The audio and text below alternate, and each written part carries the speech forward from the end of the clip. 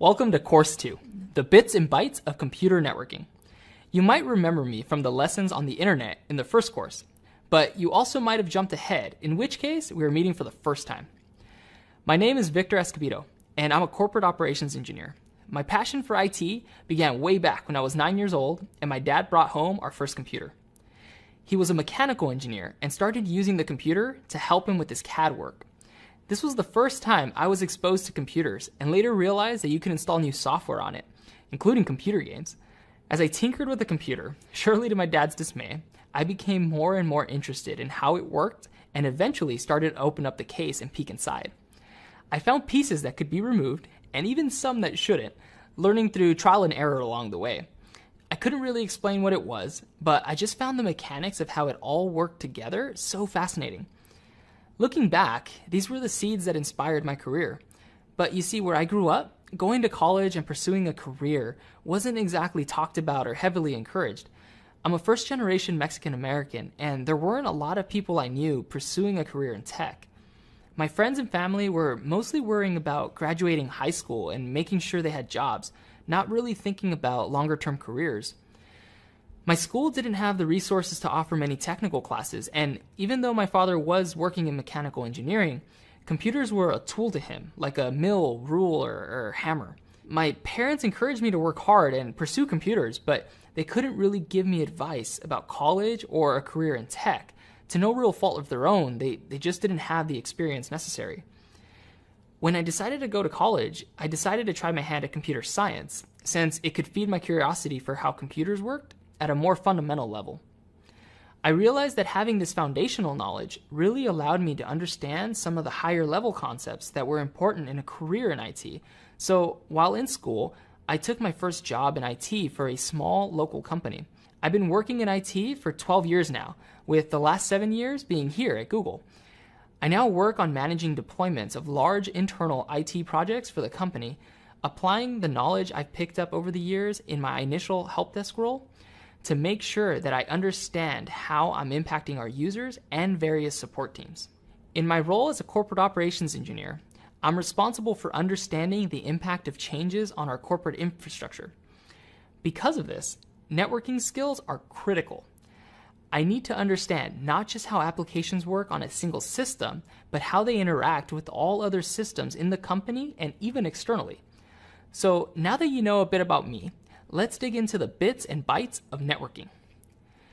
Computers communicate with each other a lot like how humans do. Take verbal communication as an example. Two people need to speak the same language and be able to hear each other to communicate effectively. If there are loud noises, one person might have to ask the other person to repeat themselves. If one person only somewhat understands an idea being explained to them, that person might ask for clarification. One person might address only one other person, or they may be speaking to a group. And there's usually a greeting and a way to close the conversation. The point is that humans follow a series of rules when they communicate, and computers have to do the same. This defined set of standards that computers must follow in order to communicate properly is called a protocol. Computer networking is the name we've given to the full scope of how computers communicate with each other. Networking involves ensuring that computers can hear each other, that they speak protocols other computers can understand, and that they repeat messages not fully delivered, just like how humans communicate. There are lots of models used to describe the different layers at play with computer networking, but for this course, we've selected the TCP/IP 5-layer model. We'll also be touching on the other primary network model, the OSI model, which has 7 layers. If you don't know what these models are or how they work, don't worry. We'll be deep diving into these topics throughout this course. It's super important to know these types of layered models to learn about computer networking because it's a really layered affair. The protocols at each layer carry the ones above them in order to get data from one place to the next. Think of the protocol used to get data from one end of a networking cable to the other. It's totally different from the protocol used to get data from one side of the planet to the other. But both of these protocols are required to work at the same time in order for things like the internet and business networks to work the way they do. Sometimes there are problems when computers on the internet or on these business networks try to communicate with each other, and often it's up to an IT support specialist to fix these problems. This is why understanding computer networking is so important. By the end of this course, you'll be able to explain all 5 layers of our model. Not only that, you'll be able to describe how computers determine where to send their messages and how network services like DNS and DHCP work. You'll also be able to use powerful tools to help you troubleshoot network issues. Are you ready? Let's dive in.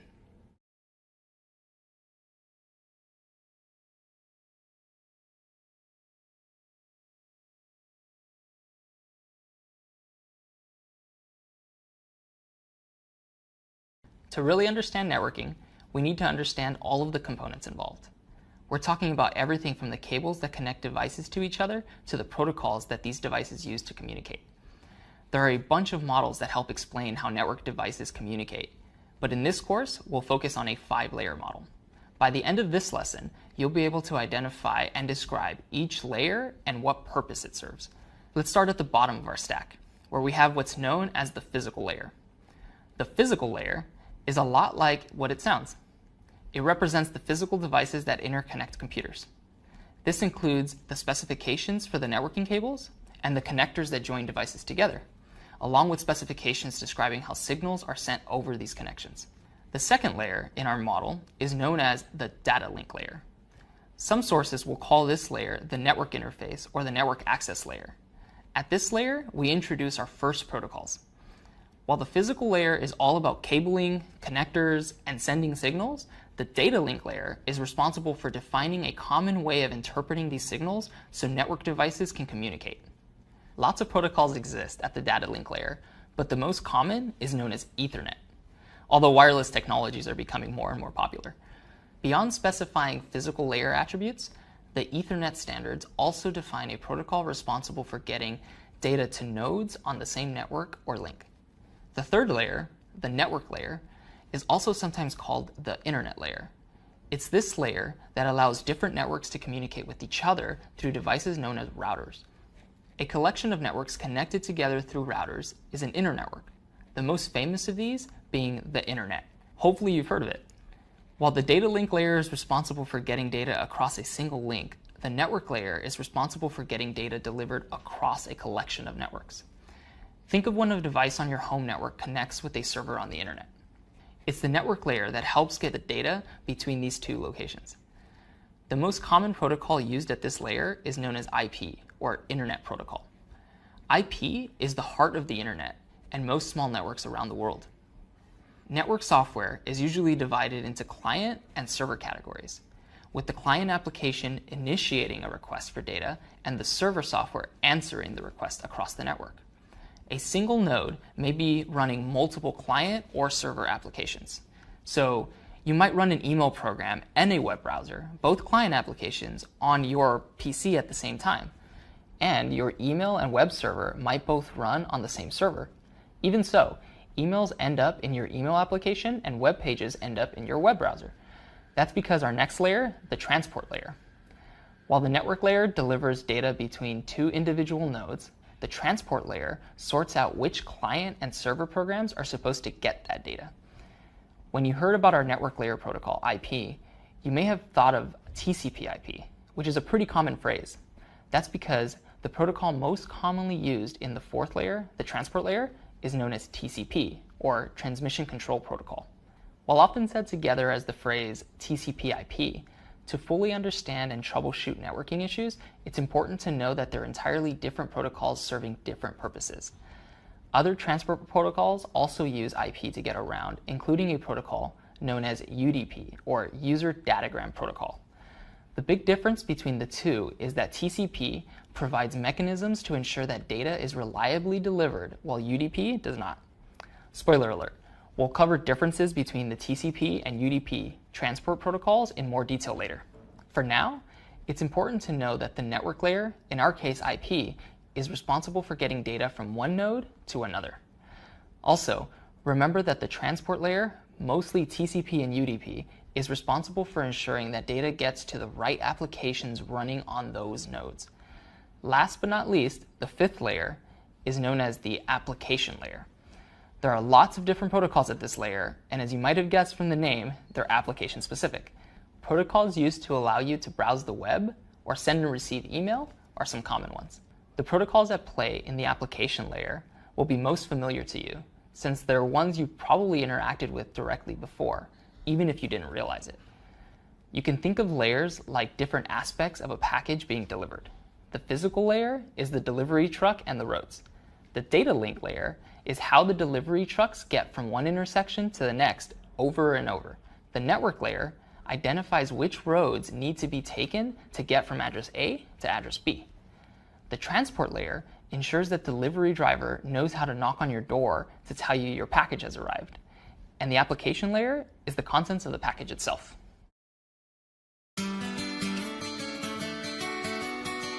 Every computing device that we interact with on a day-to-day basis is a network device, right? Computers aren't standalone anymore in any way. From our phone to our tablet to our laptop to our desktops, they're all networked in some way. They're all talking to other computers. To a lot of people, networking is seen as some kind of black magic, and only certain people really understand what's going on. But in my experience, an IT support person who truly understands networking at a fundamental level is just able to perform every aspect of their job so much more successfully. There are a lot of networking courses available. This is actually something that people have been teaching in this manner, since the 90s. But I think this course is really different because it focuses on so many practical cases, as well as really focusing on the things that an IT support person needs to know and not necessarily a network engineer. We spend a lot of time on DNS. We spend a lot of time on different troubleshooting techniques and tools. We spend a lot of time just focusing on the kinds of things that on a day-to-day basis someone in IT actually needs to know about.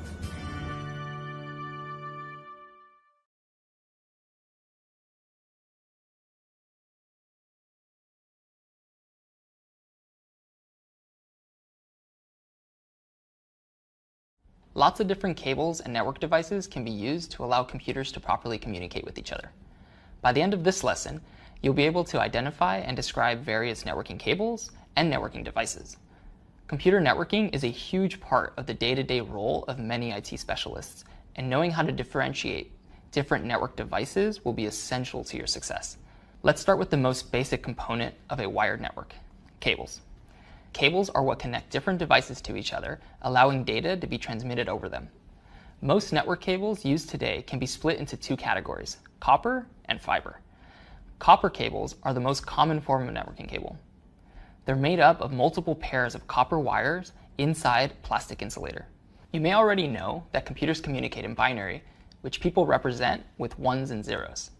The sending device communicates binary data across these copper wires by changing the voltage between two ranges. The system at the receiving end is able to interpret these voltage changes as binary ones and zeros, which can then be translated into different forms of data. The most common forms of copper twisted pair cables used in networking are Cat5, Cat5e, and Cat6 cables. These are all shorthand ways of saying Category 5 or Category 6 cables. These categories have different physical characteristics, like the number of twists in the pair of copper wires that result in different usable lengths and transfer rates. Cat5 is older and has been mostly replaced by Cat5e and Cat6 cables. From the outside, they all look about the same, and even internally, they're very similar to the naked eye. The important thing to know is that differences in how the twisted pairs are arranged inside these cables can drastically alter how quickly data can be sent across them and how resistant these signals are to outside interference. Cat5e cables have mostly replaced those older Cat5 cables because their internals reduce crosstalk. Crosstalk is when an electrical pulse on one wire is accidentally detected on another wire, so the receiving end isn't able to understand the data, causing a network error. Higher level protocols have methods for detecting missing data and asking for the data a second time, but of course this takes up more time. The higher quality specifications of a Cat5e cable make it less likely that data needs to be retransmitted. That means on average you can expect more data to be transferred in the same amount of time. Cat6 cables follow an even more strict specification to avoid crosstalk, making those cables more expensive. Cat6 cables can transfer data faster and more reliably than Cat5e cables can, but because of their internal arrangement, they have a shorter maximum distance when used at higher speeds. The second primary form of networking cable is known as fiber, short for fiber optic cables. Fiber cables contain individual optical fibers, which are tiny tubes made out of glass about the width of a human hair. These tubes of glass can transport beams of light. Unlike copper, which uses electrical voltages, fiber cables use pulses of light to represent the ones and zeros of the underlying data. Fiber is even sometimes used specifically in environments where there's a lot of electromagnetic interference from outside sources, because this can impact data being sent across copper wires. Fiber cables can generally transport data quicker than copper cables can, but they're much more expensive and fragile. Fiber can also transport data over much longer distances than copper can without suffering potential data loss. Now you know a lot more about the pros and cons of fiber cables, but keep in mind, you'll be way more likely to run into fiber cables in computer data centers than you would in an office or at home.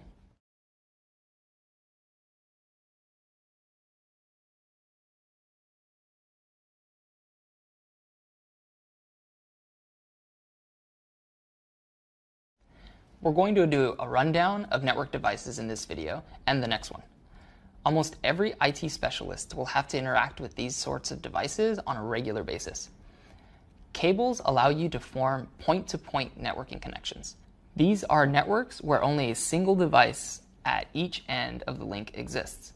Not to knock point-to-point networking connections, but they're not super useful in a world with billions of computers. Luckily, there are network devices that allow for many computers to communicate with each other. The most simple of these devices is a hub. A hub is a physical layer device that allows for connections from many computers at once. All the devices connected to a hub will end up talking to all other devices at the same time. It's up to each system connected to the hub to determine if the incoming data was meant for them or to ignore it if it isn't. This causes a lot of noise on the network and creates what's called a collision domain. A collision domain is a network segment where only one device can communicate at a time. If multiple systems try sending data at the same time, the electrical pulses sent across the cable can interfere with each other. This causes these systems to have to wait for a quiet period before they try sending their data again. It really slows down network communications and is the primary reason hubs are fairly rare. They're mostly a historical artifact today. A much more common way of connecting many computers is with a more sophisticated device known as a network switch, originally known as a switching hub. A switch is very similar to a hub since you can connect many devices to it so they can communicate. The difference is that while a hub is a layer 1 or physical layer device, a switch is a layer 2 or data link device. This means that a switch can actually inspect the contents of the Ethernet protocol data being sent around the network, determine which system the data is intended for, and then only send that data to that one system. This reduces or even completely eliminates the size of collision domains on a network. If you guess that this will lead to fewer retransmissions and a higher overall throughput, you're right.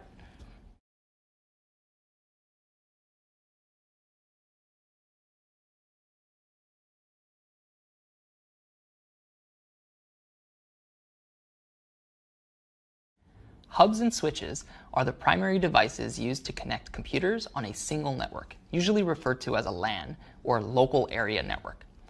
But we often want to send or receive data to computers on other networks. This is where routers come into play.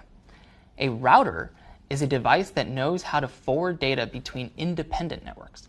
While a hub is a layer 1 device and a switch is a layer 2 device, a router operates at layer 3, a network layer. Just like a switch can inspect Ethernet data to determine where to send things, a router can inspect IP data to determine where to send things. Routers store internal tables containing information about how to route traffic between lots of different networks all over the world. The most common type of router you'll see is one for a home network or a small office. These devices generally don't have very detailed routing tables. The purpose of these routers is mainly just to take traffic originating from inside the home or office LAN and to forward it along to the ISP, or Internet Service Provider. Once traffic is at the ISP, a way more sophisticated type of router takes over. These core routers form the backbone of the internet and are directly responsible for how we send and receive data all over the internet every single day. Core ISP routers don't just handle a lot more traffic than a home or small office router, they also have to deal with much more complexity in making decisions about where to send traffic. A core router usually has many different connections to many other routers. Routers share data with each other via a protocol known as BGP, or Border Gateway Protocol, that lets them learn about the most optimal paths to forward traffic. When you open a web browser and load a web page, the traffic between computers and the web servers could have traveled over dozens of different routers. The internet is incredibly large and complicated, and routers are global guides for getting traffic to the right places.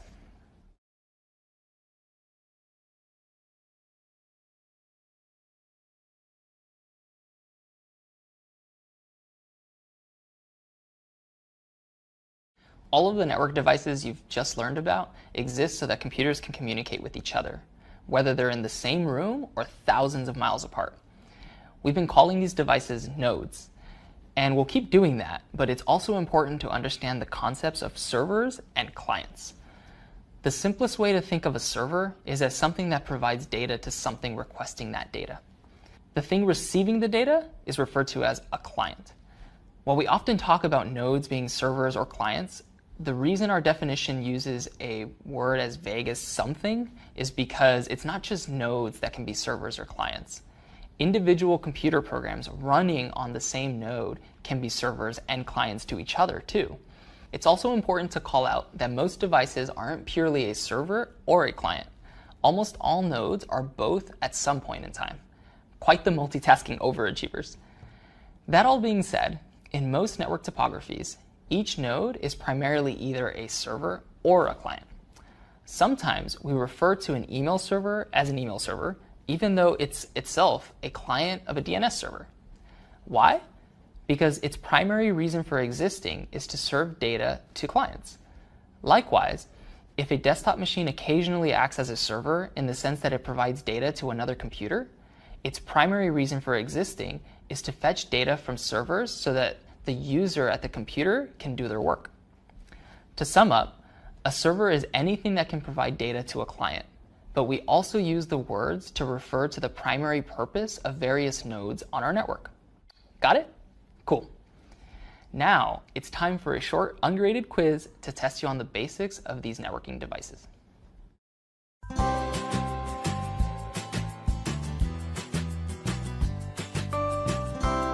My name is Sergio Latour, and I'm a network engineer at Google. I officially work on the YouTube TV product. My team is called the Linear TV Operations Team, and basically we make sure that the live TV is always available for the customers.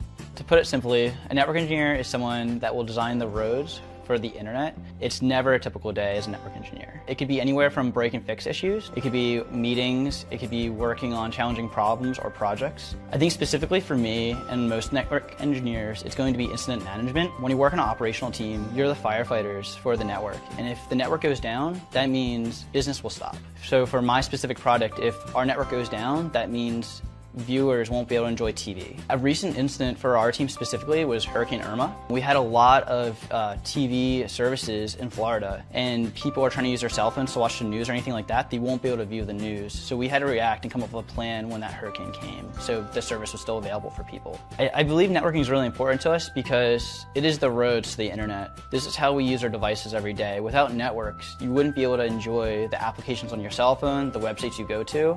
So it's hugely important. Without the network engineers and the network engineers building these roadways or these virtual roadways, you would not be able to enjoy these fun apps like Snapchat or Google Search.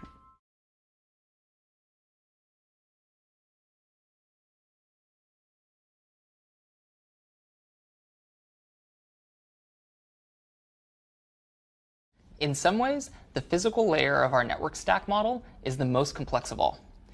Its main focus is on moving ones and zeros from one end of a link to the next. But very complicated mathematics, physics, and electrical engineering principles are at play to transmit huge volumes of data across tiny wires at incredible speeds.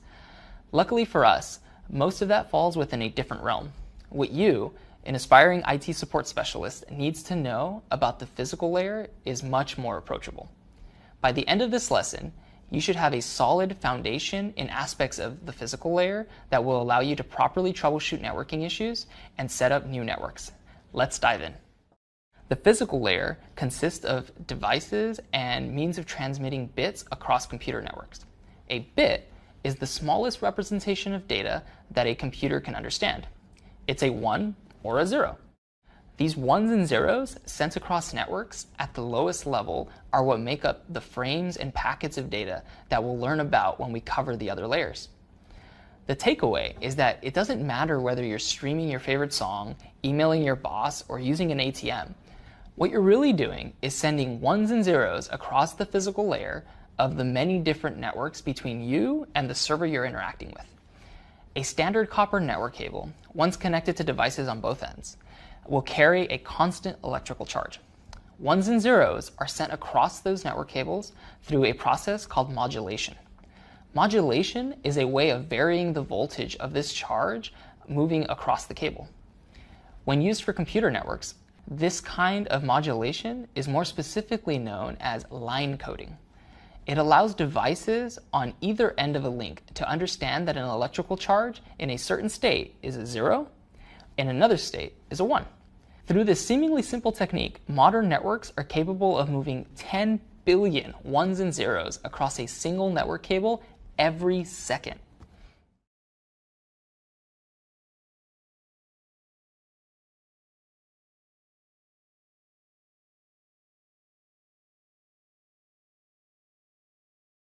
The most common type of cabling used for connecting computing devices is known as twisted pair. It's called a twisted pair cable because it features pairs of copper wires that are twisted together. These pairs act as a single conduit for information, and their twisted nature helps protect against electromagnetic interference and crosstalk from neighboring pairs. A standard Cat6 cable has 8 wires consisting of 4 twisted pairs inside a single jacket. Exactly how many pairs are actually in use depends on the transmission technology being used. But in all modern forms of networking, it's important to know that these cables allow for duplex communication. Duplex communication is the concept that information can flow in both directions across the cable. On the flip side, a process called simplex communication is unidirectional. Think about a baby monitor, where the transmission of data only goes in one direction, making it a simplex communication. A phone call, on the other hand, is duplex since both parties can listen and speak. The way networking cables ensure that duplex communication is possible is by reserving 1 or 2 pairs for communicating in one direction. They then use the other 1 or 2 pairs for communicating in the other direction. So, devices on either side of a networking link can both communicate with each other at the exact same time.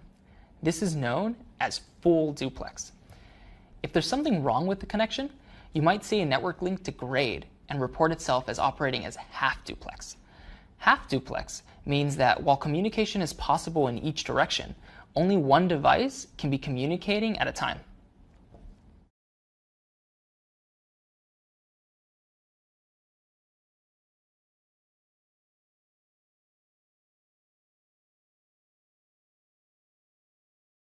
The final steps of how the physical layer works take place at the endpoints of our network links. Twisted pair network cables are terminated with a plug that takes the individual internal wires and exposes them. The most common plug is known as an RJ45 or registered jack 45.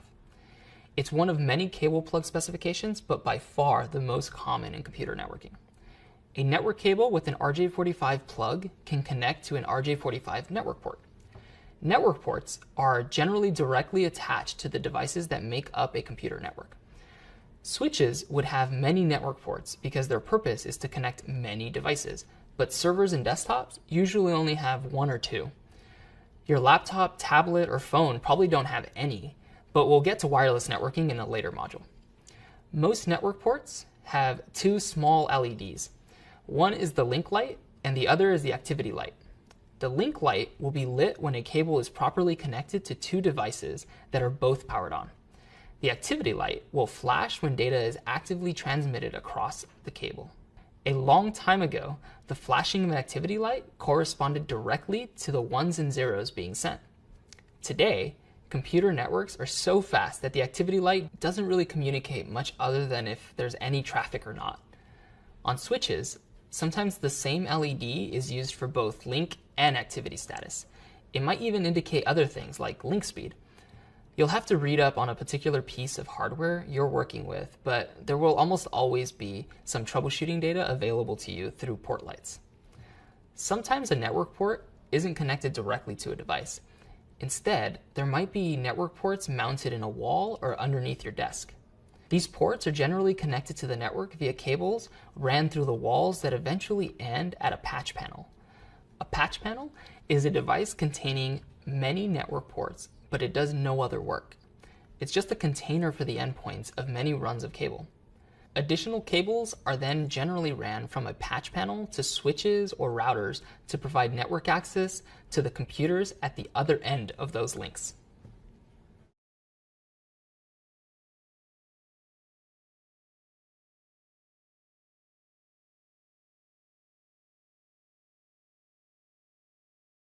Wireless and cellular internet access are quickly becoming some of the most common ways to connect computing devices to networks. And it's probably how you're connected right now. So you might be surprised to hear that traditional cable networks are still the most common option you find in the workplace and definitely in the data center. The protocol most widely used to send data across individual links is known as Ethernet. Ethernet and the data link layer provide a means for software at higher levels of the stack to send and receive data. One of the primary purposes of this layer is to essentially abstract away the need for any other layers to care about the physical layer and what hardware is in use. By dumping this responsibility on the data link layer, the internet, transport, and application layers can all operate the same no matter how the device they're running on is connected. So, for example, your web browser doesn't need to know if it's running on a device connected via a twisted pair or a wireless connection. It just needs the underlying layers to send and receive data for it. By the end of this lesson, you'll be able to explain what MAC addresses are and how they're used to identify computers. You'll also know how to describe the various components that make up an Ethernet frame, and you'll be able to differentiate between unicast, multicast, and broadcast addresses. Lastly, you'll be able to explain how cyclical redundancy checks help ensure the integrity of data sent via Ethernet.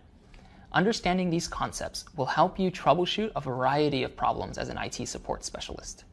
Warning, a history lesson on old school technology is headed your way. Here goes. Ethernet is a fairly old technology. It first came into being in 1980 and saw its first fully published standardization in 1983. Since then, a few changes have been introduced, primarily in order to support ever-increasing bandwidth needs. For the most part, though, the Ethernet in use today is comparable to the Ethernet standard as first published all those years ago. In 1983, computer networking was totally different than it is today. One of the notable differences in LAN topology was that the switch, or switchable hub, hadn't been invented yet. This meant that frequently, many or all devices on a network shared a single collision domain. You might remember from our discussion about hubs and switches that a collision domain is a network segment where only one device can speak at a time. This is because all data in a collision domain is sent to all the nodes connected to it. If two computers were to send data across the wire at the same time, this would result in literal collisions of the electrical current representing our ones and zeros, leaving the end result unintelligible. Ethernet as a protocol solved this problem by using a technique known as carrier sense multiple access with collision detection. Doesn't exactly roll off the tongue. We generally abbreviate this to CSMA-CD. CSMA-CD is used to determine when the communications channels are clear and when a device is free to transmit data. The way CSMA-CD works is actually pretty simple. If there's no data currently being transmitted on the network segment, a node will feel free to send data. If it turns out that two or more computers end up trying to send data at the same time, the computers detect this collision and stop sending data. Each device involved with the collision then waits a random interval of time before trying to send data again. This random interval helps to prevent all the computers involved in the collision from colliding again the next time they try to transmit anything. When a network segment is a collision domain, it means that all devices on that segment receive all communication across the entire segment. This means we need a way to identify which node the transmission was actually meant for. This is where something known as a Media Access Control Address, or MAC address, comes into play. A MAC address is a globally unique identifier attached to an individual network interface. It's a 48-bit number normally represented by 6 groupings of 2 hexadecimal numbers. Just like how binary is a way to represent numbers with only 2 digits, hexadecimal is a way to represent numbers using 16 digits. Since we don't have numerals to represent any individual digit larger than 9, hexadecimal numbers employ the letters A, B, C, D, E, and F to represent the numbers 10, 11, 12, 13, 14, and 15. Another way to reference each group of numbers in a MAC address is an octet. An octet in computer networking is any number that can be represented by 8 bits. In this case, 2 hexadecimal digits can represent the same numbers that 8 bits can. Now, you may have noticed that we mentioned that MAC addresses are globally unique, which might have left you wondering how that could possibly be. The short answer is that a 48-bit number is much larger than you might expect. The total number of possible MAC addresses that could exist is 2 to the power of 48, or 281,474,976,710,656 unique possibilities. That's a whole lot of possibilities. A MAC address is split into 2 sections. The first 3 octets of a MAC address are known as the Organizationally Unique Identifier, or OUI. These are assigned to individual hardware manufacturers by the IEEE, or the Institute of Electrical and Electronics Engineers. This is a useful bit of information to keep in your back pocket because it means that you can always identify the manufacturer of a network interface purely by its MAC address. The last 3 octets of a MAC address can be assigned in any way that the manufacturer would like, with the condition that they only assign each possible address once to keep all MAC addresses globally unique. Ethernet uses MAC addresses to ensure that the data it sends has both an address for the machine that sent the transmission as well as the one that the transmission was intended for. In this way, even on a network segment acting as a single collision domain, each node on that network knows when traffic is intended for it.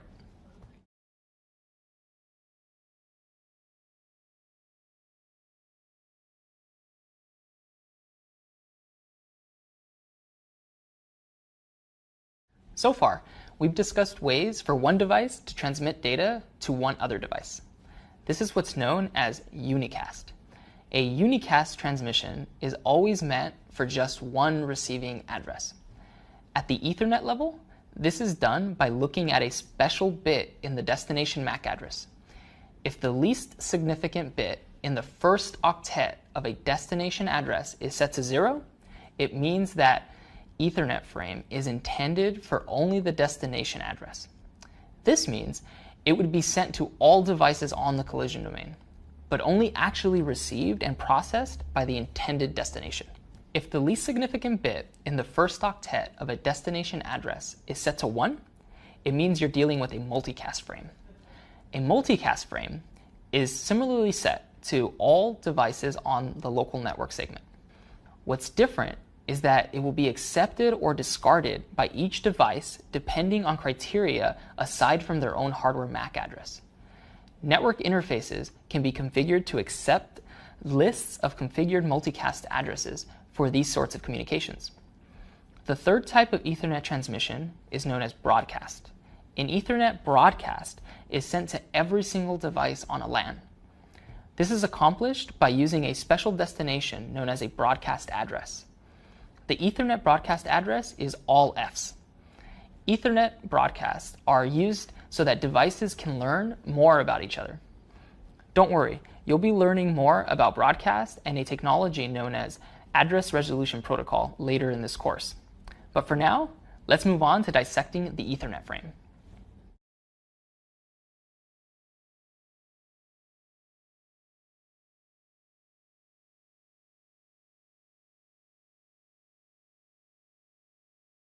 To wrap up, we'll round out your understanding of the basics of networking by dissecting an Ethernet frame.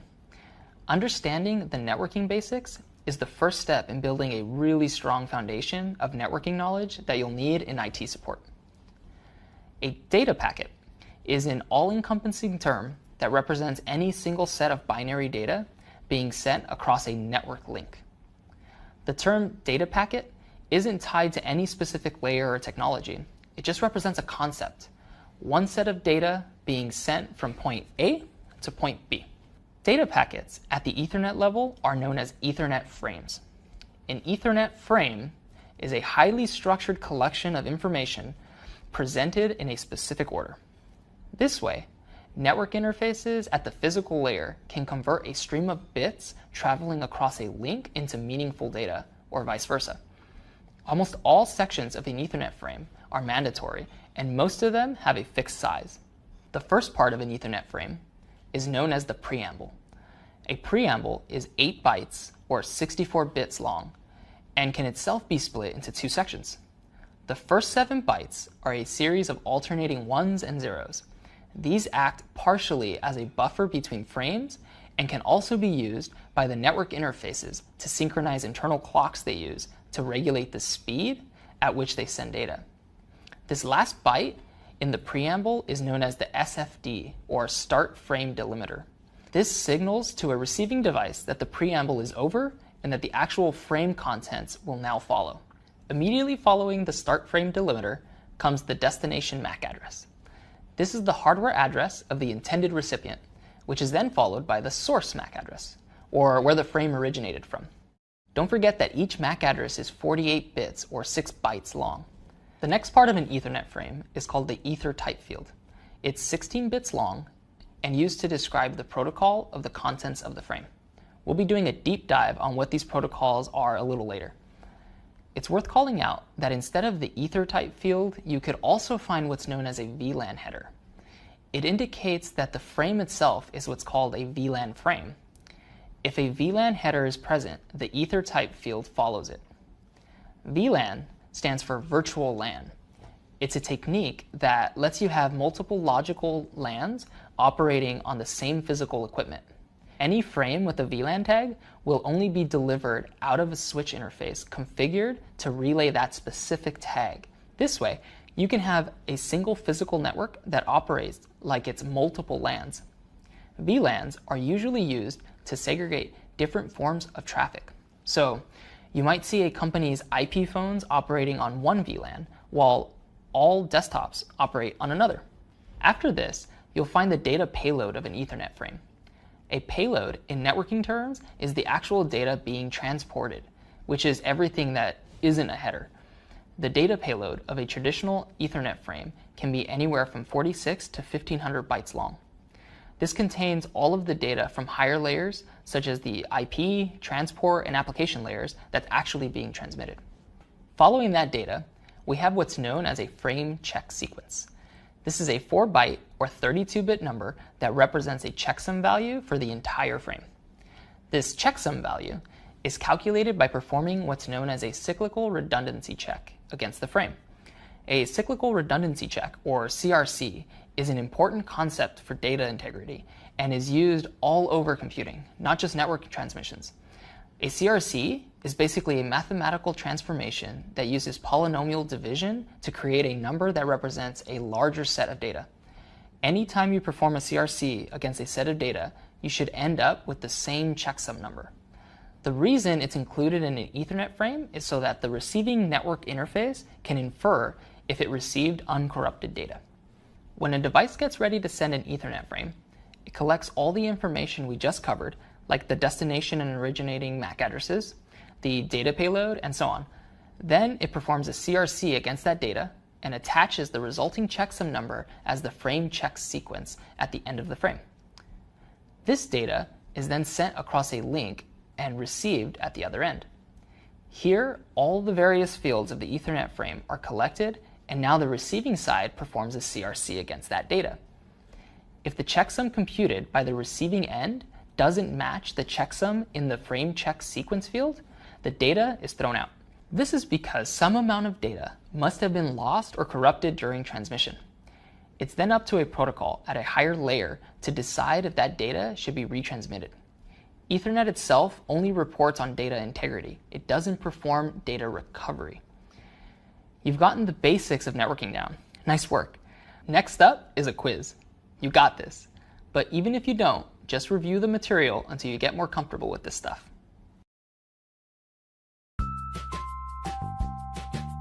If you are interested in IT and you never went to school for it, you don't have a CS degree, anything like that, I always tell people that half the people that I've worked with at Google do not have a traditional IT background. I've worked with people in IT who were teachers. I knew people that were drama majors, that were history majors, chemists.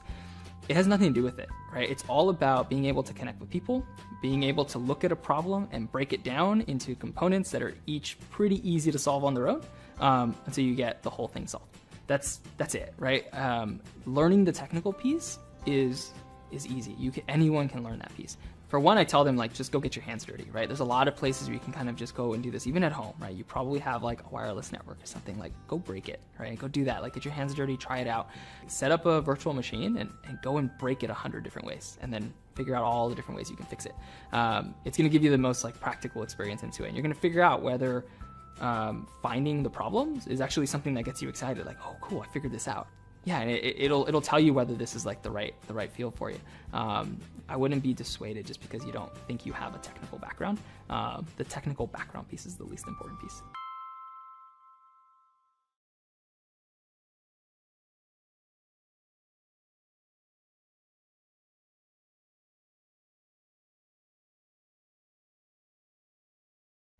Computers are able to communicate across massive distances at near instant speeds. It's a remarkable technical advancement at the root of how billions of people use the internet every single day. Earlier in this course, we learned about how computers communicate with each other over short distances or on a single network segment, or LAN. In these next lessons, we'll focus on the technologies that allow data to cross many networks, facilitating communications over great distances. By the end of this module, you'll be able to describe the IP addressing scheme and how subnetting works. This means you'll learn how to perform basic math in binary in order to describe subnets. You'll also be able to demonstrate how encapsulation works and how protocols such as ARP allow different layers of the network to communicate. And finally, you'll gain an understanding of the basics behind routing protocols, and how the internet works.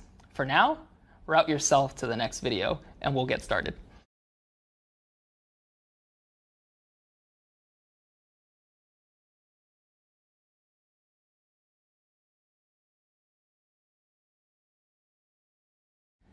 On a local area network, or LAN, nodes can communicate with each other through their physical MAC addresses. This works well on small scale because switches can quickly learn the MAC addresses connected to each of their ports to forward transmissions appropriately. But MAC addressing isn't a scheme that scales well. Every single network interface on the planet has a unique MAC address, and they aren't ordered in any sort of systematic way. There's no way of knowing where on the planet a certain MAC address might be at any one point in time, so it's not ideal for communicating across distances. Later on in this lesson, when we introduce ARP, or Address Resolution Protocol, you'll see that the way that nodes learn about each other's physical addressing isn't translatable to anything besides a single network segment anyway. Clearly, we need another solution. And that is the network layer, and the Internet Protocol, or IP, and the IP addresses that come along with it. By the end of this lesson, you'll be able to identify an IP address, describe how IP datagrams are encapsulated inside the payload of an Ethernet frame, and correctly identify and describe the many fields of an IP datagram header.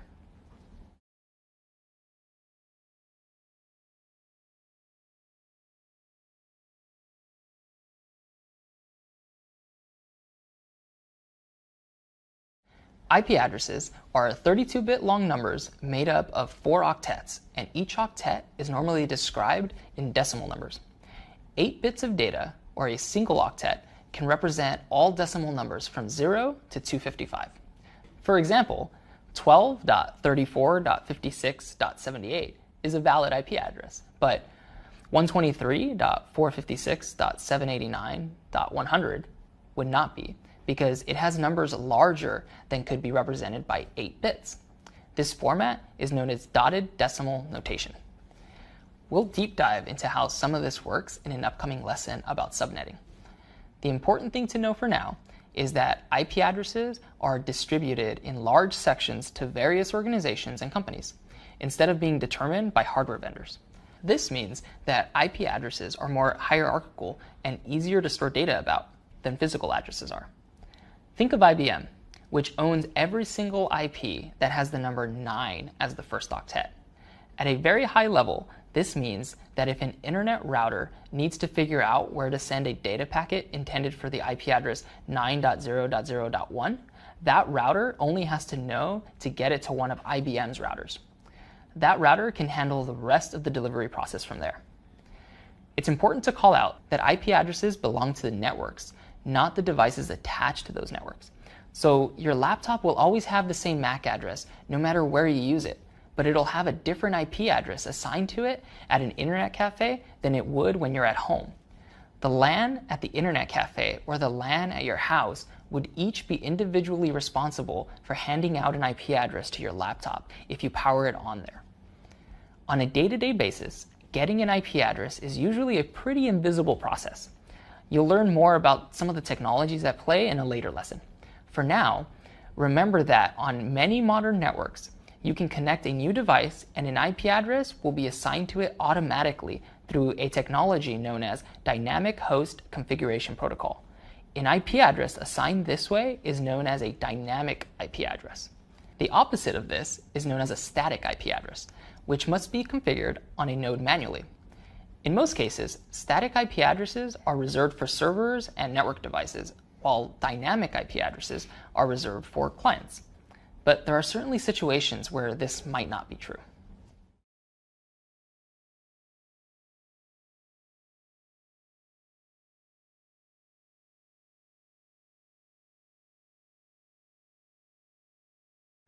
Just like how the data packets at the Ethernet layer have a specific name, Ethernet frames, so do packets at the network layer. Under the IP protocol, a packet is usually referred to as an IP datagram. Just like any Ethernet frame, an IP datagram is a highly structured series of fields that are strictly defined. The two primary sections of an IP datagram are the header and the payload. You'll notice that an IP datagram header contains a lot more data than an Ethernet frame header does. The very first field is 4 bits and indicates what version of Internet Protocol is being used. The most common version of IP is version 4, or IPv4. Version 6, or IPv6, is rapidly seeing more widespread adoption, but we'll cover that in a later module. After the version field, we have the header length field. This is also a 4-bit field that declares how long the entire header is. This is almost always 20 bytes in length when dealing with IPv4. In fact, 20 bytes is the minimum length of an IP header. You couldn't fit all the data you need for a properly formatted IP header in any less space. Next, we have the service type field. These 8 bits can be used to specify details about quality of service, or QoS technologies. The important takeaway about QoS is that there are services that allow routers to make decisions about which IP datagram may be more important than others. The next field is a 16-bit field known as the total length field. It's used for exactly what it sounds like, to indicate the total length of the IP datagram it's attached to. The identification field is a 16-bit number that's used to group messages together. IP datagrams have a maximum size, and you might already be able to figure out what that is.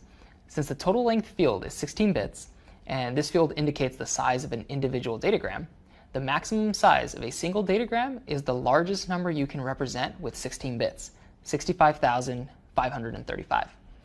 If the total amount of data that needs to be sent is larger than what can fit in a single datagram, the IP layer needs to split this data up into many individual packets. When this happens, the identification field is used so that the receiving end understands that every packet with the same value in that field is part of the same transmission. Next up, we have two closely related fields, the flag field and the fragmentation offset field. The flag field is used to indicate if a datagram is allowed to be fragmented or to indicate that the datagram has already been fragmented. Fragmentation is the process of taking a single IP datagram and splitting it up into several smaller datagrams. While most networks operate with similar settings in terms of what size an IP datagram is allowed to be, sometimes this could be configured differently.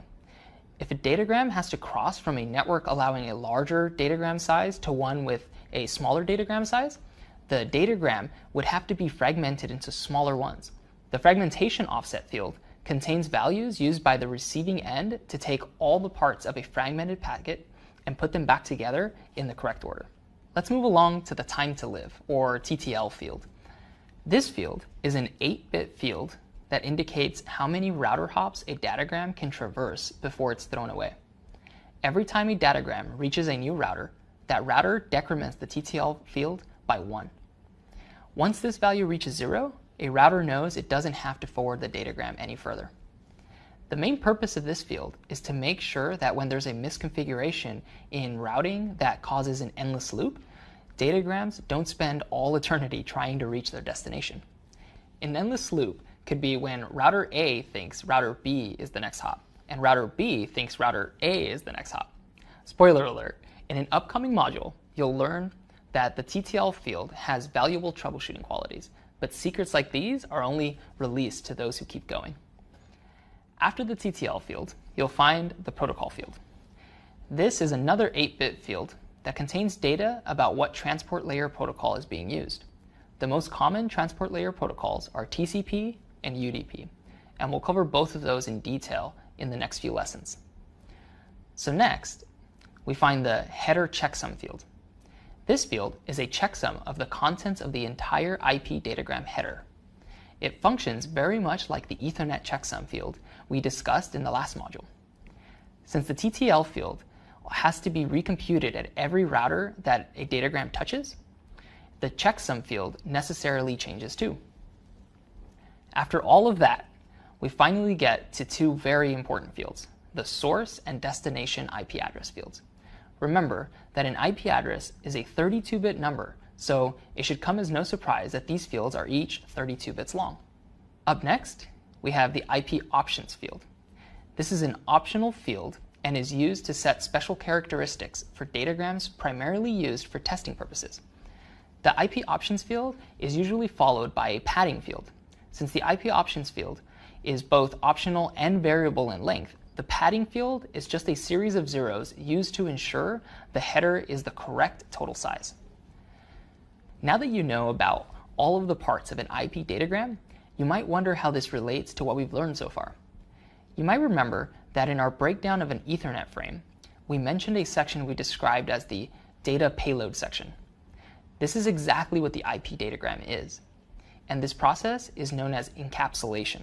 The entire contents of an IP datagram are encapsulated as the payload of an Ethernet frame. You might have picked up on the fact that our IP datagram also has a payload section. The contents of this payload are the entirety of a TCP or UDP packet, which we'll cover later. Hopefully, this helps you better understand why we talk about networking in terms of layers. Each layer is needed for the one above it.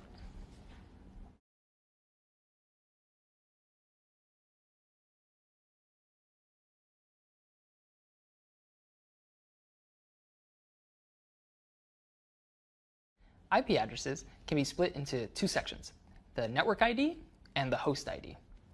Earlier, we mentioned that IBM owns all IP addresses that have a 9 as the value of the first octet in an IP address. If we take an example IP address of 9.100.100.100, the network ID would be the first octet, and the host ID would be the second, third, and fourth octets. The address class system is a way of defining how the global IP address space is split up.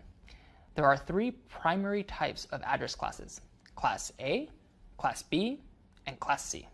Class A addresses are those where the first octet is used for the network ID, and the last three are used for the host ID. Class B addresses are where the first two octets are used for the network ID, and the second two are used for the host ID. Class C addresses, as you might have guessed, are those where the first 3 octets are used for the network ID, and only the final octet is used for the host ID. Each address class represents a network of vastly different size. For example, since a Class A network has a total of 24 bits of host ID space, this comes out to 2 to the 24th, or 16,777,216 individual addresses. Compare this with a Class C network, which only has 8 bits of host ID space. For a Class C network, this comes out to 2 to the 8th, or 256 addresses. You can also tell exactly what address class an IP address belongs to just by looking at it. If the very first bit of an IP address is a 0, it belongs to a Class A network. If the first bits are 1, 0, it belongs to a Class B network. Finally, if the first bits are 1, 1, 0, it belongs to a Class C network. Since humans aren't great at thinking in binary, it's good to know that this also translates nicely to how these addresses are represented in dotted decimal notation. You might remember that each octet in an IP address is 8 bits, which means each octet can take a value between 0 and 255. If the first bit has to be a 0, as it is with the Class A address, the possible values for the first octet are 0 through 127. This means that any IP address with a first octet with one of those values is a Class A address. Similarly, Class B addresses are restricted to those that begin with the first octet value of 128 through 191, and Class C addresses begin with the first octet value of 192 through 223. You might notice that this doesn't cover every possible IP address. That's because there are 2 other IP address classes, but they're not quite as important to understand. Class D addresses always begin with the bits 1110 and are used for multicasting, which is how a single IP datagram can be sent to an entire network at once. These addresses begin with decimal values between 224 and 239. Lastly, Class C addresses make up all of the remaining IP addresses, but they're unassigned and only used for testing purposes. In practical terms, this class system has mostly been replaced by a system known as CIDR, or classless interdomain routing. But the address class system is still in place in many ways and is important to understand for anyone looking for a well-rounded networking education. And you know we're all about that. So don't worry, we'll be covering CIDR in a future lesson.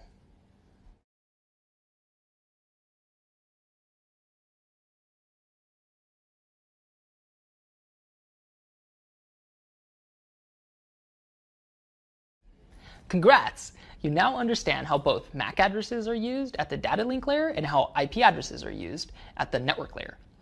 Now we need to discuss how these 2 separate address types relate to each other. This is where Address Resolution Protocol, or ARP, comes into play. ARP is a protocol used to discover the hardware address of a node with a certain IP address. Once an IP datagram has been fully formed, it needs to be encapsulated inside an Ethernet frame. This means that the transmitting device needs a destination MAC address to complete the Ethernet frame header. Almost all network-connected devices will retain a local ARP table. An ARP table is just a list of IP addresses and the MAC addresses associated with them. Let's say we want to send some data to the IP address 10.20.30.40. It might be the case that this destination doesn't have an entry in the ARP table. When this happens, the node that wants to send data sends a broadcast ARP message to the MAC broadcast address, which is all Fs. These kinds of broadcast ARP messages are delivered to all computers on the local network. When the network interface that's been assigned an IP of 10.20.30.40 receives this ARP broadcast, it sends back what's known as an ARP response. This response message will contain the MAC address for the network interface in question. Now, the transmitting computer knows what MAC address to put in the destination hardware address field, and the Ethernet frame is ready for delivery. It'll also likely store this IP address in its local ARP table so that it won't have to send an ARP broadcast the next time it needs to communicate with this IP. Handy. ARP table entries generally expire after a short amount of time to ensure changes in the network are accounted for. So don't expect it to stick around, the way I expect you to stick around for the next ungraded quiz.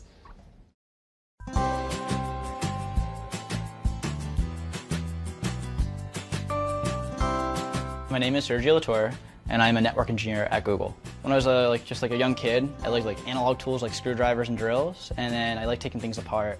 And then as I got older in my teenage years, I realized I could take apart computers, and then that really interested me because when you opened it up, it was like fans, like lights, like the circuitry, and I just didn't understand it. It didn't make sense to me, but if I knew if I put it together the right way, I could actually interact with it and have fun and play my video games off of it, and that's kind of how it really started. And then by the time when I got a little older, outside of high school, I realized I could make this like a passion and actually like really learn how this technology works. I think the favorite part is solving the problems. I really enjoy when we get to see data go from one device to another and how things communicate and how the customers get to enjoy it.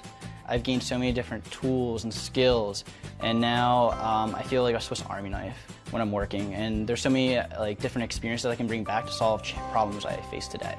Early, starting off as an entry-level network technician, I had a project to upgrade a firewall for a police department. And the firewall basically is the security appliance and the entry point to the network. We thought it worked, it went through successfully until I got a phone call very late at night that things were broken. And when we realized that emails and police calls were not going through and that the upgrade failed. And at that point I realized the magnitude of the things that I am working on can affect people's lives, and it can cause harm and it can cause good. So it was really a good humbling experience for me when I was working on that project.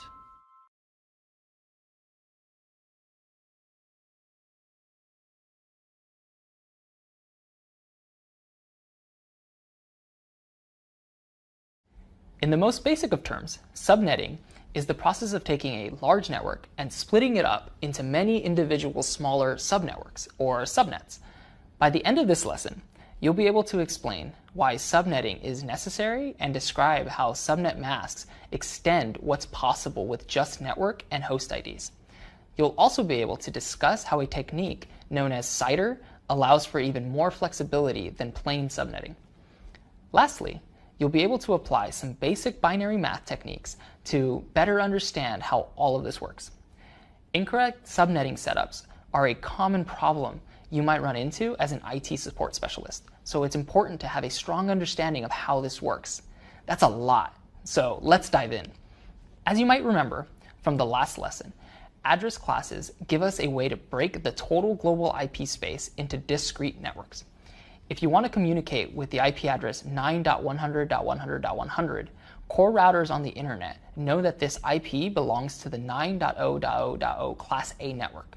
They then route the message to the gateway router responsible for the network by looking at the network ID. A gateway router specifically serves as the entry and exit path to a certain network. You can contrast this with core internet routers, which might only speak to other core routers. Once your packet gets to the gateway router for the 9.0.0.0 Class A network, that router is now responsible for getting that data to the proper system by looking at the host ID. This all makes sense until you remember that a single Class A network contains 16,777,216 individual IPs. That's just way too many devices to connect to the same router. This is where subnetting comes in. With subnets, you can split your large network up into many smaller ones. These individual subnets will all have their own gateway routers, serving as the ingress and egress point for each subnet.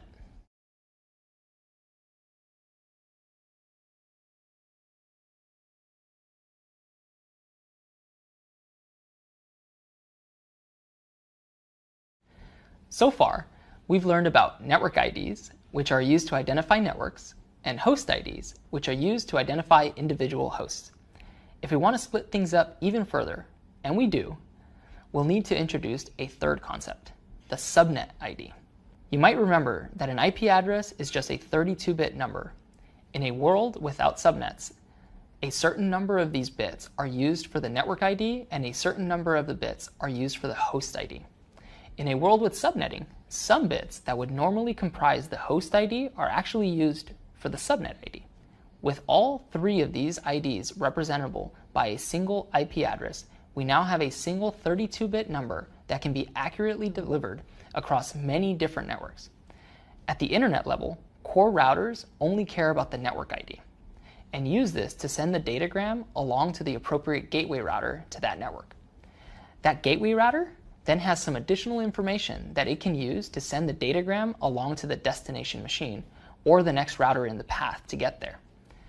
Finally, the host ID is used by that last router to deliver the datagram to the intended recipient machine. Subnet IDs are calculated via what's known as a subnet mask. Just like an IP address, subnet masks are 32-bit numbers that are normally written out as 4 octets in decimal. The easiest way to understand how subnet masks work is to compare one to an IP address. Warning, dense material ahead. We're about to get into some tough material, but it's super important to properly understand how subnet masks work because they're so frequently misunderstood. Subnet masks are often glossed over as magic numbers. People just memorize some of the common ones without fully understanding what's going on behind the scenes. In this course, we're really trying to ensure that you leave with a well-rounded networking education. So even though subnet masks can seem tricky at first, stick with it and you'll get the hang of it in no time. Just know that in the next video, we'll be covering some additional basics of binary math. Feel free to watch this video a second or third time after reviewing the material. Go at your own pace and you'll get there in the perfect amount of time.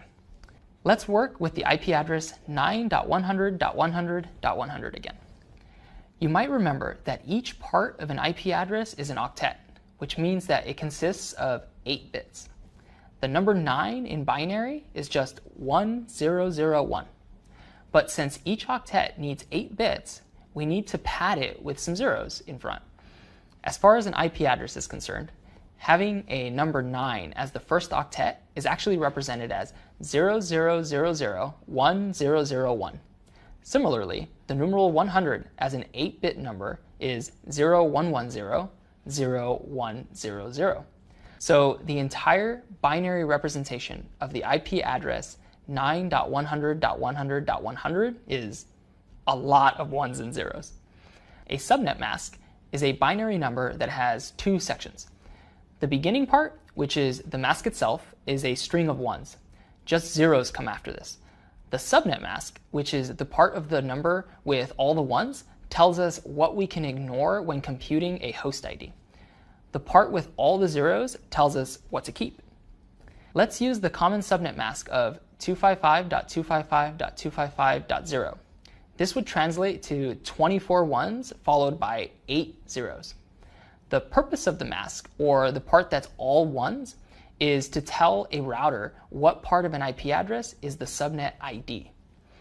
You might remember that we already know how to get the network ID for an IP address. For 9.100.100.100, a Class A network, we know that this is just the first octet.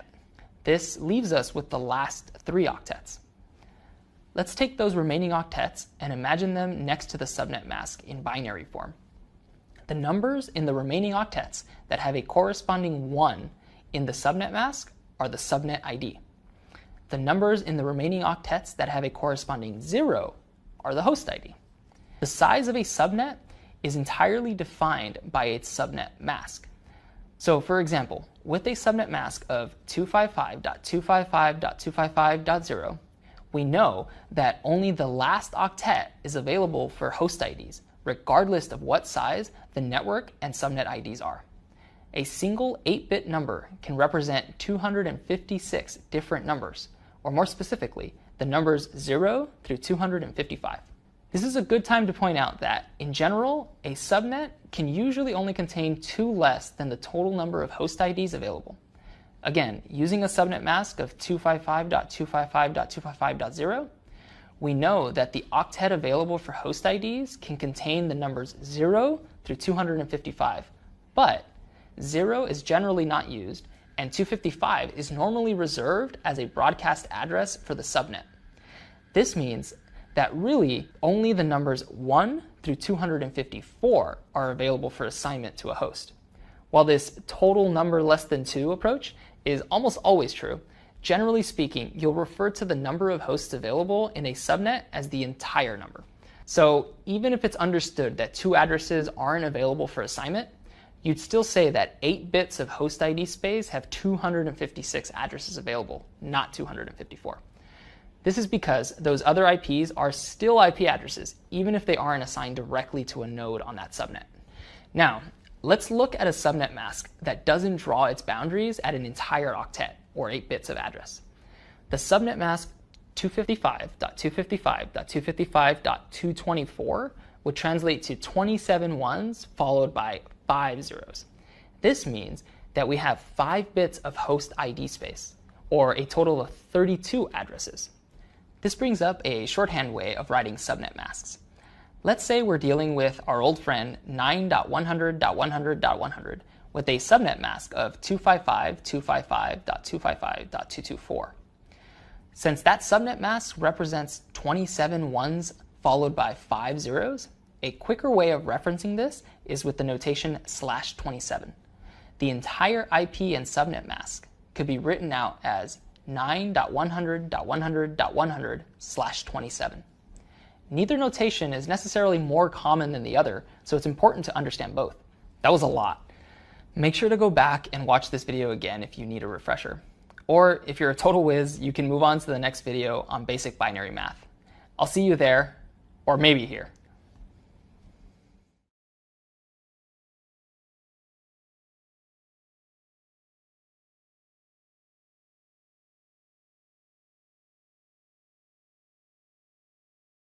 Binary numbers can seem intimidating at first, since they look so different from decimal numbers.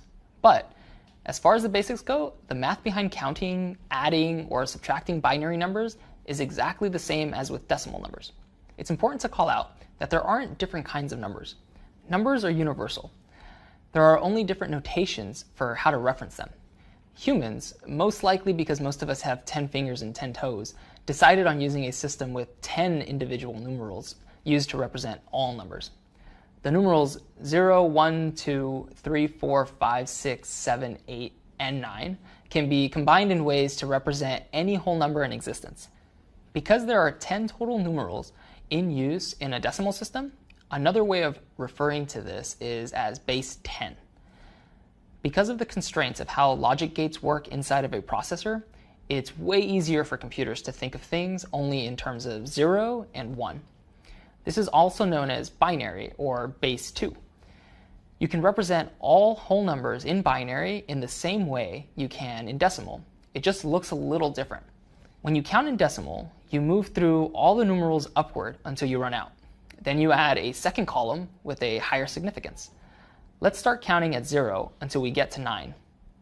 Once we get to 9, we basically just start over. We add a 1 to a new column, then start over at 0 in the original column. We repeat this process over and over in order to count all whole numbers. Counting in binary is exactly the same. It's just that you only have 2 numerals available. You start with 0, which is the same as 0 in decimal, then you increment once. Now you have 1, which is the same as 1 in decimal. Since we've already run out of numerals to use, it's time to add a new column. So now we have the number 1, 0, which is the same as 2 in decimal. 1, 1 is 3. 1, 0, 0 is 4, 1, 0, 1 is 5, 1, 1, 0 is 6, 1, 1, 1 is 7, etc. It's the exact same thing we do with decimal, just with fewer numerals at our disposal. When working with various computing technologies, you'll often run into the concept of bits, or ones and zeros. There's a pretty simple trick to figure out how many decimal numbers can be represented by a certain number of bits. If you have an 8-bit number, you can just perform the math 2 to the power of 8. This gives you 256, which lets you know that an 8-bit number can represent 256 decimal numbers. Or put another way, the numbers 0 through 255. A 4-bit number would be 2 to the power of 4, or 16 total numbers. A 16-bit number would be 2 to the power of 16, or 65,536 numbers. In order to tie this back to what you might already know, this trick doesn't only work for binary. It works for any number system. It's just the base changes. You might remember that we can also refer to binary as base 2 and decimal as base 10. All you need to do is swap out the base for what's being raised to the number of columns. For example, let's take a base 10 number with 2 columns of digits. This would translate to 10 to the power of 2. 10 to the power of 2 equals 100, which is exactly how many numbers you can represent with 2 columns of decimal digits, or the numbers 0 through 99. Similarly, 10 to the power of 3 is 1000, which is exactly how many numbers you can represent with 3 columns of decimal digits, or the numbers 0 through 999. Not only is counting in different bases the same, so is simple arithmetic like addition. In fact, binary addition is even simpler than any other base, since you only have 4 possible scenarios. 0 plus 0 equals 0, just like in decimal. 0 plus 1 equals 1, and 1 plus 0 equals 1. Should also look familiar. 1 plus 1 equals 1, 0. Looks a little different, but should still make sense. You carry a digit to the next column once you reach 10 in doing decimal addition. You carry a digit to the next column once you reach 2 when doing binary addition. Addition is what's known as an operator, and there are many operators that computers use to make calculations. 2 of the most important operators are OR and AND. In computer logic, a 1 represents true, and a 0 represents false. The way the OR operator works is you look at each digit, and if either of them is true, the result is true. The basic equation is x or y equals z, which could be read as if either x or y is true, then z is true. Otherwise, it's false. Therefore, 1 or 0 equals 1, but 0 or 0 equals 0. The operator AND does what it sounds like it does. It returns true if both values are true. Therefore, 1 and 1 equals 1, but 1 and 0 equals 0, and 0 and 0 equals 0, and so on. Now, you might be wondering why we've covered all of this. No, it's not to confuse you. It's all really to help explain subnet masks a bit more. A subnet mask is a way for a computer to use AND operators to determine if an IP address exists on the same network. This means that the host ID portion is also known, since it'll be anything left out. Let's use the binary representation of our favorite IP address, 9.100.100.100, and our favorite subnet mask, 255.255.255.0. Once you put one on top of the other and perform a binary AND operator on each column, you'll notice that the result is the network ID and subnet ID portion of our IP address, or 9.100.100. The computer that just performed this operation can now compare the result with its own network ID to determine if the address is on the same network or a different one. I bet you never thought you'd have a favorite IP address or subnet, but that's what happens in the wonderful world of basic binary math.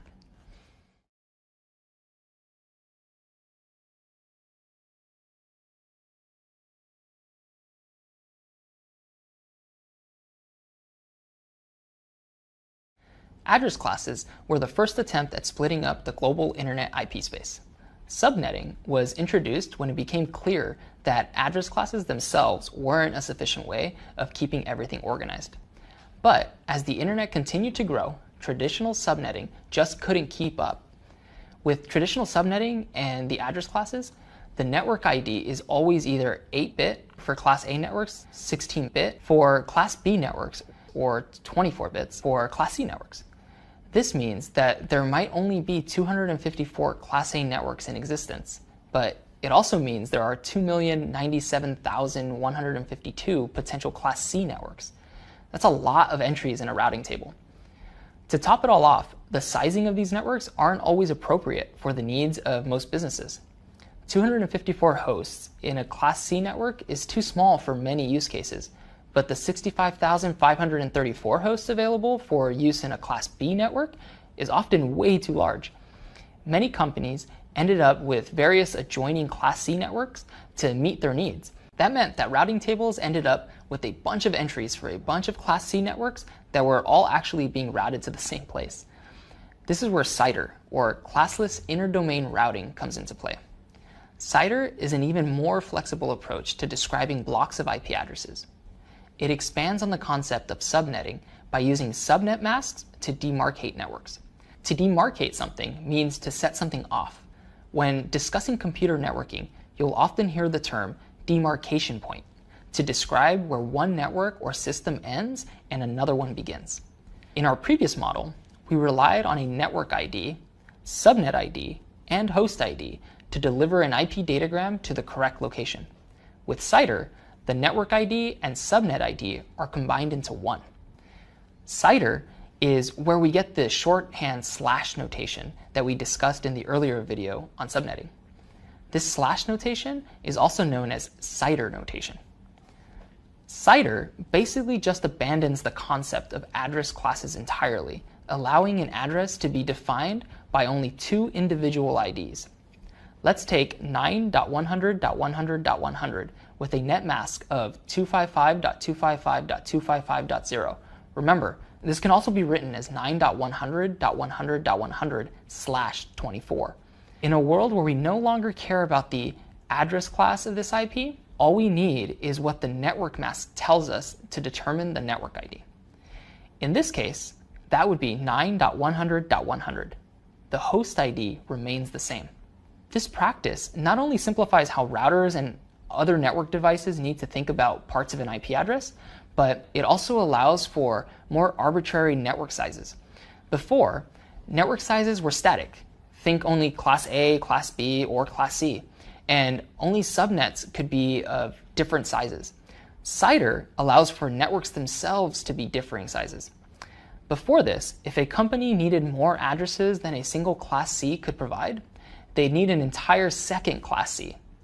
With CIDR, they could combine that address space into one contiguous chunk with a net mask of /23, or 255.255.254.0. This means that routers now only need to know one entry in their routing table to deliver traffic to these addresses instead of two. It's also important to call out that you get additional available host IDs out of this practice.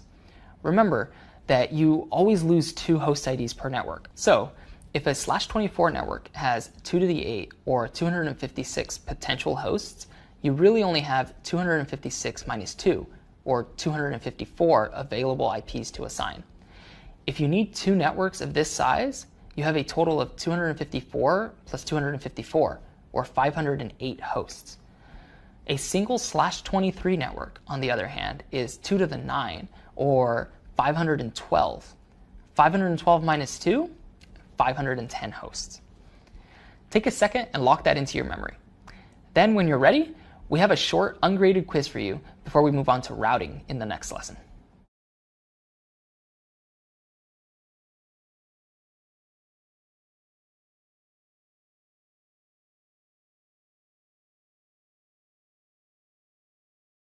The internet is an incredibly impressive technological achievement. It meshes together millions of individual networks and allows communications to flow between them. From almost anywhere in the world, you can now access data from almost anywhere else, often in just fractions of a second. The way communications happen across all these networks, allowing you to access data from the other side of the planet, is through routing. By the end of this lesson, you'll be able to describe the basics of routing and how routing tables work. You'll be able to define some of the major routing protocols and what they do, and identify non-routable address space and how it's used. You'll also gain an understanding of the RFC system and how it made the internet what it is today. All of these are very important skills in order to troubleshoot the networking issues you might run into as an IT support specialist. Routing is one of those things that is both very simple and very complex. At a very high level, what routing is and how routers work is actually pretty simple. But underneath the hood, routing is a very complex and technologically advanced topic. Entire books have been written about the topic. Today, most intensive routing issues are almost exclusively handled by ISPs and only the largest of companies. We'll arm you with the basic overview of routing to give you a well-rounded networking education, since it's an important topic to understand no matter what. But by no means will our coverage be exhaustive. From a very basic standpoint, a router is a network device that forwards traffic depending on the destination address of that traffic. A router is a device that has at least two network interfaces, since it has to be connected to two networks to do its job. Basic routing has just a few steps. 1. A router receives a packet of data on one of its interfaces. 2. The router examines the destination IP of this packet. 3. The router then looks up the destination network of this IP in its routing table. 4. The router forwards that out through the interface that's closest to the remote network, as determined by additional info within the routing table. These steps are repeated as often as needed until the traffic reaches its destination. Let's imagine a router connected to two networks. We'll call the first network Network A, and give it an address space of 192.168.1.0/24. We'll call the second network Network B, and give it an address space of 10.0.0.0/24. The router has an interface on each network. On network A, it has an IP of 192.168.1.1, and on network B, it has an IP of 10.0.0.254. Remember, IP addresses belong to networks, not individual nodes on a network. A computer on network A with an IP address of 192.168.1.100 sends a packet to the address 10.0.0.10. This computer knows that 10.0.0.10 isn't on its local subnet, so it sends this packet to the MAC address of its gateway, the router. The router's interface on network A receives the packet because it sees that destination MAC address belongs to it. The router then strips away the data link layer encapsulation, leaving the network layer contents, the IP datagram. Now, the router can directly inspect the IP datagram header for the destination IP field. It finds the destination IP of 10.0.0.10. The router looks at its routing table and sees that network B, or the 10.0.0.0/24 network, is the correct network for the destination IP.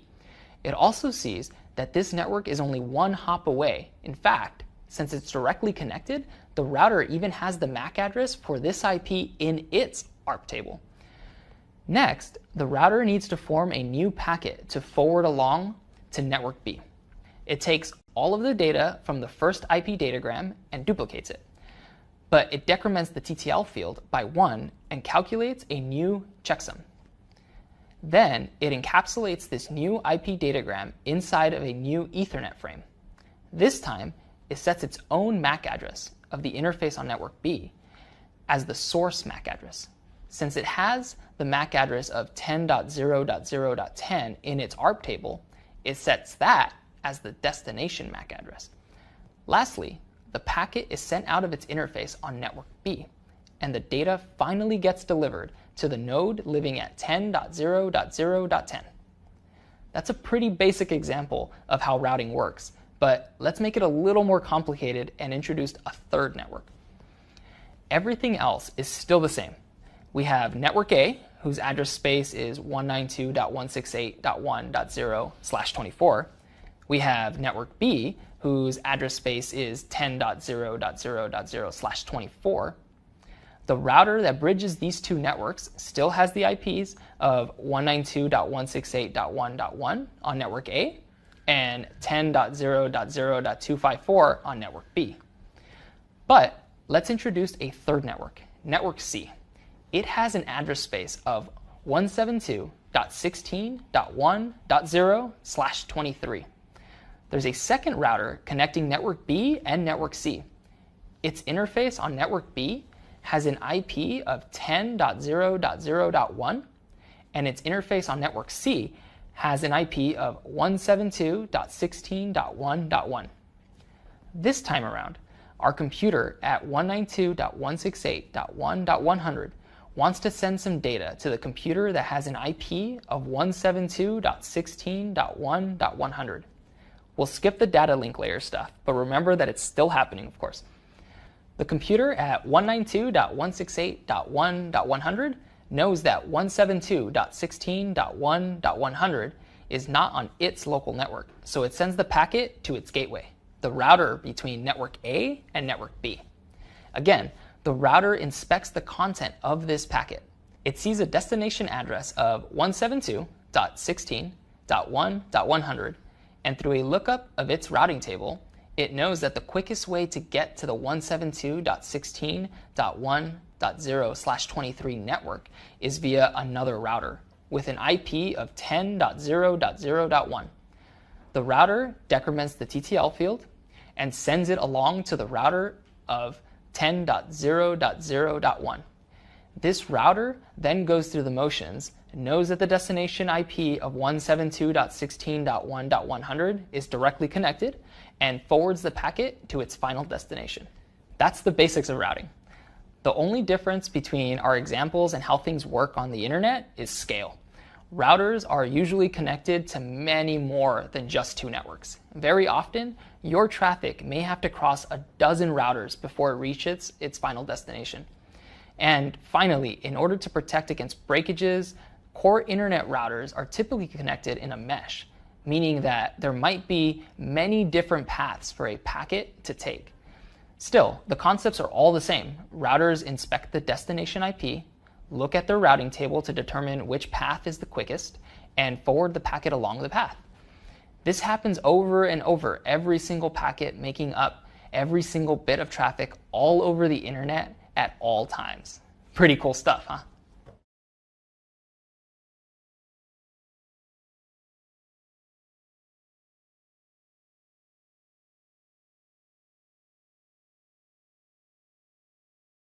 During our earlier video on the basics of routing, you might have noticed a bunch of references to something known as a routing table. Routing itself is a pretty simple concept, and you'll find that routing tables aren't that much more complicated. The earliest routers were just regular computers of the era.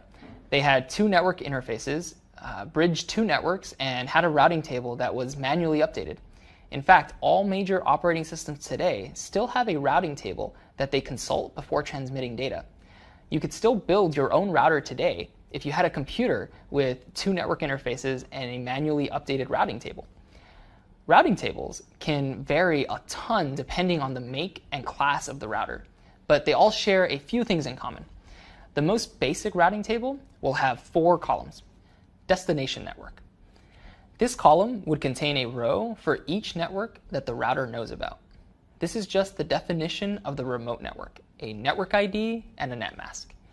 These could be stored in one column in CIDR notation, or the network ID and net mask might be in a separate column.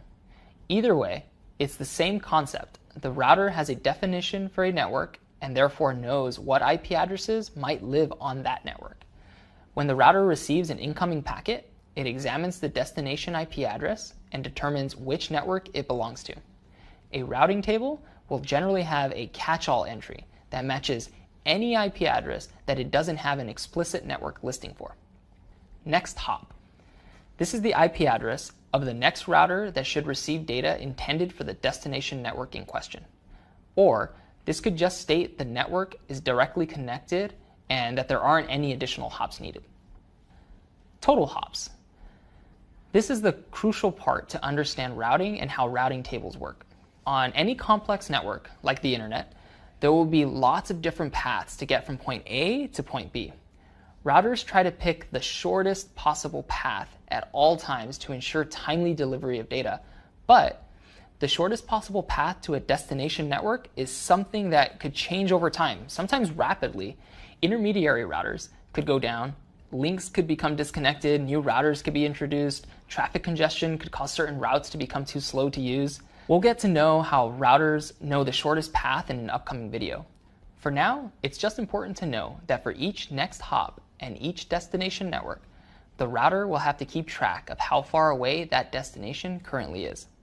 That way, when it receives updated information from neighboring routers, it'll know if it currently knows about the best path or if a new, better path is available. Interface. The router also has to know which of its interfaces it should forward traffic matching the destination network out of. In most cases, routing tables are pretty simple. The really impressive part is that many core internet routers have millions of rows in their routing tables. These must be consulted for every single packet that flows through a router on its way to its final destination. What's also impressive is how much you've learned about routers, routing, and routing tables. Nice work. I'll see you in the next video on interior gateway protocols.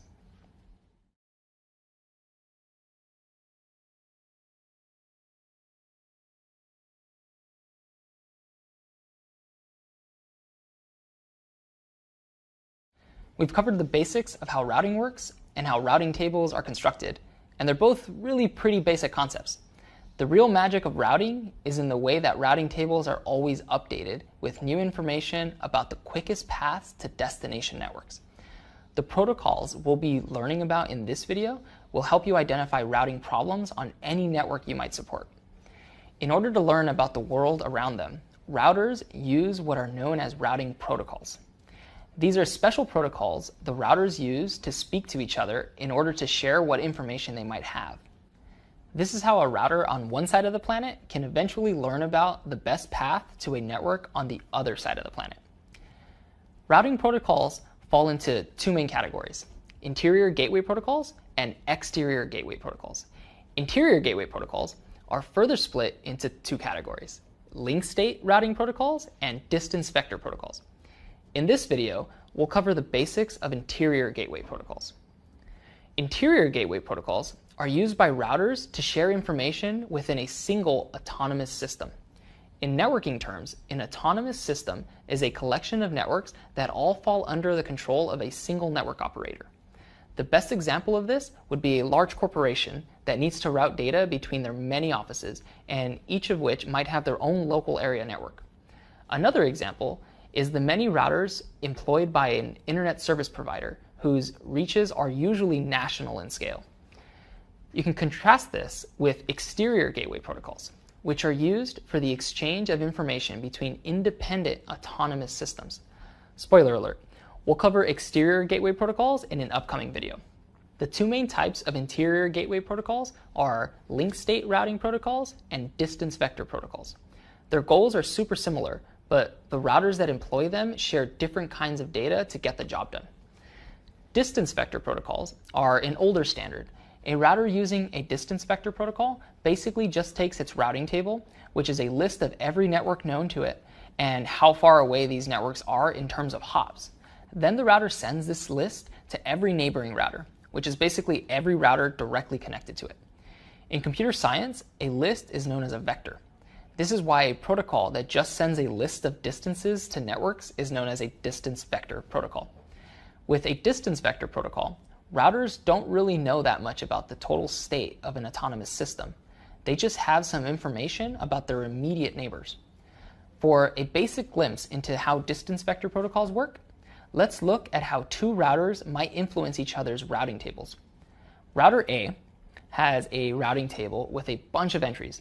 One of these entries is for 10.1.1.0/24 network, which we'll refer to as network X. Router A believes that the quickest path to network X is through its own interface 2, which is where router C is connected. Router A knows that sending data intended for network X through interface 2 to router C means it'll take 4 hops to get to the destination. Meanwhile, router B is only 2 hops removed from network X, and this is reflected in its routing table. Router B, using a distance vector protocol, sends the basic contents of its routing table to router A. Router A sees that network X is only 2 hops away from router B. Even with the extra hop to get from router A to router B, this means that network X is only 3 hops away from router A, if it forwards data to router B instead of router C. Armed with this new information, router A updates its routing table to reflect this. In order to reach network X in the fastest way, it should forward traffic through its own interface 1 to router B. Now, distance vector protocols are pretty simple, but they don't allow for a router to have much information about the state of the world outside of their own direct neighbors. Because of this, a router might be slow to react to a change in the network far away from it. This is why link state protocols were eventually invented. Routers using a link state protocol take a more sophisticated approach to determining the best path to a network. Link state protocols get their name because each router advertises the state of the link of each of its interfaces. These interfaces could be connected to other routers, or they could be direct connections to networks. The information about each router is propagated to every other router on the autonomous system. This means that every router on the system knows every detail about every other router in the system. Each router then uses this much larger set of information and runs complicated algorithms against it to determine what the best path to any destination network might be. Link state protocols require both more memory in order to hold all of this data and also much more processing power. This is because it has to run algorithms against this data in order to determine the quickest path to update the routing tables. As computer hardware has become more powerful and cheaper over the years, link state protocols have mostly made distance vector protocols outdated. Up next, we'll talk about exterior gateway protocols. See you there.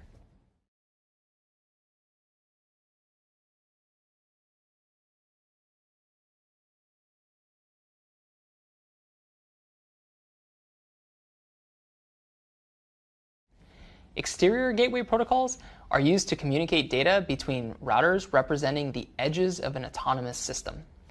Since routers sharing data using interior gateway protocols are all under control of the same organization, routers use exterior gateway protocols when they need to share information across different organizations. Exterior gateway protocols are really key to the internet operating how it does today. So thanks, exterior gateway protocols. The internet is an enormous mesh of autonomous systems. At the highest levels, core internet routers need to know about autonomous systems in order to properly forward traffic.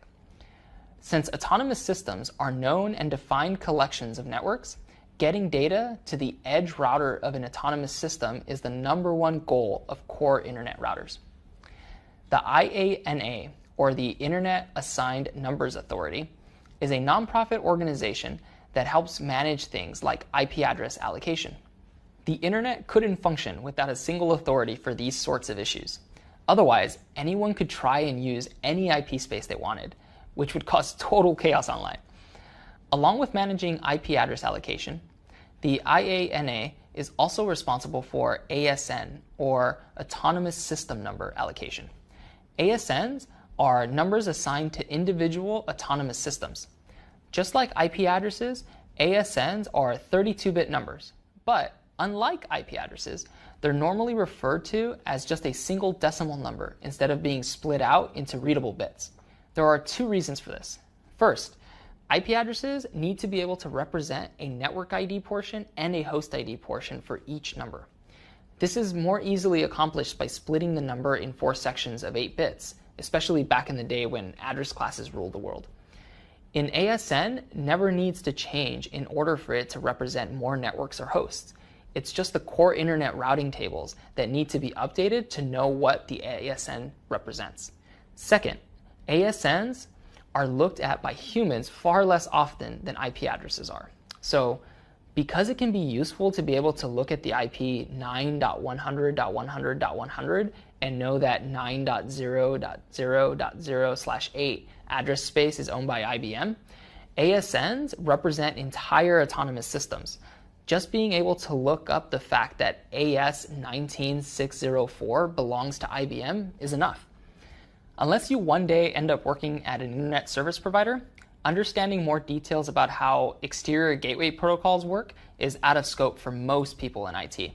But grasping the basics of autonomous systems, ASNs, and how core internet routers route traffic between them is important to understand some of the basic building blocks of the internet.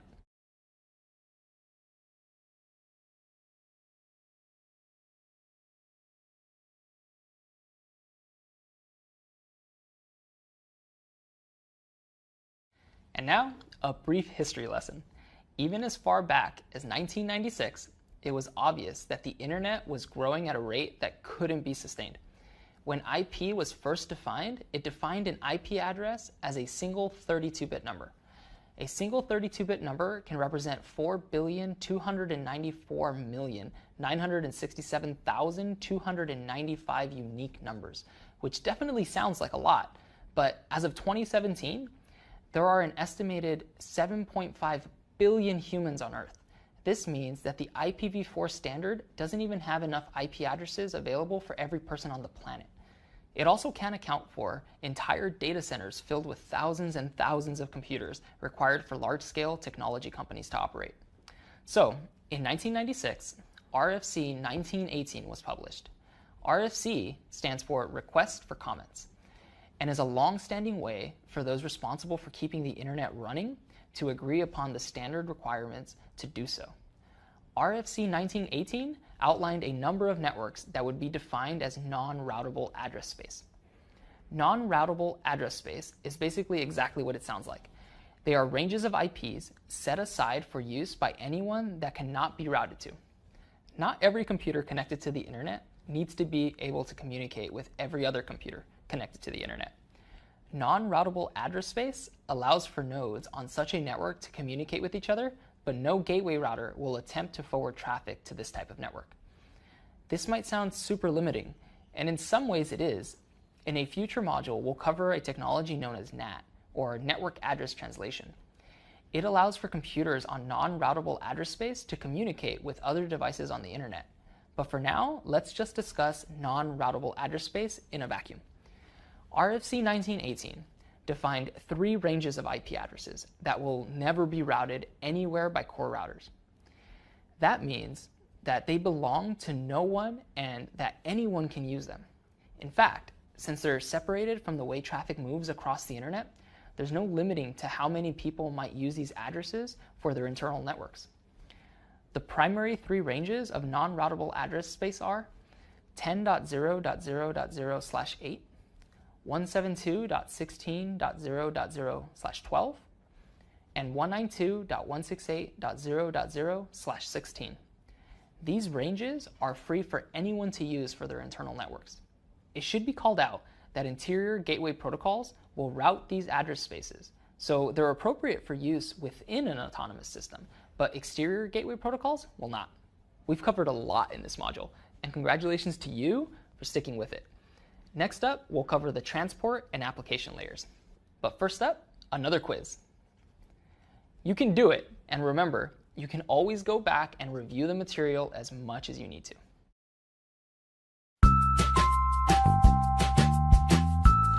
So at one point I was working for a managed service provider, which is basically a company that provides IT support for other companies. And we were helping one of our clients migrate some of their systems onto a new version. And every time I tried to start one of their services, it would just error out and crash and kernel dump on the screen. And we couldn't figure out why. And eventually we get support for the third party that actually writes this piece of software on the line, and they can't figure it out, and it gets escalated and escalated, and eventually I have the personal phone number of the vice president at this company, who's the person who first wrote this software. And him and I spent several days trying to figure out what was going on, to no avail. We tried running this on different servers, we tried, everything we could possibly think of, until I realized that the license key that needed to be in place for the software to work had been copied over from a Windows machine onto a Linux machine, which means that the characters used at the end of a line to signal this line is over, please move on to the next one, were different. This software was choking on this different break line character. All I had to do was run one command and switch it over to a Linux file format, and everything worked. Also 2 weeks of my life lost, but we'll leave out exactly how long.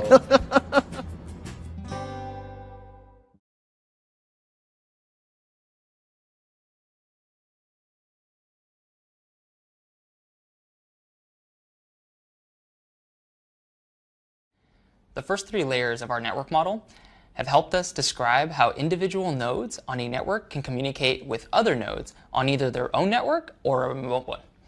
But we haven't discussed how individual computer programs can communicate with each other. It's time to dive into this, because that's really the aim of computer networking. We network computers together, not just so they can send data to each other, but because we want programs running on those computers to be able to send data to each other.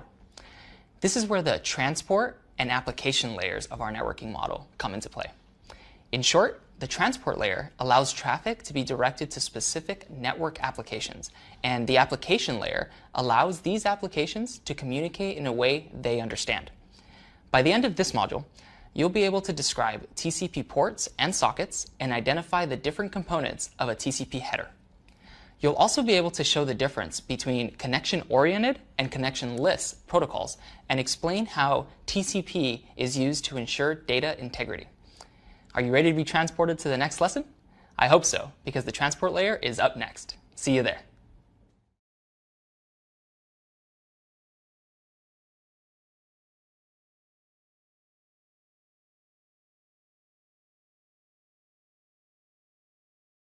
The transport layer is responsible for lots of important functions of reliable computer networking.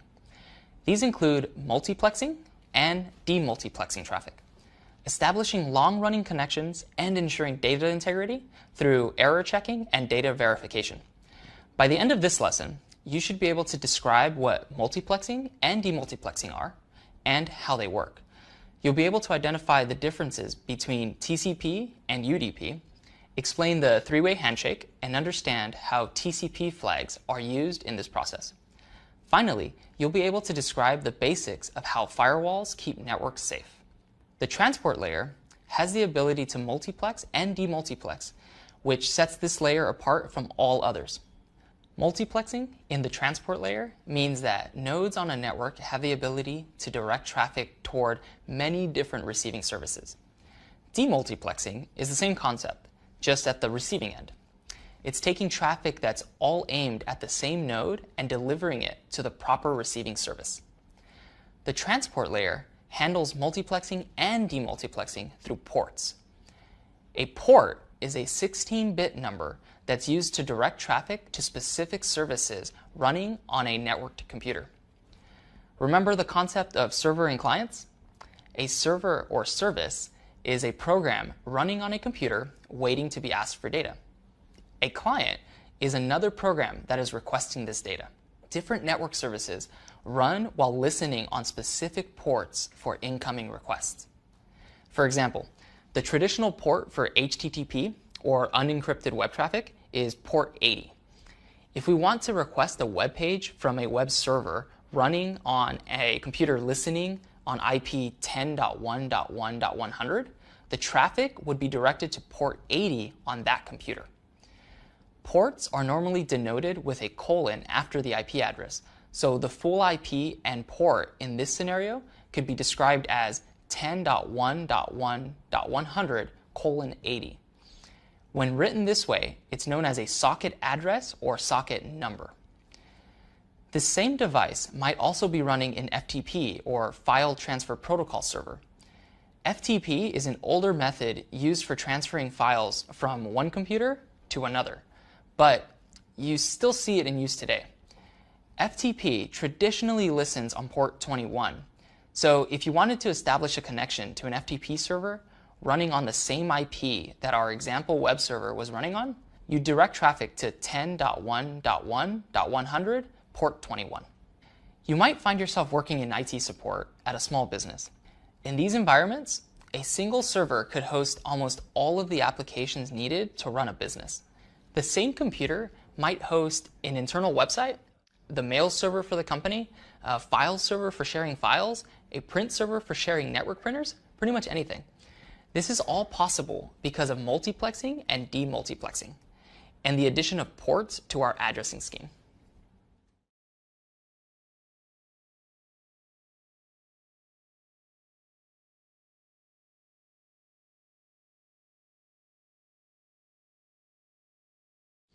Heads up! In this video, we're going to dissect a TCP segment. In IT support, if network traffic isn't behaving as users expect it to, you might have to analyze it closely to troubleshoot. So get ready to take a peek at all the inner workings. Just like how an Ethernet frame encapsulates an IP datagram encapsulates a TCP segment. Remember that an Ethernet frame has a payload section, which is really just the entire contents of an IP datagram. Remember also that an IP datagram has a payload section, and this is made up of what's known as a TCP segment. A TCP segment is made up of a TCP header and a data section. This data section, as you might guess, is just another payload area, for where the application layer places its data. A TCP header itself is split into lots of fields containing lots of information. First, we have the source port and the destination port fields. The destination port is the port of the service the traffic is intended for, which we talked about in the last video. A source port is a high-numbered port chosen from a special section of ports known as ephemeral ports. We'll cover ephemeral ports in more detail in a little bit. For now, it's enough to know that a source port is required to keep lots of outgoing connections separate. You know how a destination port, say port 80, is needed to make sure traffic reaches a web server running on a certain IP? Similarly, a source port is needed so that when the web server replies, the computer making the original request can send this data to the program that was actually requesting it. It is in this way that when a web server responds to your request to view a web page, that this response gets received by your web browser and not your word processor. Next up is a field known as the sequence number. This is a 32-bit number that's used to keep track of where in a sequence of TCP segments this one is expected to be. You might remember that lower on our protocol stack, there are limits to the total size of what we send across the wire. An Ethernet frame is usually limited in size to 1518 bytes, but we usually need to send way more data than that. At the transport layer, TCP splits all of this data up into many segments. The sequence number in a header is used to keep track of which segment out of many this particular segment might be. The next field, the acknowledgement number, is a lot like the sequence number. The acknowledgement number is the number of the next expected segment. In very simple language, a sequence number of 1 and an acknowledgement number of 2 could be read as this is segment 1, expect segment 2 next. The data offset field comes next. This field is a 4-bit number that communicates how long the TCP header for this segment is. This is so that the receiving network device understands where the actual data payload begins. Then, we have 6 bits that are reserved for the 6 TCP control flags. We'll cover the control flags and what they each mean in the next video, so flag this for later. The next field is a 16-bit number known as the TCP window. A TCP window specifies the range of sequence numbers that might be sent before an acknowledgement is required. As we'll cover in more detail soon, TCP is a protocol that's super reliant on acknowledgements. This is done in order to make sure that all expected data is actually being received and that the sending device doesn't waste time sending data that isn't being received. The next field is a 16-bit checksum. It operates just like the checksum fields at the IP and Ethernet level. Once all of a segment has been ingested by a recipient, the checksum is calculated across the entire segment and is compared with the checksum in the header to make sure that there was no data lost or corrupted along the way. The urgent pointer field is used in conjunction with one of the TCP control flags to point out particular segments that might be more important than others. This is a feature of TCP that hasn't really ever seen adoption, and you'll probably never find it in modern networking. Even so, it's important to know what all sections of the TCP header are. Next up, we have the options field. Like the urgent pointer field, this is rarely used in the real world, but it's sometimes used for more complicated flow control protocols. Finally, we have some padding, which is just a sequence of zeros to ensure that the data payload section begins at the expected location.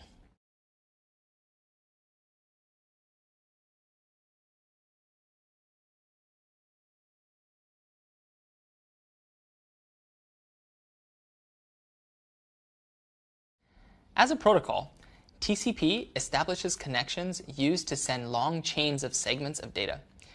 You can contrast this with the protocols that are lower in the networking model. These include IP and Ethernet, which just send individual packets of data. As an IT support specialist, you need to understand exactly how that works so you can troubleshoot issues where network traffic may not be behaving in the expected manner.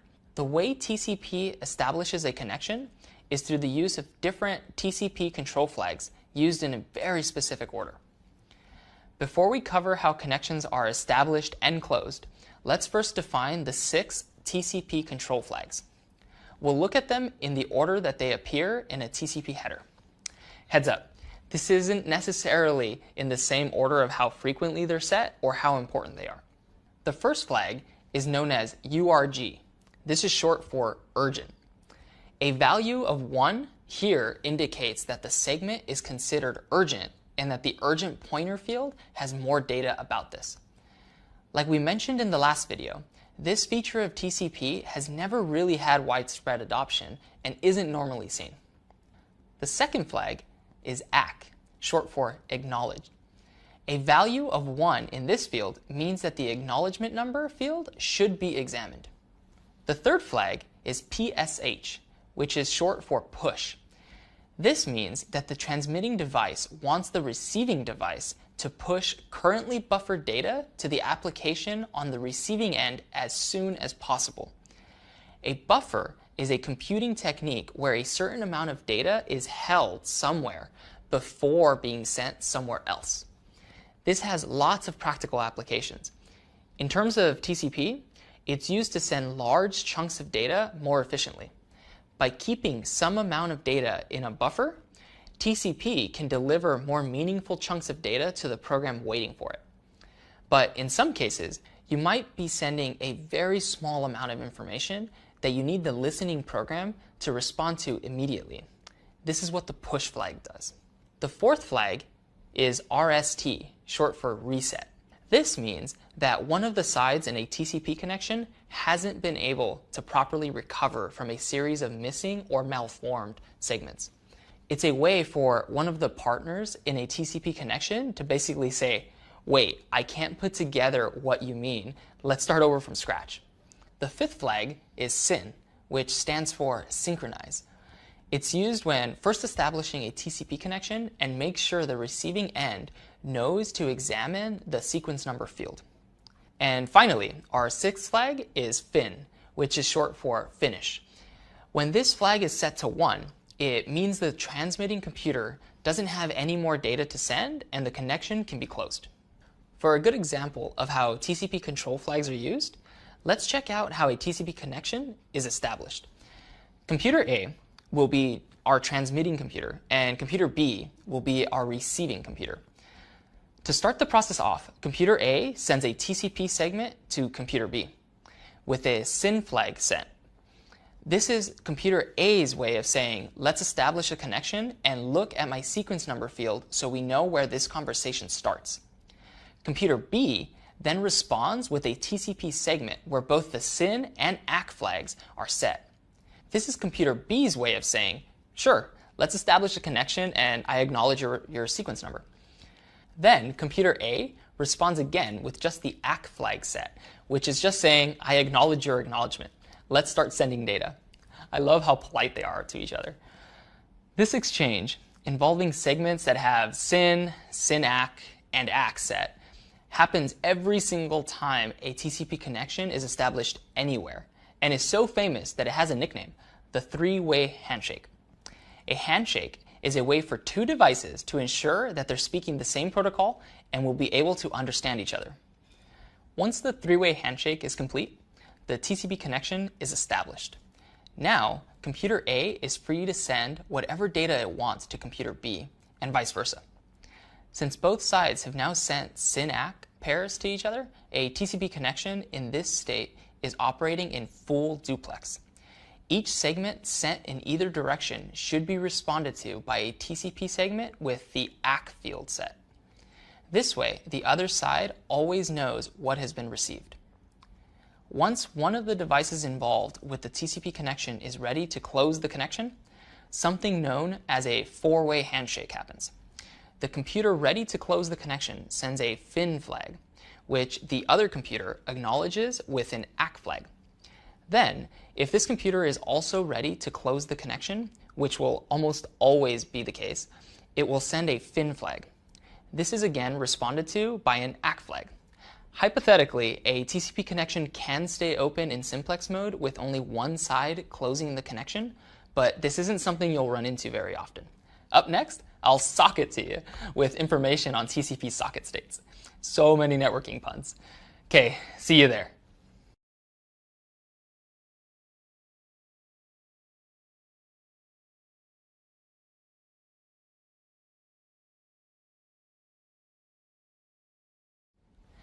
A socket is the instantiation of an endpoint in a potential TCP connection. An instantiation is the actual implementation of something defined elsewhere. TCP sockets require actual programs to instantiate them. You can contrast this with a port, which is more of a virtual descriptive thing. In other words, you can send traffic to any port you want, but you're only going to get a response if a program has opened a socket on that port. TCP sockets can exist in lots of states, and being able to understand what those mean will help you troubleshoot network connectivity issues as an IT support specialist. We'll cover the most common ones here. Listen. Listen means that a TCP socket is ready and listening for incoming connections. You'd see this on the server side only. SYN sent.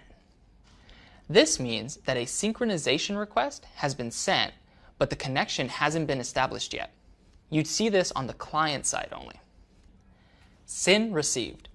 This means that a socket previously in a listen state has received a synchronization request and sent a SYN ACK back, but it hasn't received the final ACK from the client yet. You'd see this on the server side only. Established. This means that the TCP connection is in working order and both sides are free to send each other data.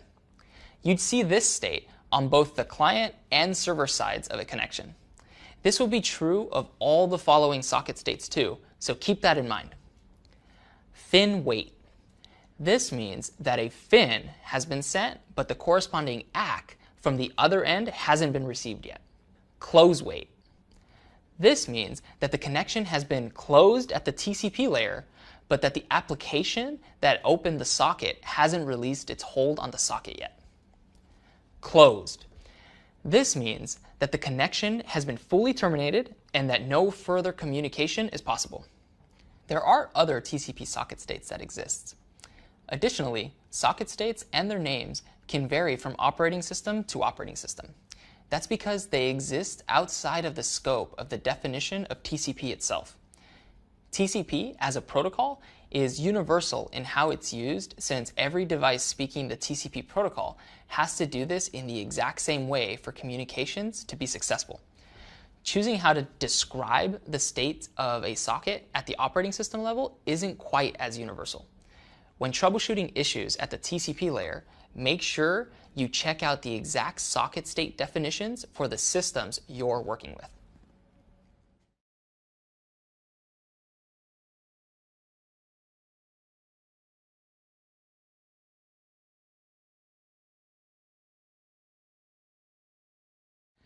So far, we've mostly focused on TCP, which is a connection-oriented protocol. A connection-oriented protocol is one that establishes a connection and uses this to ensure that all data has been properly transmitted. A connection at the transport layer implies that every segment of data sent is acknowledged. This way, both ends of the connection always know which bits of data have definitely been delivered to the other side and which haven't. Connection-oriented protocols are important because the internet is a vast and busy place, and lots of things could go wrong while trying to get data from point A to point B. You might remember from our lesson about the physical layer that even some minor crosstalk from a neighboring twisted pair in the same cable can be enough to make a cyclical redundancy check fail. This could cause the entire frame to be discarded. Yikes. If even a single bit doesn't get transmitted properly, the resulting data is often incomprehensible by the receiving end. And remember that at the lowest level, a bit is just an electrical signal within a certain voltage range. But there are plenty of other reasons why traffic might not reach its destination beyond line errors. It could be anything, Pure congestion might cause a router to drop your traffic in favor of forwarding more important traffic, or a construction company could cut a fiber cable connecting two ISPs. Anything's possible. Connection-oriented protocols, like TCP, protect against this by forming connections and through the constant stream of acknowledgements. Our protocols at lower levels of our network model, like IP and Ethernet, do use checksums to ensure that all the data they received was correct. But did you notice that we never discussed any attempts at resending data that doesn't pass this check? That's because that's entirely up to the transport layer protocol. At the IP or Ethernet level, if a checksum doesn't compute, all of that data is just discarded. It's up to TCP to determine when to resend this data. Since TCP expects an ACK for every bit of data it sends, it's in the best position to know what data successfully got delivered and can make the decision to resend a segment if needed. This is another reason why sequence numbers are so important. While TCP will generally send all segments in sequential order, they may not always arrive in that order. If some of the segments had to be resent due to errors at lower layers, it doesn't matter if they arrive slightly out of order. This is because sequence numbers allow for all of the data to be put back together in the right order. It's pretty handy. Now, as you might have picked up on, there's a lot of overhead with connection-oriented protocols like TCP. You have to establish the connection, you have to send a stream of constant streams of acknowledgements, you have to tear the connection down at the end. That all accounts for a lot of extra traffic. While this is important traffic, it's really only useful if you absolutely positively have to be sure your data reaches its destination. You can contrast this with connectionless protocols. The most common of these is known as UDP, or User Datagram Protocol. Unlike TCP, UDP doesn't rely on connections, and it doesn't even support the concept of an acknowledgement. With UDP, you just set a destination port and send the packet. This is useful for messages that aren't super important. A great example of UDP is streaming video.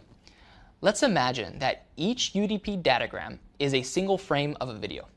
For the best viewing experience, you might hope that every single frame makes it to the viewer, but it doesn't really matter if a few get lost along the way. A video will still be pretty watchable unless it's missing a lot of its frames. By getting rid of all the overhead of TCP, you might actually be able to send higher quality video with UDP. That's because you'll be saving more of the available bandwidth for actual data transfer instead of the overhead of establishing connections and acknowledging delivered data segments.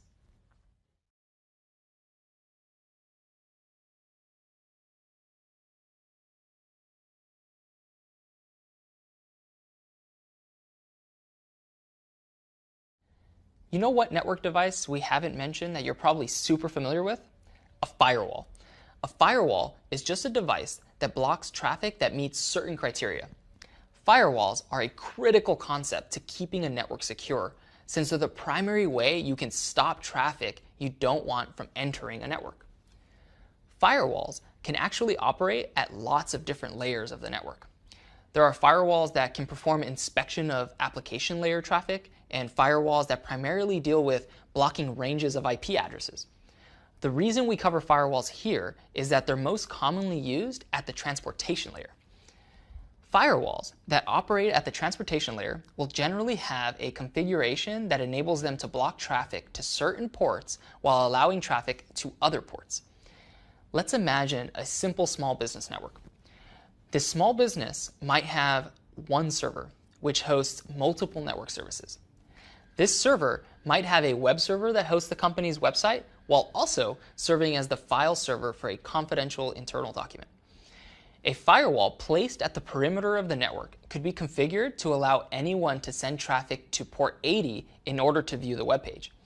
At the same time, it could block all access for external IPs to any other port so that no one outside of the local area network could access the file server. Firewalls are sometimes independent network devices, but it's really better to think of them as a program that can run anywhere. For many companies and almost all home users, the functionality of a router and a firewall is performed by the same device. And firewalls can run on individual hosts instead of being a network device. All major modern operating systems have firewall functionality built in. That way, Blocking or allowing traffic to various ports, and therefore to specific services, can be performed at the host level as well.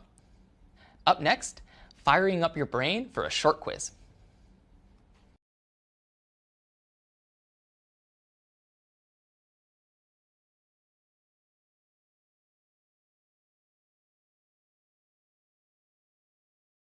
Welcome to our lesson about the application layer. We're almost done covering all aspects of our networking model, which means you've already learned how computers process electrical or optical signals to send communication across a cable at the physical layer. We've also covered how individual computers can address each other and send each other data using Ethernet at the data link layer. We've discussed how the network layer is used by computers and routers to communicate between different networks using IP. And in our last lesson, we covered how the transportation layer ensures that data is received and sent by the proper applications. You're chock full of layers of new information. Now, we can finally talk about how those actual applications send and receive data using the application layer. Just like with every other layer, TCP segments have a generic data section to them. As you might have guessed, this payload section is actually the entire contents of whatever data applications want to send to each other. It could be contents of a web page if a web browser is connecting to a web server. This could be the streaming video content of your Netflix app on your PlayStation connecting to the Netflix servers. It could be the contents of a document your word processor is sending to a printer, and many more things. There are a lot of protocols used at the application layer, and they are numerous and diverse. At the data link layer, the most common protocol is Ethernet. I should call out that wireless technologies do use other protocols at this layer, which we'll cover in a future module. At the network layer, use of IP is everywhere you look. At the transport layer, TCP and UDP cover most of the use cases. But at the application layer, there are just so many different protocols in use, it wouldn't make sense for us to cover them. Even so, one concept you can take away about application layer protocols is that they're still standardized across application types. Let's dive a little deeper into web servers and web browsers for an example. There are lots of different web browsers. You could be using Chrome, Internet Explorer, Safari, you name it. They'll need to speak the protocol. The same thing is true for web servers. In this case, the web browser would be the client and the web server would be the server. The most popular web servers are Microsoft IIS, Apache, and Nginx. But they also need to all speak the same protocol. This way, you ensure that no matter which browser you're using, you'd still be able to speak to any server. For web traffic, the application layer protocol is known as HTTP. All of these different web browsers and web servers have to communicate using the same HTTP protocol specifications in order to ensure interoperability. The same is true for most other classes of application. You might have dozens of choices for an FTP client, but they all need to speak the FTP protocol in the same way.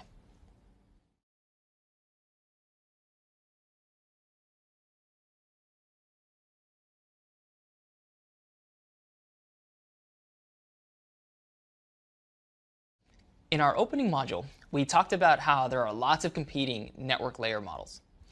We've been working from a 5-layer model, but you'll probably run into various other models during your career as an IT support specialist. Some models might combine the physical and data link layers into one and only talk about 4 layers. But you might remember a certain model we called out specifically in a reading section back in the first module. This is the OSI, or Open Systems Interconnection model. This model is important to understand with our 5-layer model because it's the most rigorously defined. That means it's often used in academic settings or by various network certification organizations. The OSI model has 7 layers and introduces 2 additional layers between our transport layer and our application layer. The 5th layer in the OSI model is the session layer. The concept of the session layer is that it's responsible for things like facilitating the communication between actual applications and the transport layer. It's the part of the operating system that takes the application layer data that's been unencapsulated from all of the layers below it and hands it off to the next layer in the OSI model, the presentation layer. The presentation layer is responsible for making sure that the unencapsulated application layer data is actually able to be understood by the application in question. This is the part of an operating system that might handle encryption or compression of data. While these are important concepts to keep in mind, you'll notice that there isn't any encapsulation going on. That's why in our model, we lump all of these functions into the application layer. We believe a 5-layer model is the most useful when it comes to the day-to-day business of understanding networking, but the 7-layer OSI model is also prevalent. No networking education would be complete without understanding its basics.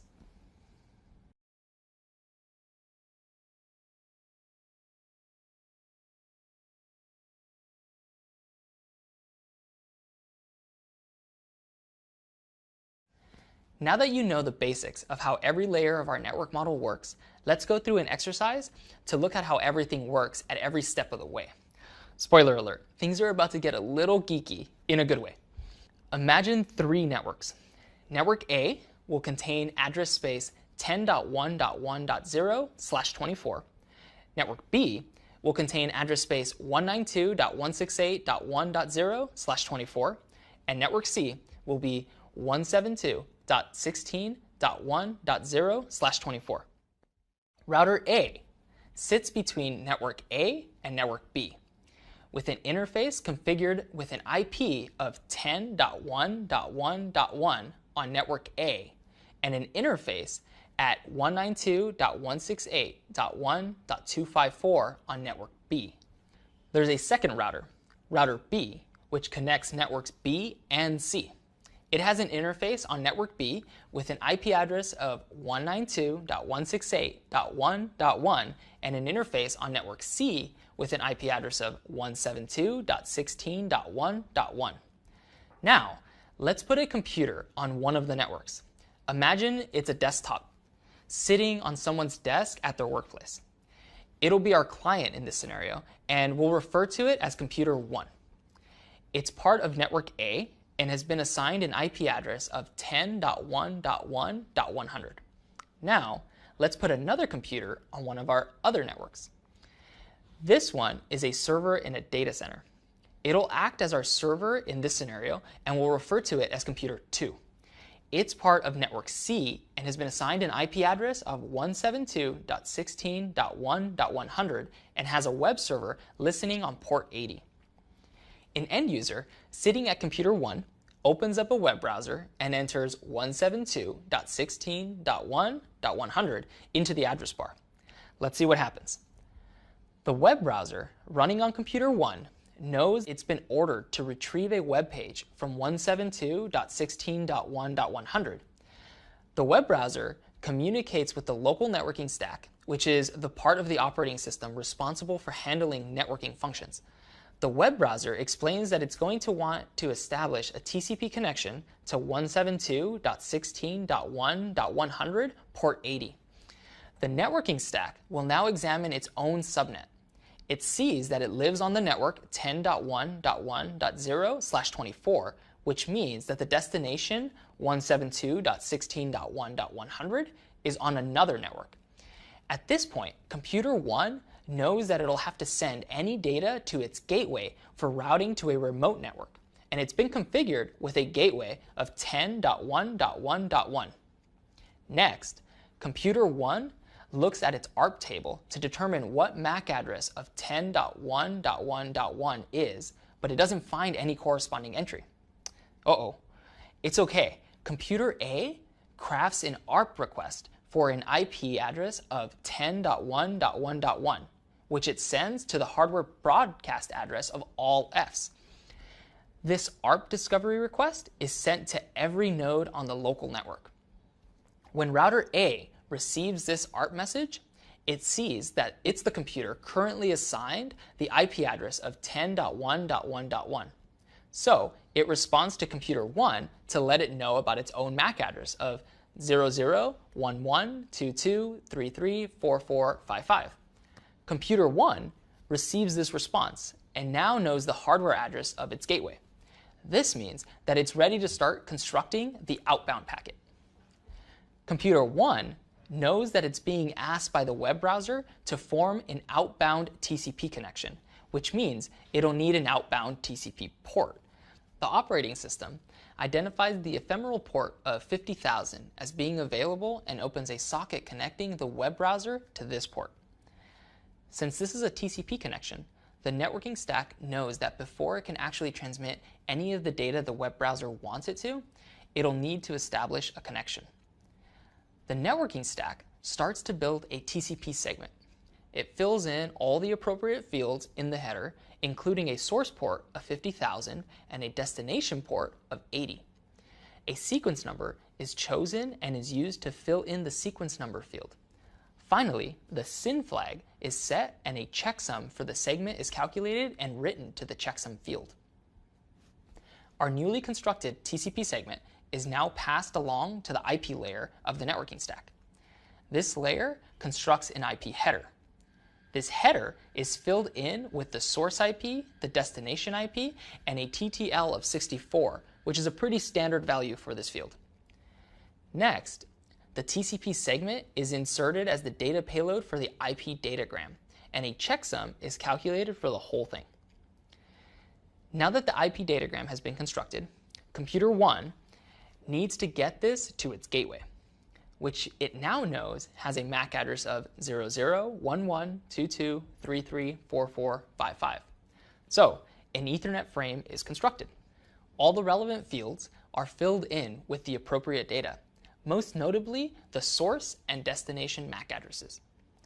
Finally, the IP datagram is inserted as the data payload of the Ethernet frame, and another checksum is calculated. Now we have an entire Ethernet frame ready to be sent across the physical layer. The network interface connected to computer 1 sends this binary data as modulations of the voltage of an electrical current running across a Cat6 cable that's connected between it and a network switch. This switch receives the frame and inspects the destination MAC address. The switch knows which of its interfaces this MAC address is attached to and forwards the frame across only the cable connected to this interface. At the other end of this link is router A, which receives the frame and recognizes its own hardware address as the destination. Router A knows that this frame is intended for itself, so it now takes the entirety of the frame and calculates a checksum against it. Router A compares this checksum with the one in the Ethernet frame header and sees that they match, meaning all of the data has made it in one piece. Next, Router A strips away the Ethernet frame, leaving it with just the IP datagram. Again, it performs a checksum calculation against the entire datagram, and again, it finds that it matches, meaning all the data is correct. It inspects the destination IP address and performs a lookup of this destination in its routing table. Router A sees that in order to get data to the 172.16.1.0/24 network, the quickest path is one hop away via Router B, which has an IP of 192.168.1.1. Router A looks at all the data in the IP datagram, decrements the TTL by 1, calculates a new checksum reflecting the new TTL value, and makes a new IP datagram with this data. Router A knows that it needs to get this datagram to Router B, which has an IP address of 192.168.1.1. It looks at its ARP table and sees that it has an entry for 192.168.1.1. Now, Router A can begin to construct an Ethernet frame with the MAC address of its interface on network B as the source and the MAC address of Router B's interface on network B as the destination. Once the values for all fields in this frame have been filled out, Router A places the newly constructed IP datagram into the data payload field, calculates a checksum, and places this checksum into place, and sends the frame out to network B. Just like before, this frame makes it across network B and is received by Router B. Router B performs all the same checks, removes the Ethernet frame encapsulation, and performs a checksum against the IP datagram. It then examines the destination IP address. Looking at its routing table, Router B sees that the destination address of computer 2, or 172.16.1.100, is on a locally connected network. So it decrements the TTL by 1 again, calculates a new checksum, and creates a new IP datagram. This new IP datagram is again encapsulated by a new Ethernet frame, this one with the source and destination MAC address of Router B and computer 2. and the whole process is repeated one last time. The frame is sent out onto network C. A switch ensures it gets sent out of the interface that computer 2 is connected to. Computer 2 receives the frame, identifies its own MAC address as the destination, and knows that it's intended for itself. Computer 2 then strips away the Ethernet frame, leaving it with the IP datagram. It performs a CRC and recognizes that the data has been delivered intact. It then examines the destination IP address and recognizes that as its own. Next, computer 2 strips away the IP datagram, leaving it with just the TCP segment. Again, the checksum for this layer is examined and everything checks out. Next, computer 2 examines the destination port, which is 80. The networking stack on computer 2 checks to ensure that there's an open socket on port 80, which there is. It's in the listen state and held open by a running Apache web server. Computer 2 then sees that this packet has the SYN flag set. So it examines the sequence number and stores that, since it'll need to put the sequence number in the acknowledgement field once it crafts the response. After all of that, all we've done is get a single TCP segment containing a SYN flag from one computer to a second one. Everything would have to happen all over again for computer 2 to send a SYN ACK response to computer 1. Then everything would have to happen all over again for computer 1 to send an ACK back to computer 2, and so on and so on. Looking at all of this end to end hopefully helps show how all the different layers of our networking model have to work together to get the job done. I hope it also gives you some perspective in understanding how remarkable computer networking truly is. Even more remarkable than that, you for making it through this module. Now it's time to apply your new knowledge to the next assessment. When you're done, I'll see you in the next video. But first, another quiz. You got this. But even if you don't, just review the material until you get more comfortable with this stuff.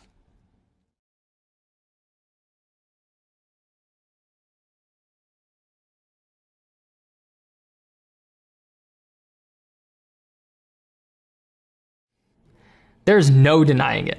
Computer networking is a complicated business that involves many technologies, layers, and protocols. At the end of the day, the main purpose of computer networking is so network services can be available to answer requests for the data from clients.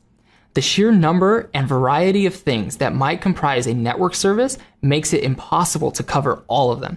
But there are a lot of network services and technologies that are used to help make computer networking more user-friendly and secure. These network services and technologies are ones that directly relate to the business of networking itself, and it's important to understand how those work. If something on the network isn't working as expected, the first place you should look at are the services we'll be covering here. And being asked to fix things that aren't working as expected will be a major part of being an IT support specialist. By the end of this module, you'll be able to describe why name resolution is important, identify the many steps involved with DNS lookup, and understand the most common DNS record types. You'll also be able to explain how DHCP makes network administration a simpler task. You'll be able to demonstrate how NAT technologies help keep networks secure and help preserve precious IP address space. Finally, you'll be able to describe how VPNs and proxies help users get connected and stay secure. As you can see, we've got a lot to tackle, so let's get started.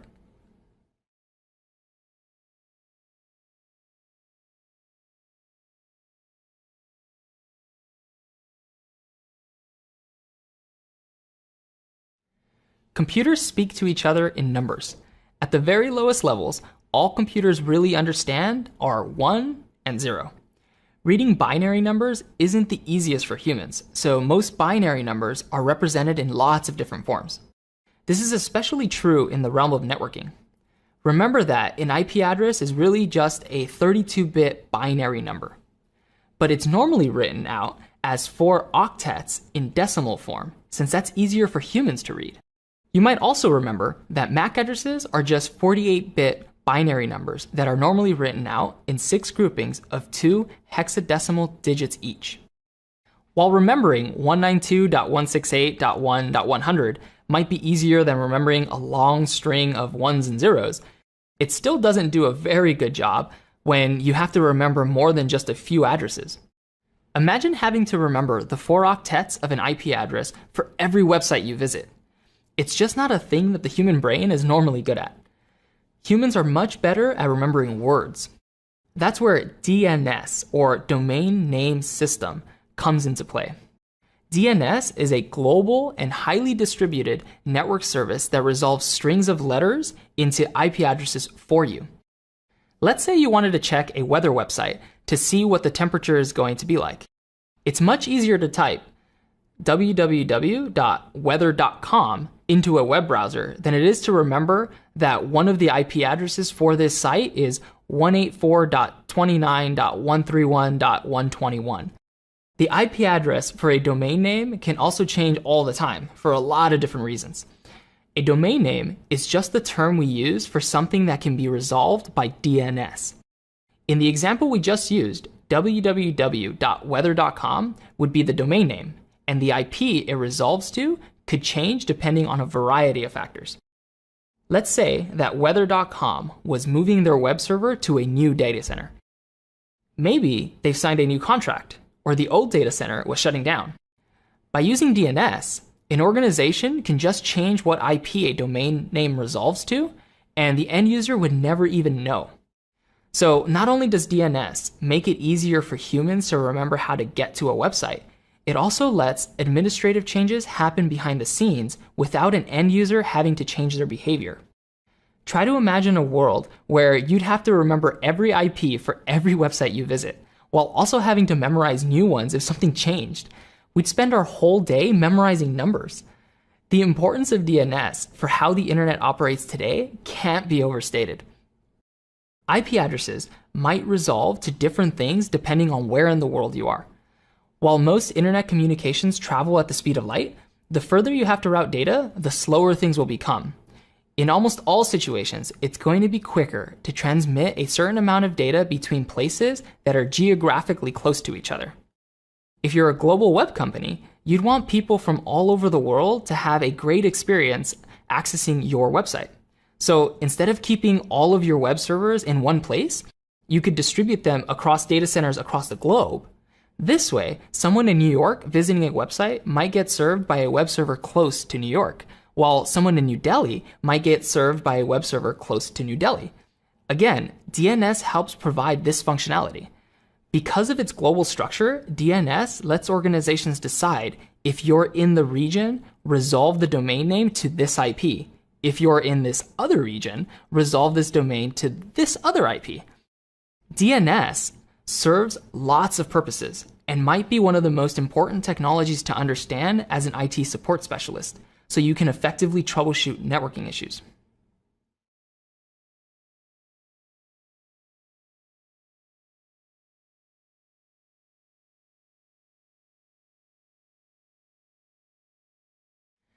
At its most basic, DNS is a system that converts domain names into IP addresses.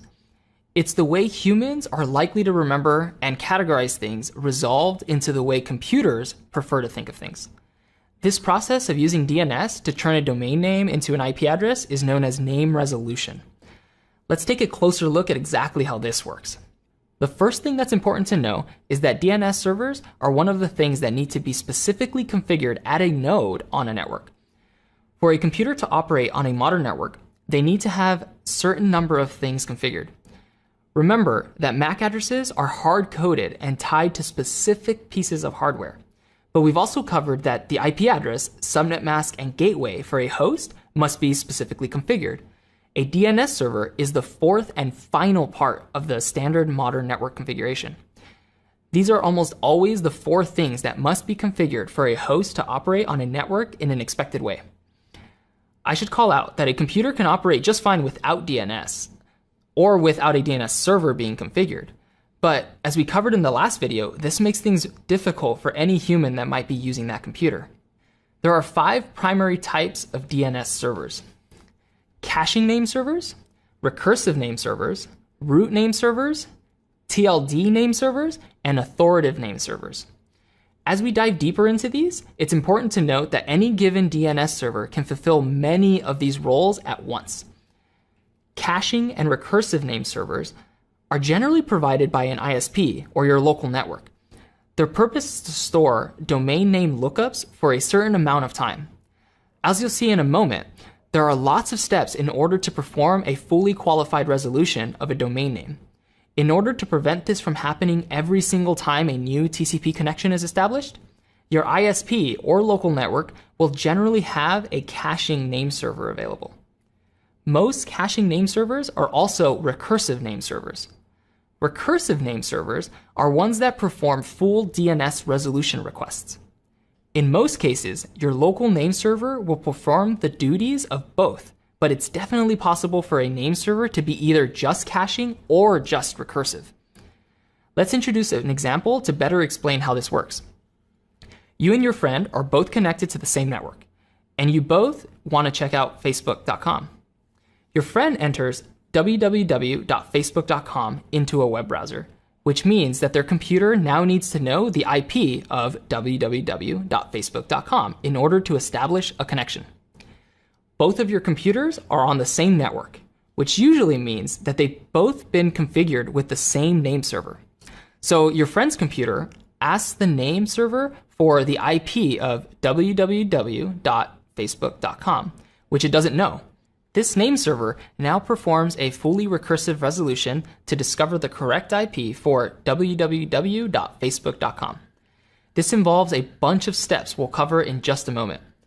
This IP is then both delivered to your friend's computer and stored locally in a cache. A few minutes later, you enter www.facebook.com into a web browser. Again, your computer needs to know the IP for this domain, so your computer asks the local name server it's been configured with, which is the same one your friend's computer was just talking to.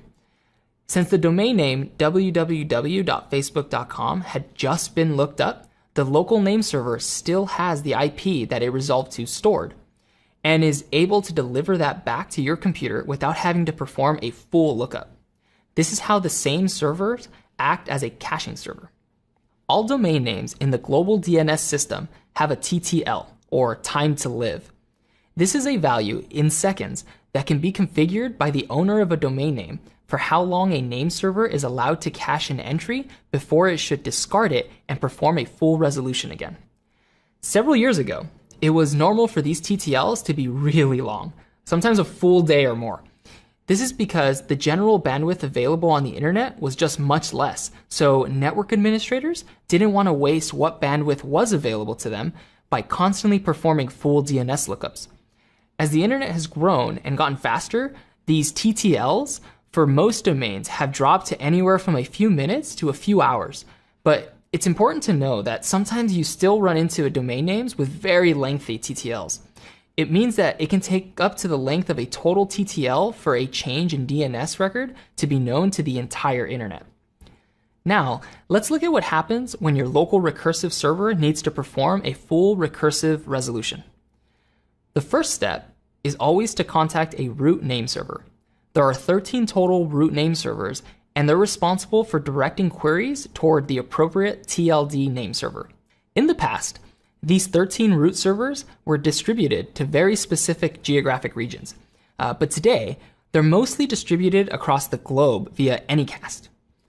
Anycast is a technique that's used to route traffic to different destinations depending on factors like location, congestion, or link health. Using Anycast, a computer can send a datagram to a specific IP, but could see it routed to one of many different actual destinations depending on a few factors. This should also make it clear that there aren't really only 13 physical root name servers anymore. It's better to think of them as 13 authorities that provide root name lookups as a service. The root servers will respond to a DNS lookup with the TLD name server that should be queried. TLD stands for top level domain and represents the top of the hierarchical DNS name resolution system. A TLD is the last part of any domain name. Using www.facebook.com as an example again, the .com portion should be thought of as the TLD. We'll go into more details about the different components of a domain name in an upcoming lesson. For each TLD in existence, there's a TLD name server. But just like with root servers, this doesn't mean there's only physically one server in question. it's most likely a global distribution of Anycast accessible servers responsible for each TLD. The TLD name servers will respond again with a redirect, this time informing the computer performing the name lookup with what authoritative name server to contact. Authoritative name servers are responsible for the last two parts of any domain name, which is the resolution at which a single organization may be responsible for DNS lookups. Using www.weather.com as an example, the TLD name server would point a lookup at the authoritative server for weather.com, which would likely be controlled by the Weather Channel, the organization itself that runs the site. Finally, the DNS lookup could be redirected at the authoritative server for weather.com, which would finally provide the actual IP of the server in question. This strict hierarchy is very important to the stability of the internet.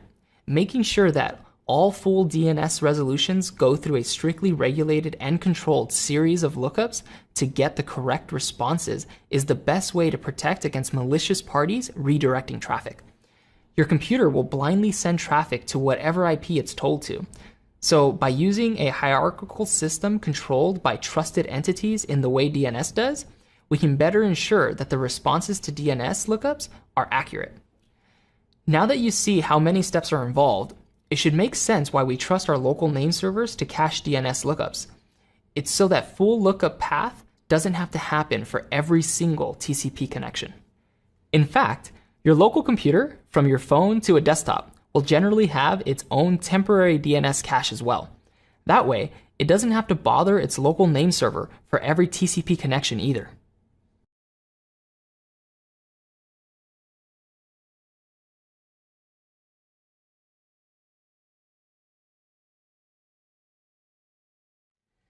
DNS is a great example of an application layer service that uses UDP for the transport layer instead of TCP. This can be broken down into a few simple reasons. Remember that the biggest difference between TCP and UDP is that UDP is connectionless. This means there's no setup or teardown of a connection, so much less traffic needs to be transmitted overall. A single DNS request and its response can usually fit inside of a single UDP datagram, making it an ideal candidate for a connectionless protocol. It's also worth calling out that DNS can generate a lot of traffic. It's true that caches of DNS entries are stored both on local machines and caching name servers. But it's also true that if the full resolution needs to be processed, we're talking about a lot more traffic. Let's see what it would look like for a full DNS lookup to take place via TCP. First, the host that's making the DNS resolution request would send a SYN packet to the local name server on port 53, which is the port that DNS listens on. This name server would then need to respond with a SYN-ACK packet. That means the original host would have to respond with an ACK in order to complete the three-way handshake. That's 3 packets. Now that the connection has been established, the original host would have to send the actual request. I'd like the IP address for foo.com, please.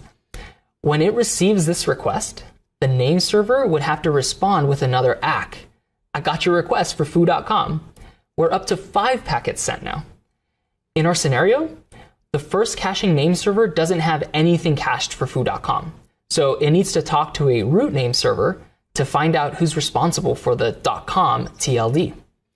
This would require a 3-way handshake: the actual request, the ACK of the request, the response, and then the ACK of the response. Oof. Finally, the connection would have to be closed via a 4-way handshake. That's 11 more packets, or 16 total. Now that the recursive name server has the correct TLD name server, it needs to repeat that entire process to discover the proper authoritative name server. That's 11 more packets, bringing us up to 27 so far. Finally, the recursive name server would have to repeat the entire process one more time while talking to the authoritative name server in order to actually get the IP of foo.com. This is 11 more packets for a running total of 38. Now that the local name server finally has the IP address of foo.com, it can finally respond to the initial request. It responds to the DNS resolver that originally made the request And then this computer sends an ACK back to confirm that it received the response. That's 2 more packets, putting us at 40. Finally, the TCP connection needs to be closed via a 4-way handshake. This brings us to a grand total of 44 packets at the minimum in order for a fully recursive DNS request to be fulfilled via TCP. 44 packets isn't really a huge number in terms of how fast modern networks operate, but it adds up fast, as you can see. Remember that DNS traffic is just a precursor to actual traffic. A computer almost always performs a DNS lookup because it needs to know the IP of a domain name in order to send it additional data, not just because it's curious. Now, let's check out how this would look with UDP. Spoiler alert, it doesn't take as many packets. The original computer sends a UDP packet to its local name server on port 53, asking for the IP for foo.com. That's 1 packet. The local name server acts as a recursive server and sends up a UDP packet to the root server, which sends a response containing the proper TLD name server. That's 3 packets. The recursive name server sends a packet to the TLD server and receives back a response containing the correct authoritative server. We're now at 5 packets. Next, the recursive name server sends its final request to the authoritative name server, which sends a response containing the IP for foo.com. That's 7 packets. Finally, the local name server responds to the DNS resolver that made the request in the first place with the IP for foo.com. That brings us to a grand total of 8 packets. See, way less packets. You can see now how much overhead TCP really requires. And for something as simple as DNS, it's just not needed. It's the perfect example for why protocols like UDP exist in addition to the more robust TCP. You might be wondering how error recovery plays into this, since UDP doesn't have any. The answer is pretty simple. The DNS resolver just asks again if it doesn't get a response. Basically, the same functionality that TCP provides at the transport layer is provided by DNS at the application layer in the most simple manner. A DNS server never needs to care about doing anything but responding to incoming lookups. And a DNS resolver simply needs to perform lookups and repeat them if they don't succeed. A real showcase of the simplicity of both DNS and UDP. I should call out that DNS over TCP does in fact exist and is also in use all over. As the web has gotten more complex, it's no longer the case that all DNS lookup responses can fit in a single UDP datagram. In these situations, a DNS name server would respond with a packet explaining that the response is too large. The DNS client would then establish a TCP connection in order to perform the lookup.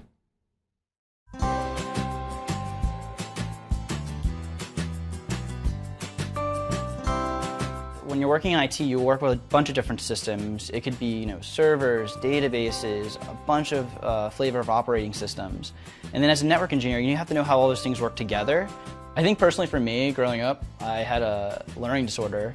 So I never felt like academics was a strong suit for me. So I felt like if I ever wanted to do computers or programming or networking, I had to be a genius, I had to be good at math and science, had to get straight A's. But for me, I realized that this wasn't about level of intelligence, it was more about your passion and how driven you were to learn. You don't have to be a genius, you just have to be driven and be able to teach yourself things and advance yourself. The best advice I got from a mentor was, maximize your potential. And I think that can be applied in all areas of life, but especially in IT and any career in technology, because you're never probably going to be the smartest person in the room. It's going to be about your path and your career, and just worry about that part of it. I don't think formal education is necessary for a role in IT. There's many paths to get there, and many different people take different paths. If someone is nervous that they don't have a 4-year degree or certain credentials, it's okay. IT is a place where if you know the information and you know your foundations, you're going to be able to achieve that career success you want. I just think when you look at the role that technology is playing in our daily lives, it just makes sense. And personally for me, I love solving problems. I like being challenged, and technology gives you all those challenges and those puzzles to solve. So I always tell people that doing IT as your starting ground is the foundation to whatever you want to start next. It's an umbrella of technologies, and you can try a bunch of different things and then slowly start to move into more of a specialization if you'd like to.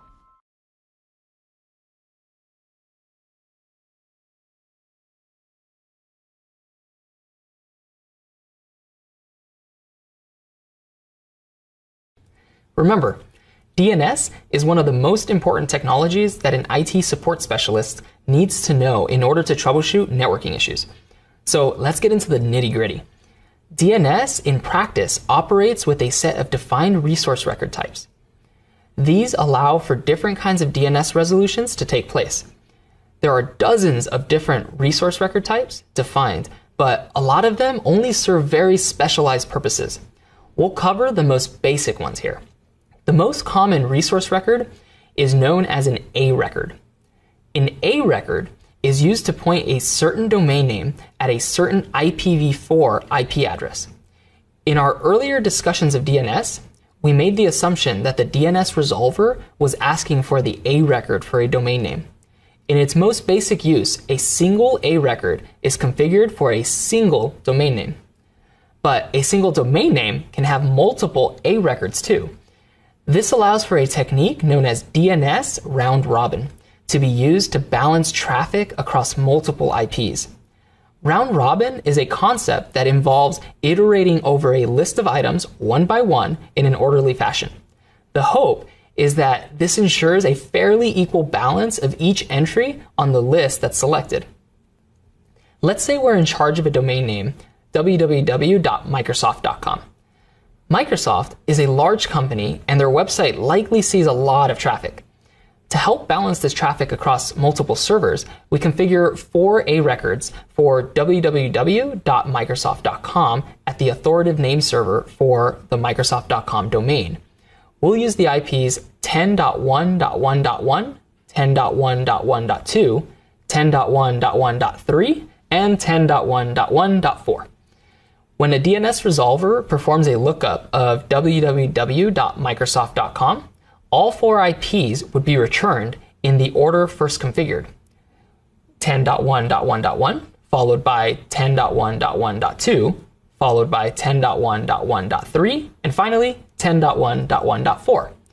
The DNS resolving computer would know that it should try to use the first entry, 10.1.1.1. But it knows about all 4, just in case a connection to 10.1.1.1 fails. The next computer to perform a lookup for www.microsoft.com would also receive all 4 IPs in the response, but the ordering will have changed. The first entry would be 10.1.1.2, followed by 10.1.1.3, followed by 10.1.1.4, and finally 10.1.1.1 would be last on that list. This pattern would continue for every DNS resolution attempt, cycling through all of the A records configured and balancing the traffic across these IPs. That's the basics of how DNS round-robin logic works. Another resource record type that's becoming more and more popular is the Quad A record. A Quad A record is very similar to an A record, except that it returns an IPv6 address instead of an IPv4 address. We'll cover the details of IPv6 in a future module. The CNAME record is also super common. A CNAME record is used to redirect traffic from one domain to another. Let's say that Microsoft runs their web servers at www.microsoft.com. They also want to make sure that anyone that enters just Microsoft.com into their web browser will get properly redirected. By configuring a CNAME record for Microsoft.com that resolves to www.microsoft.com, the resolving client would then know to perform another resolution attempt, this time for www.microsoft.com, and then use the IP returned by that second attempt. CNAMEs are really useful because they ensure you only have to change the canonical IP address of a server in one place. In fact, CNAME is just shorthand for canonical name. If we look again at our original example of making sure that visitors to both Microsoft.com and www.microsoft.com get to the same place, we could do this in 2 ways. We could set up identical A records for both Microsoft.com and www.microsoft.com domain names, and this would work just fine. But if the underlying IP address ever changes, we need to change it in 2 places, the A records for both Microsoft.com and www.microsoft.com. By setting up a CNAME that points Microsoft.com at www.microsoft.com, you'd only have to change the A record for www.microsoft.com. And you'd know that clients pointing at either domain would get the new IP address. This might not seem like a huge deal with just 2 records to worry about, but large companies with complex presences on the web might have dozens of these kinds of redirections. It's always easier to only have one source of truth. Another important resource record type is the MX record. MX stands for mail exchange, and this resource record is used in order to deliver email to the correct server. Many companies run their web and mail servers on different machines with different IPs. So the MX record makes it easy to ensure that email gets delivered to a company's mail server while other traffic, like web traffic, would get delivered to their web server. A record type very similar to the MX record is the SRV record. SRV stands for service record, and it's used to define the location of various specific services. It serves the exact same purpose as the MX resource record type, except for one thing. While MX is only for mail services, an SRV record can be defined to return the specifics of many different service types. For example, SRV records are often used to return the records of services like CalDAV, which is a calendar and scheduling service. The text record type is an interesting one. TXT stands for text and was originally intended to be used only for associating some descriptive text with a domain name for human consumption. The idea was that you could leave notes or messages that humans could discover and read to learn more about arbitrary specifics of your network. But over the years, as the internet and services that run on it have become more and more complex, the text record has been increasingly used to convey additional data intended for other computers to process. Since the text record has a field that's entirely free-form, clever engineers have figured out ways to use it to communicate data not originally intended to be communicated by a system like DNS. It's pretty clever, right? This text record is often used to communicate configuration preferences about network services that you've entrusted other organizations to handle for your domain. For example, it's common for the text record to be used to convey additional info to an email as a service provider, which is a company that handles your email delivery for you. There are lots of other DNS resource record types in common use, like the NS or SOA records, which are used to define authoritative information about DNS zones. We'll cover DNS zones in more detail in a future video, so stay tuned.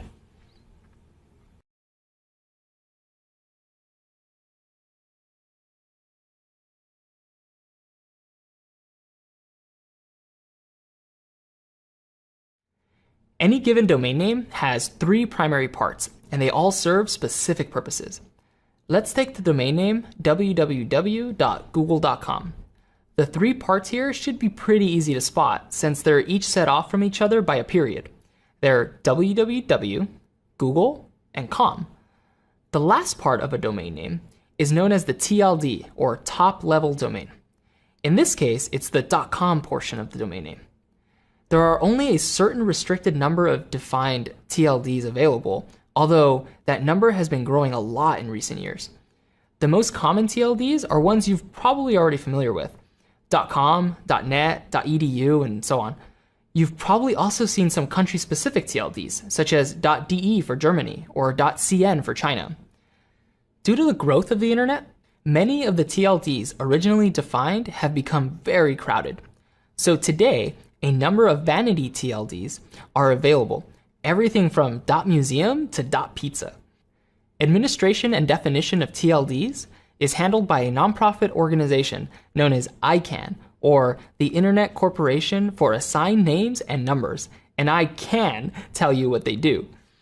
ICANN is a sister organization to the IANA, and together they help define and control both the global IP spaces along with the global DNS system. A domain is the name commonly used to refer to the second part of a domain name, which would be Google in our example. Domains are used to demarcate where control moves from a TLD name server to an authoritative name server. This is typically under the control of an independent organization or someone outside of ICANN. Domains can be registered and chosen by any individual or company but they must all end in one of the predefined TLDs. The www portion of this is known as the subdomain, sometimes referred to as a host name if it's been assigned to only one host. When you combine all these parts together, you have what's known as a fully qualified domain name, or FQDN. While it costs money to officially register a domain with a registrar, subdomains can be freely chosen and assigned by anyone who controls such a registered domain. A registrar is just a company that has an agreement with ICANN to sell unregistered domain names. We'll talk more about dealing with registrars in a future module. Technically, you can have lots of subdomain names. For example, host.sub.sub.subdomain.domain.com could be completely valid, although you rarely see fully qualified domain names with that many levels.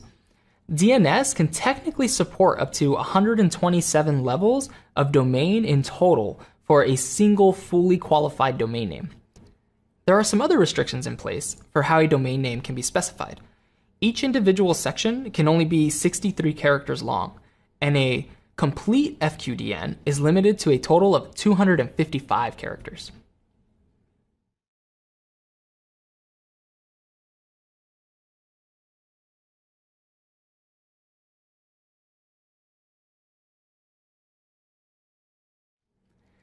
We've covered how authoritative name servers are responsible for responding to name resolution requests for specific domains, but they do more than that. An authoritative name server is actually responsible for a specific DNS zone. DNS zones are a hierarchical concept. The root name servers we covered earlier are responsible for the root zone. Each TLD name server is responsible for the zone covering its specific TLD. And what we refer to as authoritative name servers are responsible for some even finer grained zones underneath that. The root and TLD name servers are actually just authoritative name servers too. It's just that the zones that they're authoritative for are special cases. I should call out that zones don't overlap. For example, the administrative authority of the TLD name server for the .com TLD doesn't encompass the google.com domain. Instead, it ends at the authoritative server responsible for google.com. The purpose of DNS zones is to allow for easier control over multiple levels of a domain. As the number of resource records in a single domain increases, it becomes more of a headache to manage them all. Network administrators can ease this pain by splitting up their configurations into multiple zones. Let's imagine a large company that owns the domain largecompany.com. This company has offices in Los Angeles, Paris, and Shanghai. Very cosmopolitan. Let's say each office has around 200 people with their own uniquely named desktop computer. This would be 600 A records to keep track of if it was all configured as a single zone. What the company could do instead is split up each office into their own zone. So now we could have la.largecompany.com, pa.largecompany.com, and sh.largecompany.com as subdomains, each with their own DNS zone. A total of 4 authoritative name servers would now be required for the setup, one for largecompany.com and one for each of the subdomains. Zones are configured through what are known as zone files, simple configuration files that declare all resource records for a particular zone. So a zone file has to contain an SOA, or a start of authority, resource record declaration. This SOA record declares the zone and the name of the name server that is authoritative for it. Along with the SOA record, you'll usually find NS records, which indicate other name servers that might also be responsible for this zone. For simplicity's sake, we've been referring to server in the singular when discussing what's responsible for a zone, whether at the root, TLD, or domain level. But there are often going to be multiple physical servers with their own FQDNs and IP addresses involved. Having multiple servers in place for something as important as DNS is pretty common. Why? Well, if one server were to have a problem or suffer a hardware failure, you could always rely on one of the other ones to serve DNS traffic. Besides SOA and NS records, You'll also find some or all of the other resource record types we've already covered, like A, Quad A, and CNAME records, along with configurations such as default TTL values for the records served by this zone. Just like how subdomains can go many, many layers deep, zones can be configured to do this too. But just like with subdomains, it's rare to see zones deeper than just a few levels. Sometimes, you'll also see what are known as reverse lookup zone files. These let DNS resolvers ask for an IP and get the FQDN associated with it returned. These files are the same as zone files, except instead of A and Quad A records, which resolve names to IPs, you'll find mostly pointer resource record declarations. As you might have guessed, a PTR, or pointer record, resolves an IP to a name. Up next, a dynamic quiz for you before a dynamic new lesson on dynamic host configuration protocol. See you there. Managing hosts on a network can be a daunting and time-consuming task. Every single computer on a modern TCP/IP-based network needs to have at least 4 things specifically configured: an IP address, the subnet mask for the local network, a primary gateway, and a name server. On their own, these 4 things don't seem like much, but when you have to configure them on hundreds of machines, it becomes super tedious. Out of these 4 things, 3 are likely the same on just about every node on the network: the subnet mask, the primary gateway, and DNS server. But the last item, an IP address, needs to be different on every single node on the network. That could require a lot of tricky configuration work, and this is where DHCP, or Dynamic Host Configuration Protocol, comes into play. Listen up, because DHCP is critical to know as an IT support specialist when it comes to troubleshooting networks. DHCP is an application layer protocol that automates the configuration process of hosts on a network.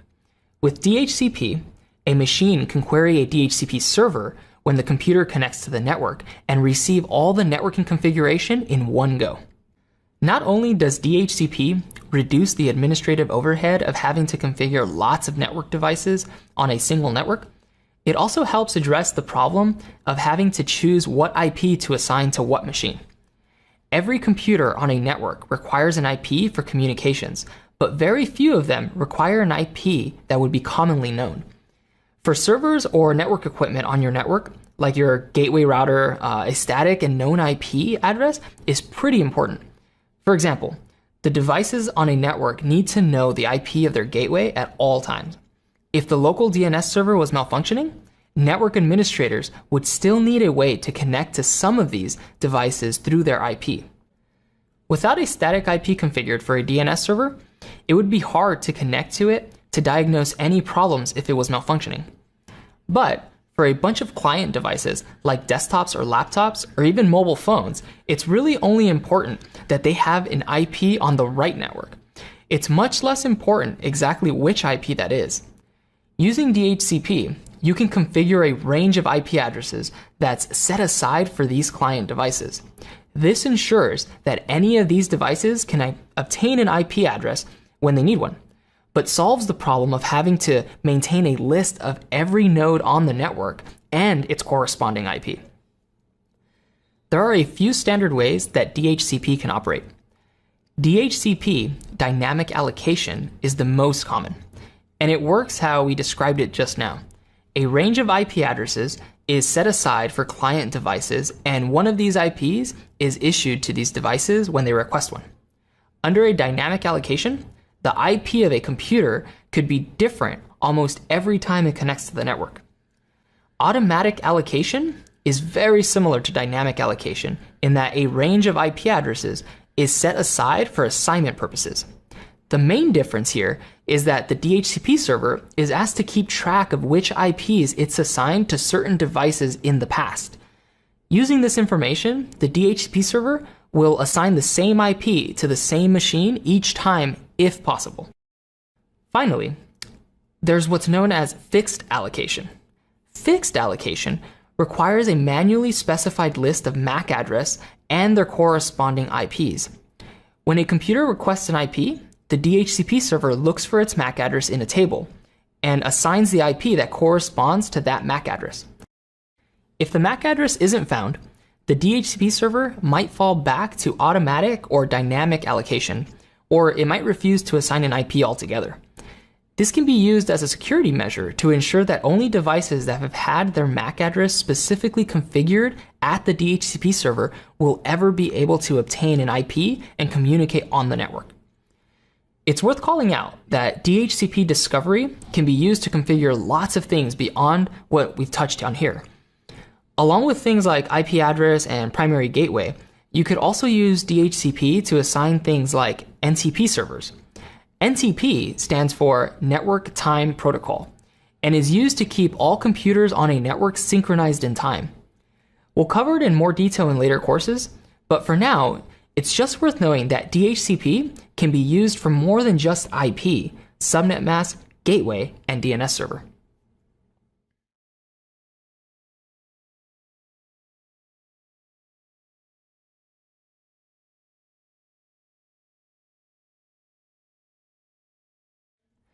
DHCP is an application layer protocol, which means it relies on the transport, network, data link, and physical layers to operate. But you might have noticed that the entire point of DHCP is to help configure the network layer itself. Let's take a look at exactly how DHCP works and how it accomplishes communications without a network layer configuration in place. Warning, geeky stuff ahead. The process by which a client configured to use DHCP attempts to get network configuration information is known as DHCP discovery. The DHCP discovery process has 4 steps. First, we have the server discovery step.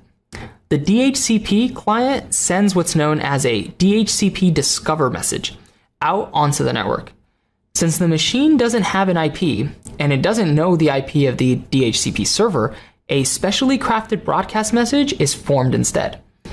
DHCP listens on UDP port 67, and DHCP discovery messages are always sent from UDP port 68. So the DHCP discover message is encapsulated in a UDP datagram with a destination port of 67 and a source port of 68. This is then encapsulated inside of an IP datagram with a destination IP of 255.255.255.255 and a source IP of 0.0.0.0. This broadcast message would get delivered to every node on the local area network, and if a DHCP server is present, it would receive this message. Next, the DHCP server would examine its own configuration and would make a decision on what, if any, IP address to offer to the client. This will depend on if it's configured to run with dynamic, automatic, or fixed address allocation. The response would be sent as a DHCP offer message with a destination port of 68, a source port of 67, a destination broadcast IP of 255.255.255.255, and its actual IP as the source. Since the DHCP offer is also a broadcast, it would reach every machine on the network. The original client would recognize that this message was intended for itself. This is because the DHCP offer has the field that specifies the MAC address of the client that sent the DHCP discover message. The client machine would now process this DHCP offer to see what IP is being offered to it. Technically, a DHCP client could reject this offer. It's totally possible for multiple DHCP servers to be running on the same network and for a DHCP client to be configured to only respond to an offer of an IP within a certain range, but this is rare. More often, the DHCP client would respond to the DHCP offer message with a DHCP request message. This message essentially says, yes, I would like to have an IP that you offered to me. Since the IP hasn't been assigned yet, this is again sent from an IP of 0.0.0.0 and to the broadcast IP of 255.255.255.255. Finally, the DHCP server receives the DHCP request message and responds with a DHCP ACK or DHCP acknowledgement message. This message is again sent to a broadcast IP of 255.255.255.255 and with a source IP corresponding to the actual IP of the DHCP server. Again, the DHCP client would recognize that this message was intended for itself by inclusion of its MAC address in one of the message fields.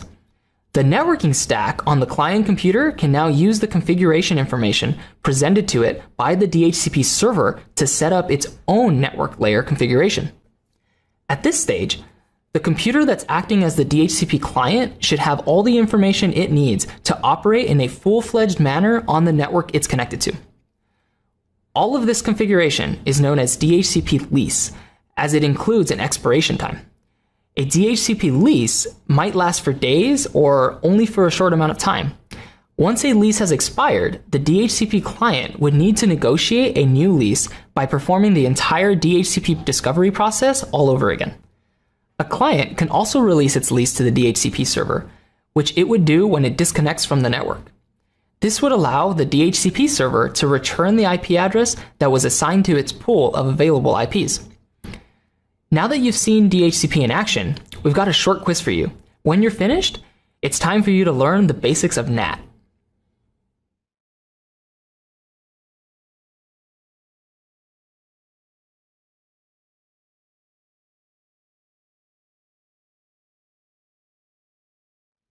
Welcome back. Ready to dive right in?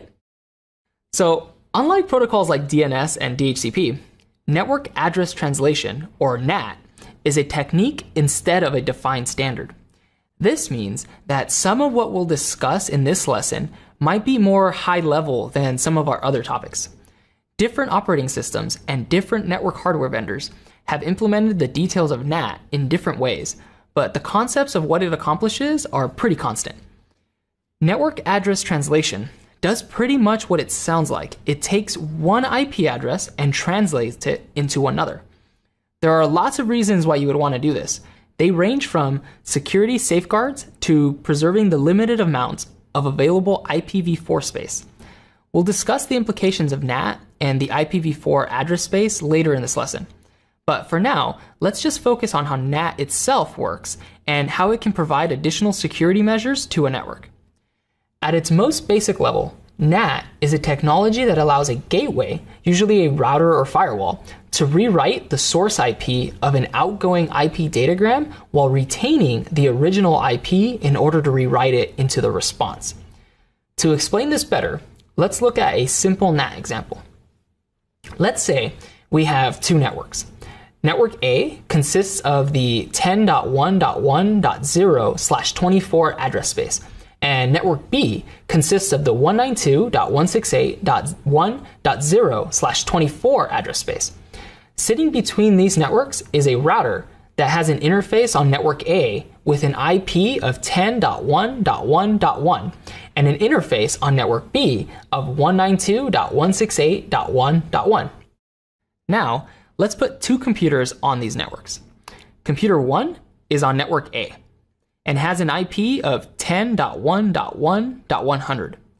And computer 2 is on network B and has an IP of 192.168.1.100.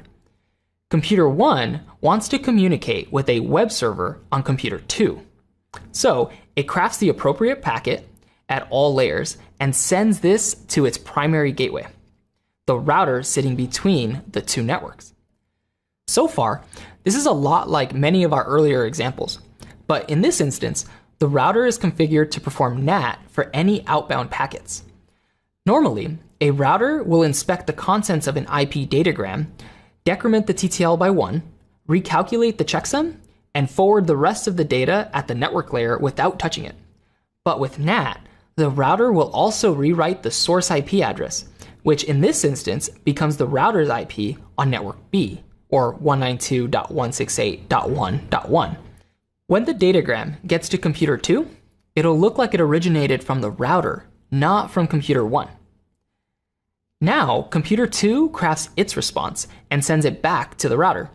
The router, knowing that this traffic is actually intended for computer 1, rewrites the destination IP field before forwarding it along. What NAT is doing in this example is hiding the IP of computer 1 from computer 2. This is known as IP masquerading. IP masquerading is an important security concept. The most basic concept at play here is that no one can establish a connection to your computer if they don't know what IP address it has. By using NAT in the way we've just described, we could actually have hundreds of computers on network A, all of their IPs being translated by the router to its own. To the outside world, the entire address space of network A is protected and invisible. This is known as one-to-many NAT, and you'll see it in use on lots of LANs today.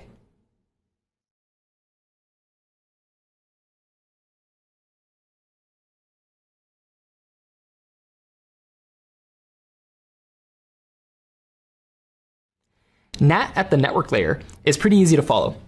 One IP address is translated to another by a device, usually a router. But at the transport layer, things get a little bit more complicated, and several additional techniques come into play to make sure everything works properly. With one-to-many NAT, we've talked about how hundreds, even thousands of computers can all have their outbound traffic translated via NAT to a single IP. This is pretty easy to understand when the traffic is outbound, but a little more complicated once return traffic is involved. We now have potentially hundreds of responses all directed at the same IP, and the router at this IP needs to figure out which responses go to which computer. The simplest way to do this is through port preservation. Port preservation is a technique where the source port chosen by a client is the same port used by the router. Remember that outbound connections choose a source port at random from the ephemeral ports, or the ports in the range 49,152 through 65,535. In the simplest setup, a router set up to NAT outbound traffic will just keep track of what this source port is, and use that to direct traffic back to the right computer. Let's imagine a device with an IP of 10.1.1.100. It wants to establish an outbound connection, and the networking stack of the operating system chooses port 51,300 for this connection. Once this outbound connection gets to the router, it performs network address translation and places its own IP in the source address field of the IP datagram. But it leaves the source port in the TCP datagram the same and stores this data internally in a table. Now, when traffic returns to the router on port 51,300, it knows that this traffic needs to be forwarded back to the IP 10.1.1.100. Even with how large the set of ephemeral ports is, it's still possible for two different computers on a network to both choose the same source port around the same time. When this happens, the router normally selects an unused port at random to use instead. Another important concept about NAT and the transport layer is port forwarding. Port forwarding is a technique where specific destination ports can be configured to always be delivered to specific nodes. This technique allows for complete IP masquerading while still having services that can respond to incoming traffic. Let's use our network 10.1.1.0/24 again to demonstrate this. Let's say there's a web server configured with an IP of 10.1.1.5. With port forwarding, no one would even have to know this IP. Prospective web clients would only have to know about the external IP of the router. Let's say it's 192.168.1.1. Any traffic directed at port 80 on 192.168.1.1 would get automatically forwarded to 10.1.1.5. Response traffic would have the source IP rewritten to look like the external IP of the router. This technique not only allows for IP masquerading, it also simplifies how external users might interact with lots of services all run by the same organization. Let's imagine a company with both a web server and a mail server. Both need to be accessible to the outside world, but they run on different servers with different IPs. Again, let's say the web server has an IP of 10.1.1.5, and the mail server has an IP of 10.1.1.6. With port forwarding, traffic for either of these services could be aimed at the same external IP, and therefore the same DNS name. But it would get delivered to entirely different internal servers due to their different destination ports.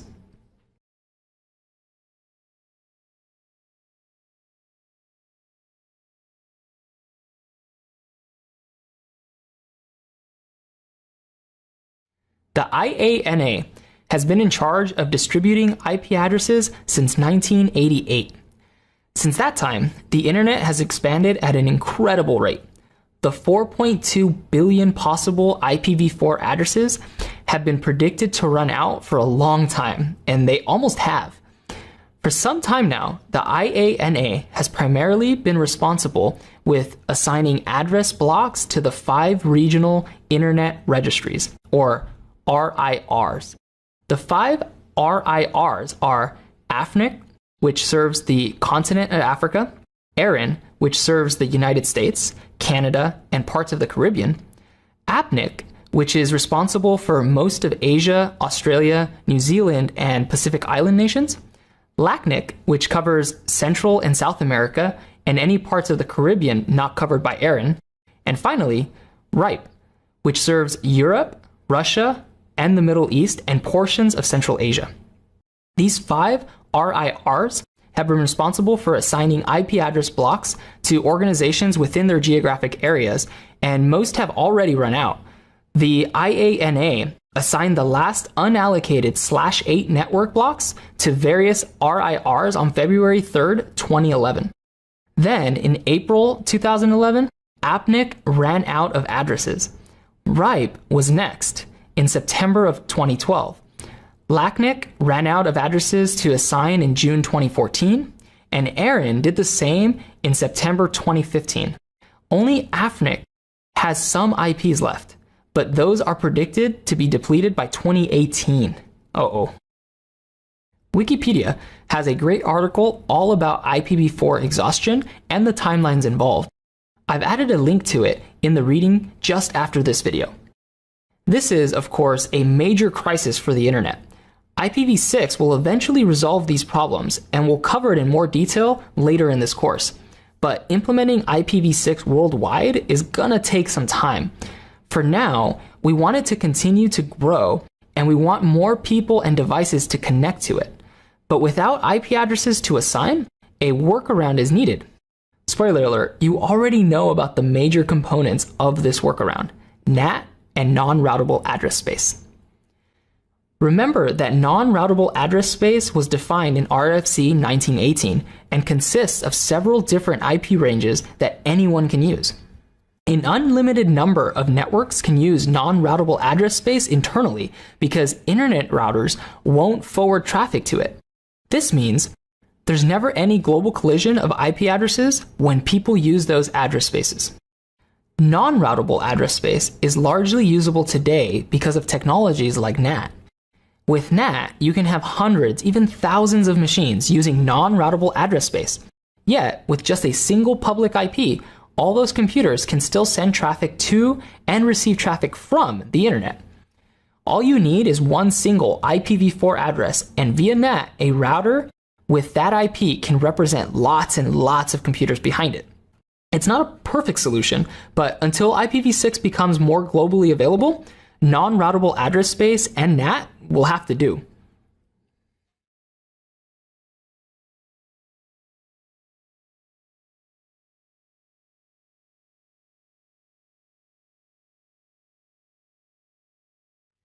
Businesses have lots of reasons to want to keep their network secure, and they do this by using some of the technologies we've already discussed.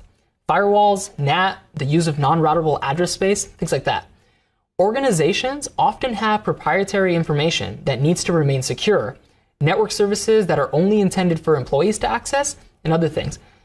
One of the easiest ways to keep networks secure is to use various securing technologies so only devices physically connected to their local area network can access these resources. But employees aren't always in the office. They might be working from home or on a business trip, and they might still need access to these resources in order to get their work done. That's where VPNs come in. Virtual private networks, or VPNs, are a technology that allows for the extension of a private or local network to hosts that might not work on that same local network. VPNs come in many flavors and accomplish lots of different things. But the most common example of how VPNs are used is for employees to access their business's network when they're not in the office. VPNs are a tunneling protocol, which means they provision access to something not locally available. When establishing a VPN connection, you might also say that a VPN tunnel has been established. Let's go back to the example of an employee who needs to access company resources while not in the office. The employee could use a VPN client to establish a VPN tunnel to their company network. This would provision their computer with what's known as a virtual interface with an IP that matches the address space of the network they've established a VPN connection to. By sending data out of this virtual interface, the computer could access internal resources just like if it was physically connected to the private network. Most VPNs work by using the payload section of the transport layer to carry an encrypted payload that actually contains an entire second set of packets: the network, the transport, and the application layers of a packet intended to traverse the remote network. Basically, this payload is carried to the VPN's endpoint, where all the other layers are stripped away and discarded. Then, the payload is unencrypted, leaving the VPN server with the top 3 layers of a new packet. This gets encapsulated with the proper data link layer information and sent out across the network. This process is completed in the inverse, in the opposite direction. VPNs usually require strict authentication procedures in order to ensure that they can only be connected to by computers and users authorized to do so. In fact, VPNs were one of the first technologies where two-factor authentication became common. Two-factor authentication is a technique where more than just a username and password are required to authenticate. Usually, a short-lived numerical token is generated by the user through a specialized piece of hardware or software. VPNs can also be used to establish site-to-site connectivity. Conceptually, there isn't much difference between how this works compared to our remote employee situation. It's just that the router, or sometimes a specialized VPN device on one network, establishes the VPN tunnel to the router or VPN device on another network. This way, two physically separated offices might be able to act as one network and access network resources across the tunnel. It's important to call out that just like NAT, VPNs are a general technology concept, not a strictly defined protocol. There are lots of unique implementations of VPNs, and the details of how they all work can differ a ton.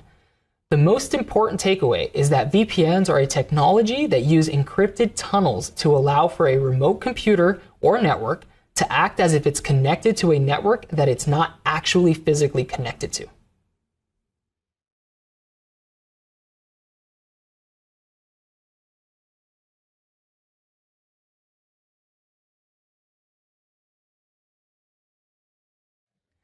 A proxy service is a server that acts on behalf of a client in order to access another service. Proxies sit between clients and other servers, providing some additional benefit: anonymity, security, content filtering, increased performance, a couple other things. If any part of this sounds familiar, that's good. We've already covered some specific examples of proxies, like gateway routers. You don't hear them referred to this way, but a gateway definitely meets the definition of what a proxy is and how it works.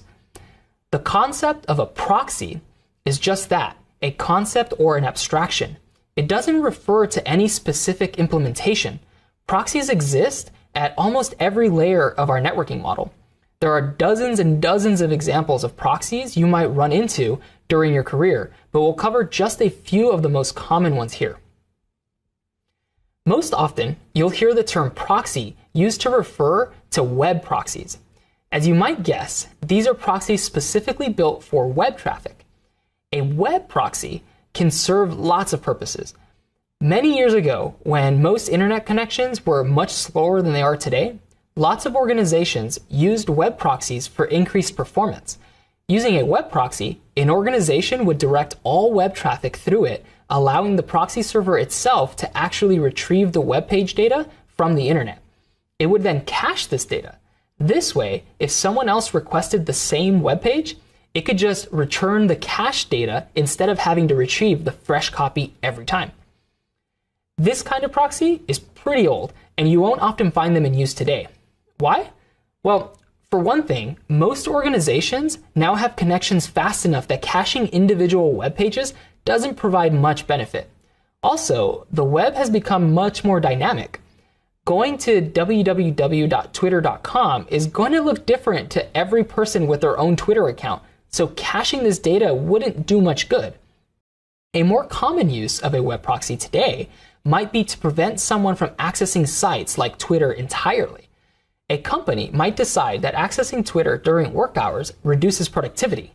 By using a web proxy, they can direct all web traffic to it, allow the proxy to inspect what data is being requested, and then allow or deny this request depending on what site is being accessed.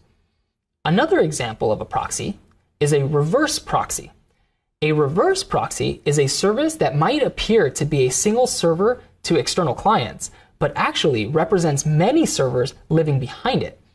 A good example of this is how lots of popular websites are architected today. Very popular websites like Twitter receive so much traffic that there's no way a single web server could possibly handle all of it. A website that popular might need many, many web servers in order to keep up with processing all incoming requests. A reverse proxy in this situation could act as a single front end for many web servers living behind it. From the client's perspective, it looks like they're all connected to the same server.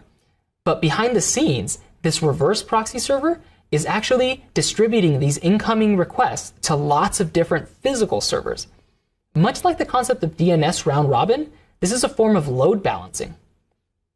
Another way that reverse proxies are commonly used by popular websites is to deal with decryption. More than half of all traffic on the web is now encrypted, and encrypting and decrypting data is a process that can take a lot of processing power. You'll learn a lot more about encryption and how it works in another course in this program. Reverse proxies are now implemented in order to use hardware built specifically for cryptography to perform the encryption and decryption work so that the web servers are free to just serve content. Proxies come in many other flavors, way too many for us to cover them all here. But the most important takeaway is that proxies are any server that act as an intermediary between a client and another server. Good job. We covered a lot. Take a break for a bit before you move on to the quiz and project we've cooked up for you. Once you're done with these, take another break and then meet me back here for the next module where we'll cover the history of internet connections.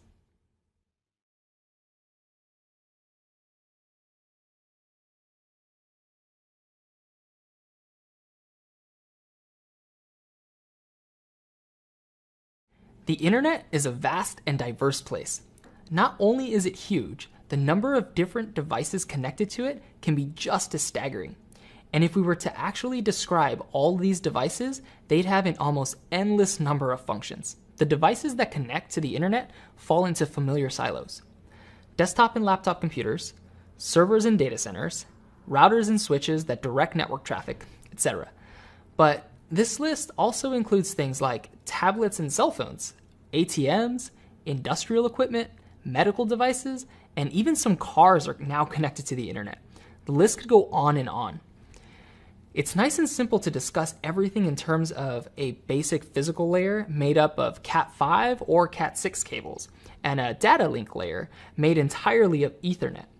But that's not exactly how things work when they actually connect to the internet.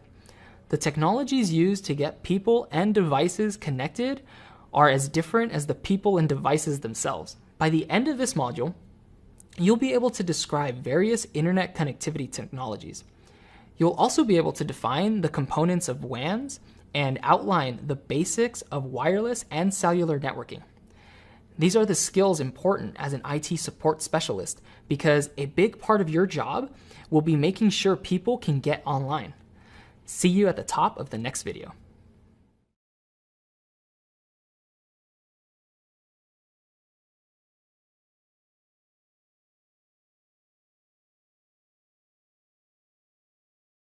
As computer use grew over the course of the 20th century, it became obvious that there was a big need to connect computers to each other so that they could share data. For years before Ethernet, TCP, or IP were ever invented, there were computer networks made up of technologies way more primitive than the model we've been discussing. These early networking technologies mostly focused on connecting devices within close physical proximity to each other.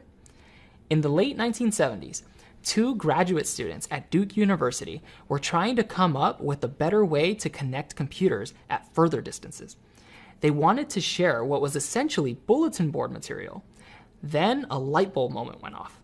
They realized the basic infrastructure for this already existed, the public telephone network. The Public Switched Telephone Network, or PSTN, is also sometimes referred to as the Plain Old Telephone Service, or POTS.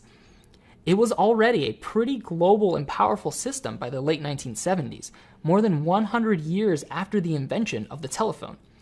These Duke grad students weren't the first ones to think about using a phone line to transmit data, but they were the first to do it in a way that became somewhat permanent precursor to the dial-up networks to follow. The system they built is known as Usenet, and a form of it is still in use today.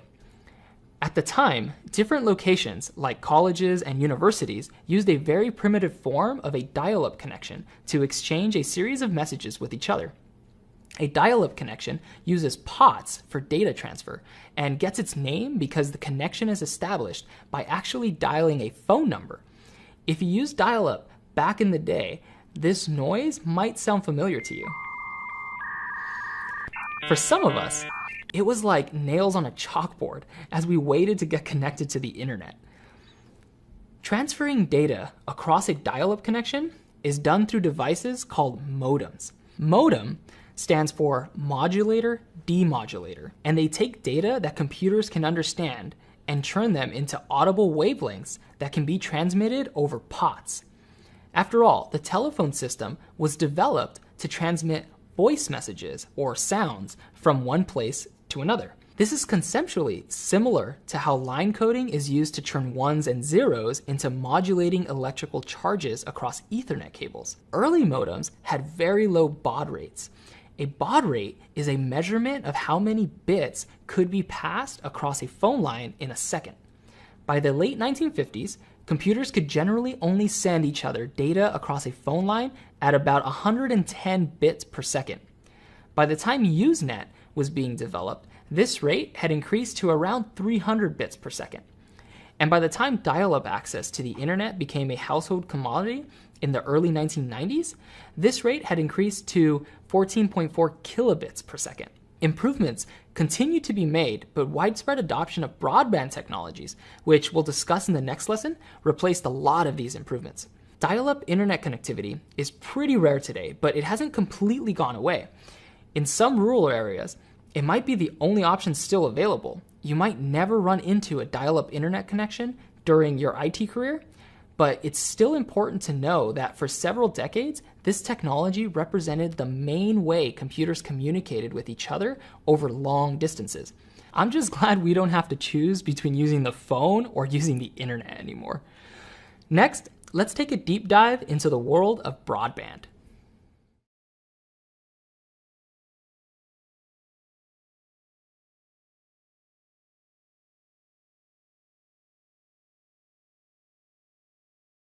The term broadband has a few definitions.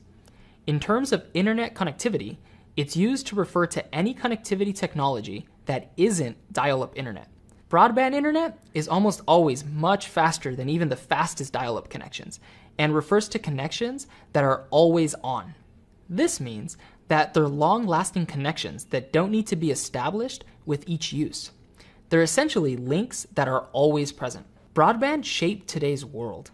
While the internet itself is a totally amazing invention, it wasn't until the advent of broadband technologies that its true potential for business and home users was realized. Long before people had broadband connections at home, businesses spent a lot of resources on them, usually out of necessity. If you had an office with more than a few employees, the bandwidth available by a single dial-up connection would quickly be oversaturated by just a few users. By the mid-1990s, it had become pretty common for businesses that needed internet access for their employees to use various T-carrier technologies. T-carrier technologies were originally invented by AT&T in order to transmit multiple phone calls over a single link. Eventually, they also became common transmission systems to transfer data much faster than any dial-up connection could handle. We'll cover the details of T-carrier technologies in an upcoming lesson. After businesses got into the broadband game, home use became more prevalent. As different aspects of the internet, like the World Wide Web, became more complex, they also required ever-increasing data transfer rates. In the days of dial-up, even a single image on a web page could take many seconds to download and display. High-resolution photos that you can now take on a cell phone would have required a long time to download and a lot of your patience. A single picture taken on a smartphone today can easily be several megabytes in size. 2 megabytes would translate to 16,777,216 bits. At a baud rate of 14.4 kilobits per second, that many bits would take nearly 20 minutes to download. No one would have had time to download all the hilarious cat images on the internet back then. What a travesty! Without broadband internet connection technologies, the internet as we know it today wouldn't exist. We wouldn't be able to stream music or movies or easily share photos. You definitely couldn't be taking an online course like this. T-carrier technologies require dedicated lines, which makes them more expensive. For this reason, you usually only see them in use by businesses. But other broadband solutions also exist for both businesses and consumers.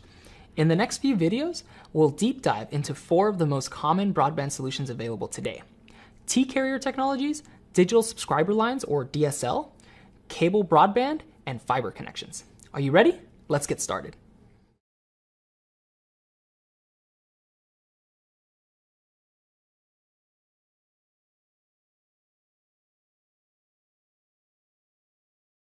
T-carrier technologies were first invented by AT&T in order to provision a system that allowed lots of phone calls to travel across a single cable.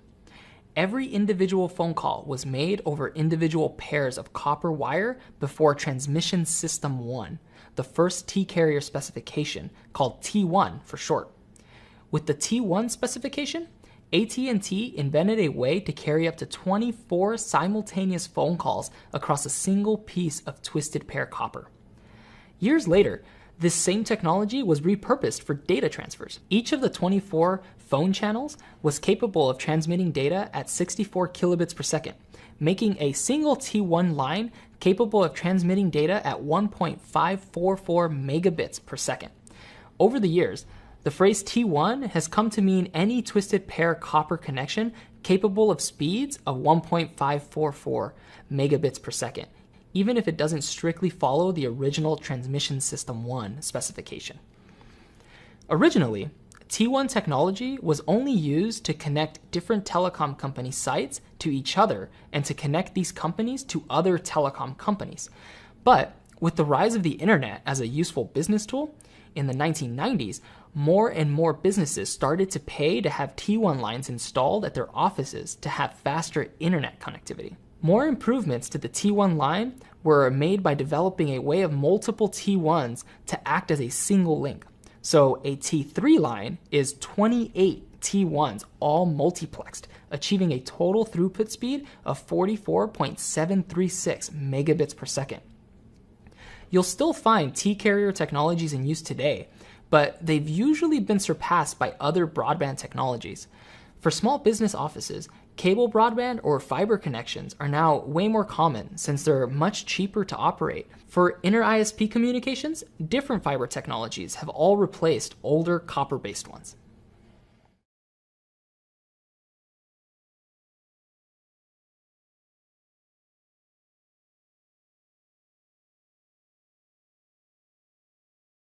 The public telephone network was a great option for getting people connected to the internet since it already had infrastructure everywhere.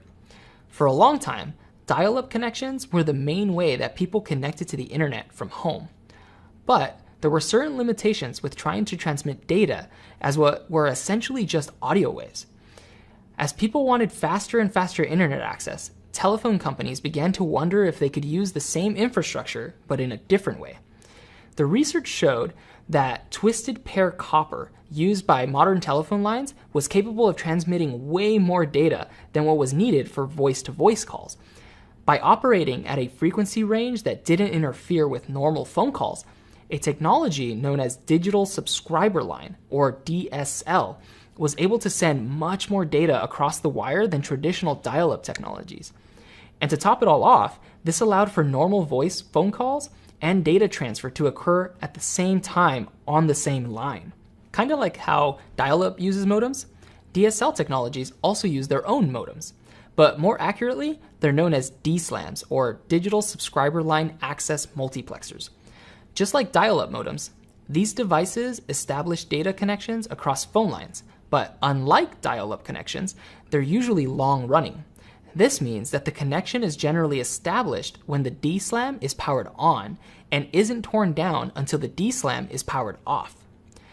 There are lots of different kinds of DSL available, but they all vary in a pretty minor way. For a long time, the two most common types of DSL were ADSL and SDSL. ADSL stands for Asymmetric Digital Subscriber Line. ADSL connections feature different speeds for outbound and incoming data. Generally, this means faster download speeds and slower upload speeds.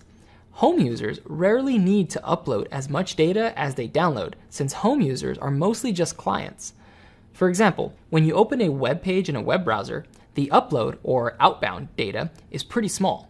You're just asking for a certain web page from the web server.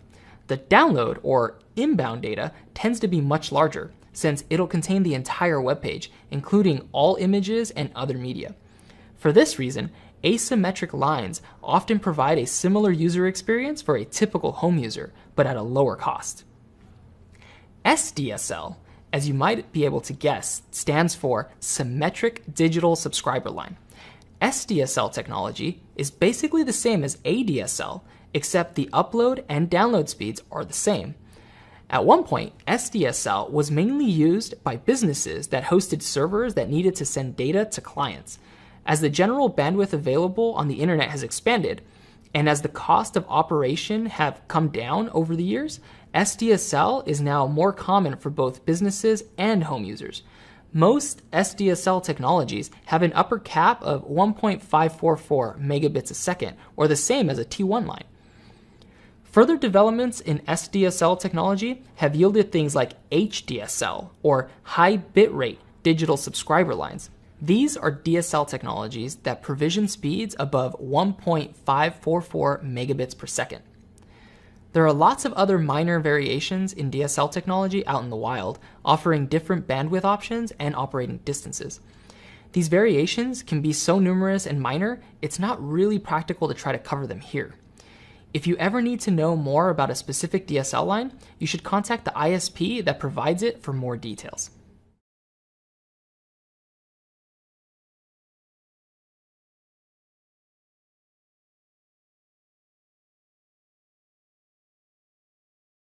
The history of both the telephone and computer networking tells a story that started with all communications being wired. But the recent trend is moving towards more and more of this traffic becoming wireless. The history of television follows the opposite path. Originally, all television broadcasts were wireless transmissions, sent out by giant television towers and received by smaller antennas in people's homes. This meant you had to be within range of one of these television towers to watch TV, just like you have to be within range of a cell phone tower to use your cell phone today. Starting in the late 1940s in the United States, the first cable television technologies were developed. At the time, they mainly wanted to provide television access to remote towns and rural homes that were out of range of capabilities of television towers at the time. Cable television continued to expand slowly over the decades, but in 1984, the Cable Communications Policy Act was passed. This deregulated the cable television business in the United States and caused a massive boom in growth and adoption. Other countries all over the globe soon followed. By the early 1990s, cable television infrastructure in the United States was about the size of the public telephone system. Not too long after that, cable providers started trying to figure out if they could join in on the massive spike in internet growth that was happening at the same time.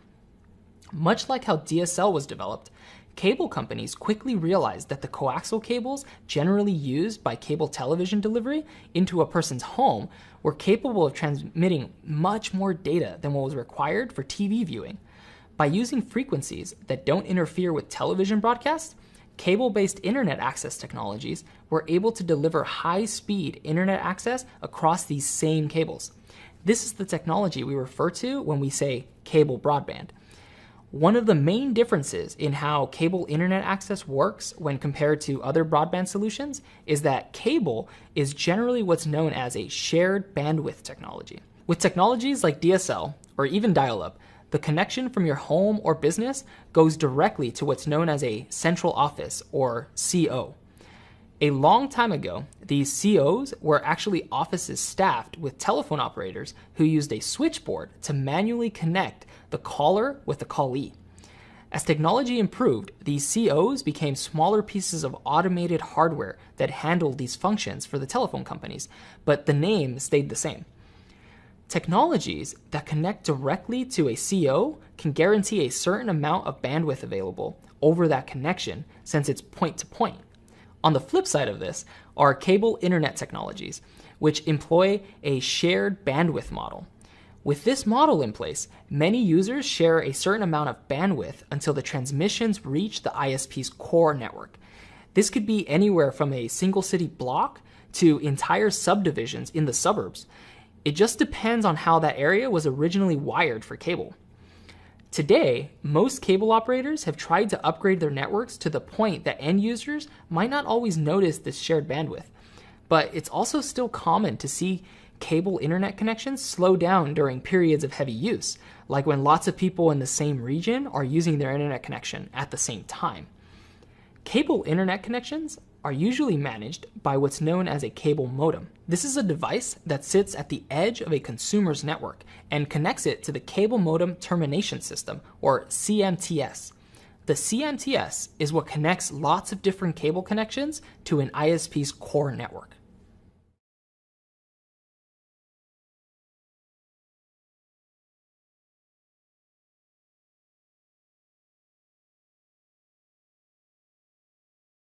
The core of the internet has long used fiber for its connections, both due to higher speeds and because fiber allows for transmission to travel much further without degradation of the signal. Remember that fiber connections use light for data transmission instead of electrical currents. The absolute maximum distance an electrical signal can travel across a copper cable before it degrades too much and requires a repeater is thousands of feet. But certain implementations of fiber connections can travel many, many miles before signal degrades. Producing and laying fiber is a lot more expensive than using copper cables. So for a long time, it was a technology you only saw in use by ISPs within their core networks, or maybe for use within data centers. But in recent years, it's become popular to use fiber to deliver data closer and closer to the end user. Exactly how close to the end user can vary a ton across implementations, which is why the phrase FTTX was developed. FTTX stands for fiber to the X, where the X can be one of many things. We'll cover a few of these possibilities. The first term you might hear is FTTN, which means fiber to the neighborhood. This means that fiber technologies are used to deliver data to a single physical cabinet that serves a certain amount of the population. From this cabinet, twisted pair copper or coax might be used for the last length of distance. The next version you might come across is FTTB. This stands for fiber to the building, fiber to the business, or even fiber to the basement, since this is generally where cables to buildings physically enter. FTTB is a setup where fiber technologies are used for data delivery to an individual building. After that, twisted pair copper is typically used to actually connect those inside of the building. A third version you might hear is FTTH, which stands for fiber to the home. This is used in instances where fiber is actually run to each individual residence in a neighborhood or apartment building. FTTH and FTTB may both also be referred to as FTTP, fiber to the premises. Instead of a modem, the demarcation point for fiber technologies is known as optical network terminator, or ONT.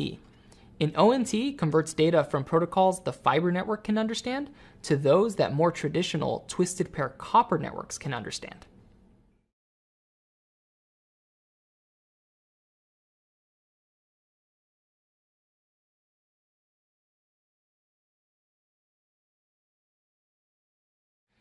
Let's say that you're in charge of the network as the sole IT support specialist at a small company. At first, the business only has a few employees with a few computers in a single office. You decide to use non-routable address space for the internal IPs because IP addresses are scarce and expensive. You set up a router and configure it to perform NAT. You configure a local DNS server and a DHCP server to make network configuration easier. And of course, for all of this to really work, you sign a contract with an ISP to deliver a link to the internet to this office, so your users can access the web. Now imagine the company grows. You're using non-routable address space for your internal IPs, so you have plenty of space to grow there. Maybe some salespeople need to connect to resources on the LAN you've set up while they're on the road. So you configure a VPN server and make sure the VPN server is accessible via port forwarding. Now, you can have employees from all over the world connect to the office LAN. Business is good and the company keeps growing. The CEO decides that it's time to open a new office in another city across the country. Suddenly, instead of a handful of salespeople requiring remote access to the resources on your network, you have an entire second office that needs it. This is where wide area networks, or WAN technologies, come into play. Unlike a LAN or a local area network, WAN stands for wide area network. A wide area network acts like a single network, but spans across multiple physical locations. WAN technologies usually require that you contract a link across the internet with your ISP. This ISP handles sending your data from one site to the other. So it could be like all of your computers are in the same physical location. A typical WAN setup has a few sections. Imagine one network of computers on one side of the country and another network of computers on the other. Each of those networks ends at a demarcation point, which is where the ISP's network takes over. The area between each demarcation point and the ISP's actual core network is called a local loop. This local loop would be something like a T-carrier line or a high-speed optical connection to the provider's local regional office. From there, it would connect out to the ISP's core network and the internet at large.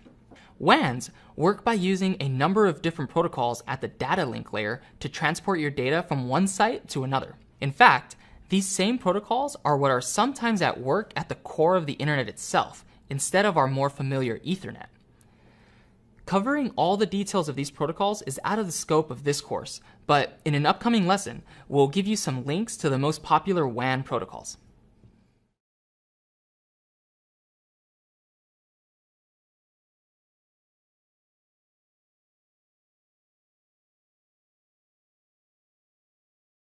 A popular alternative to WAN technologies are point-to-point VPNs.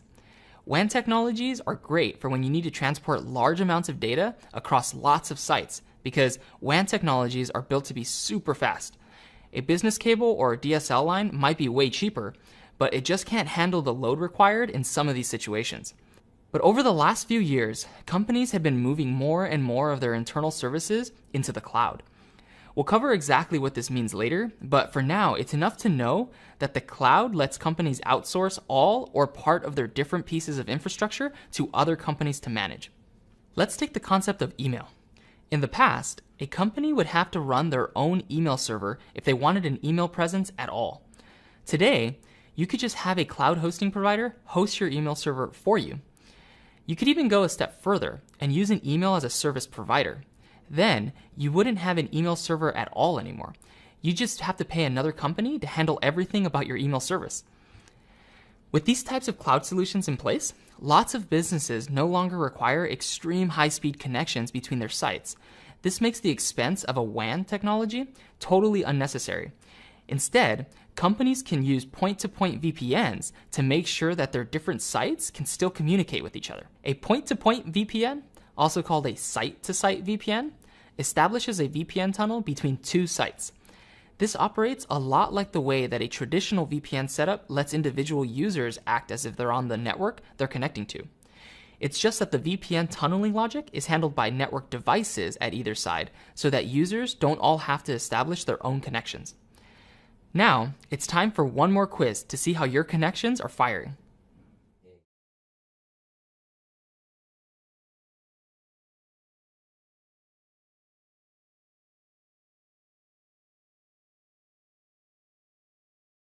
In today's world, fewer and fewer devices are weighed down by physical cables in order to connect to computer networks.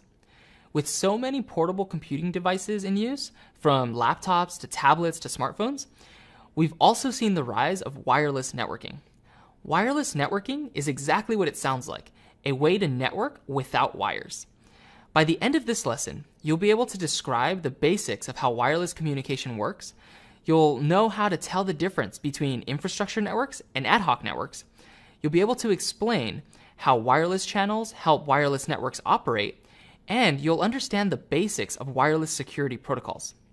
These are all invaluable skills as an IT support specialist, since wireless networks are becoming more and more common in the workplace.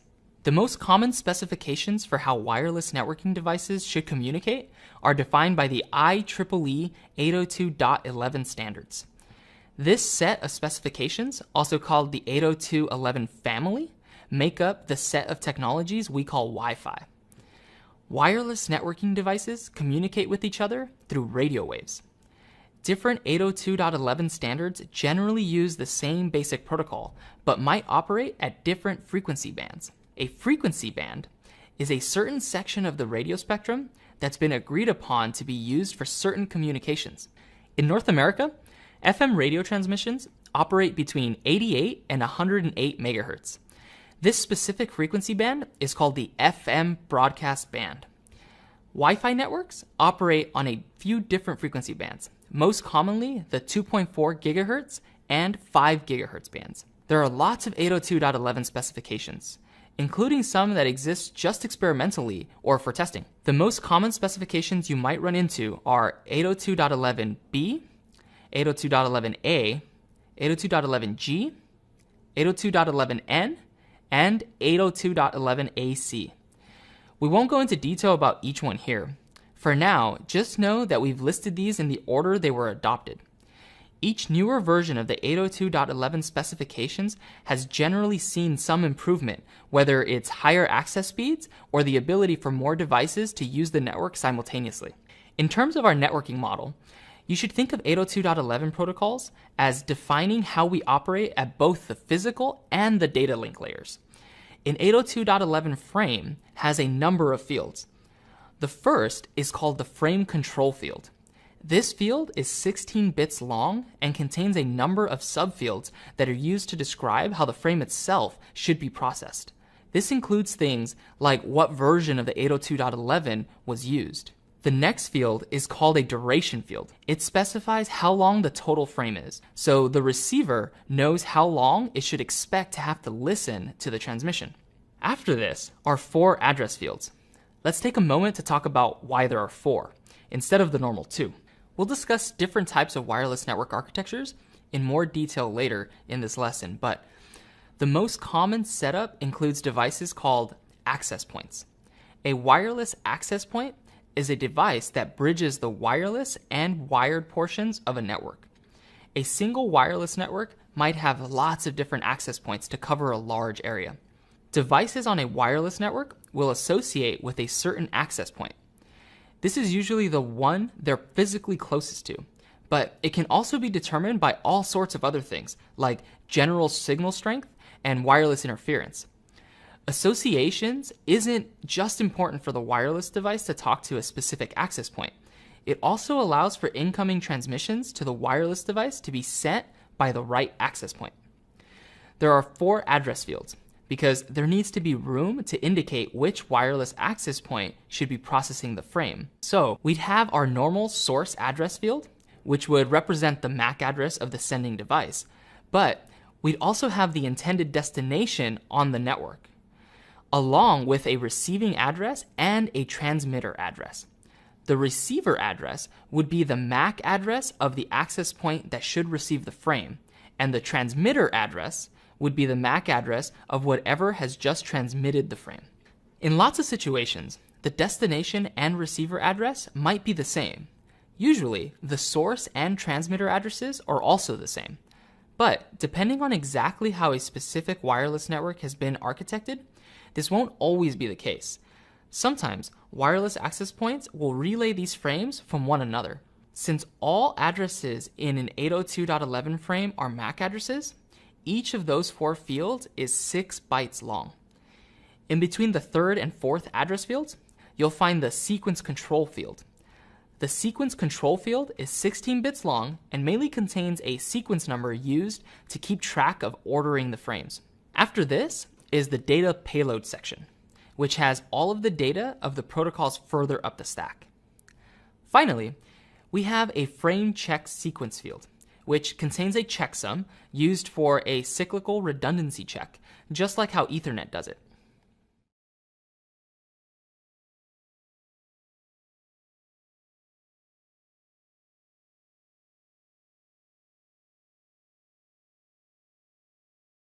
There are a few main ways that a wireless network can be configured.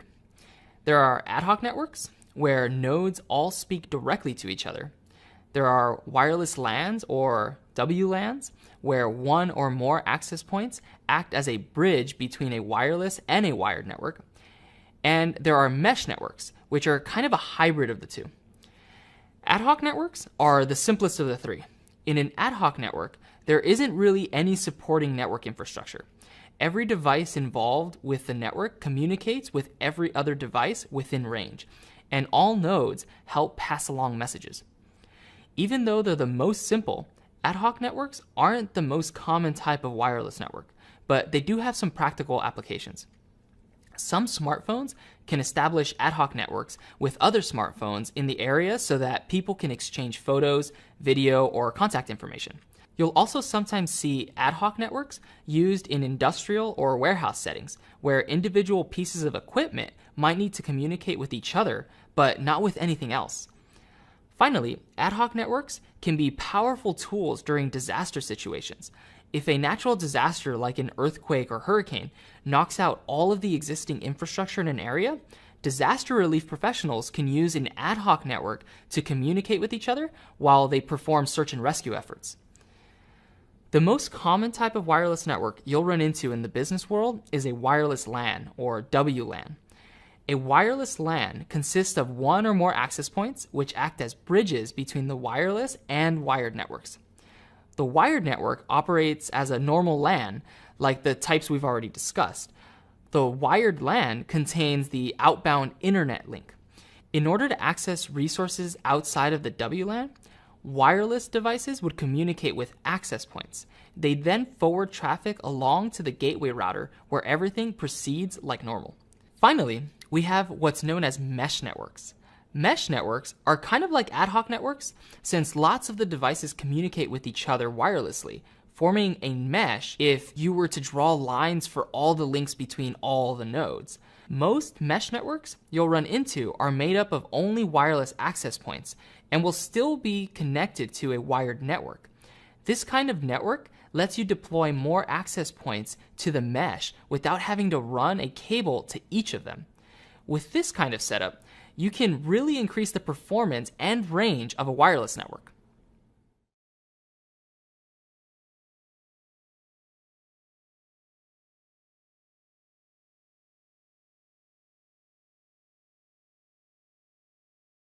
The concept of channels is one of the most important things to understand about wireless networking. Channels are individual, smaller sections of the overall frequency band used by a wireless network. Channels are super important because they help address a very old networking concern: collision domains. You might remember that a collision domain is any one network segment where one computer can interrupt another. Communications that overlap each other can't be properly understood by the receiving end. So when two or more transmissions occur at the same time, also called a collision, all devices in question have to stop their transmissions. They wait a random amount of time and try again when things quiet down. This really slows things down. The problem caused by collision domains has been mostly reduced on wired networks through devices called switches. Switches remember which computers live on which physical interfaces, so traffic is only sent to the node it's intended for. Wireless networking doesn't have cables, so there aren't physical interfaces for a wireless device to connect to. That means we can't have something that works like a wireless switch. Wireless devices are doomed to talk over each other.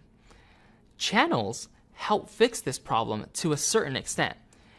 When we were talking about the concept of frequency bands, we mentioned that FM radio in North America operates between 88 MHz and 108 MHz. But when we discussed the frequency bands we use by Wi-Fi, we just mentioned 2.4 GHz and 5 GHz. This is because that's really just shorthand for where these frequency bands actually begin. For wireless networks that operate on the 2.4 GHz band, what we really mean is that they operate on roughly the band from 2.4 GHz to 2.5 GHz. Between these two frequencies are a number of channels, each with a width of a certain megahertz. Since different countries and regions have different regulatory committees for what radio frequencies might be used for what, exactly how many channels are available for use depends on where in the world you are. For example, dealing with an 802.11b network, Channel 1 operates at 2412 MHz, but since the channel width is 22 MHz, the signal really lives on the frequencies between 2401 MHz and 2423 MHz. This is because radio waves are imprecise things, so you need some buffer around what exact frequencies a transmission might actually arrive on. Some channels overlap, but some are far enough apart so they won't interfere with each other at all. Let's look again at an 802.11b network running on the 2.4 GHz band, because it's really the simplest and the concepts translate to all other 802.11 specifications. With a channel width of 22 MHz, channel 1, with its midpoint at 2412 MHz, is always completely isolated from channel 6, with its midpoint at 2437 MHz.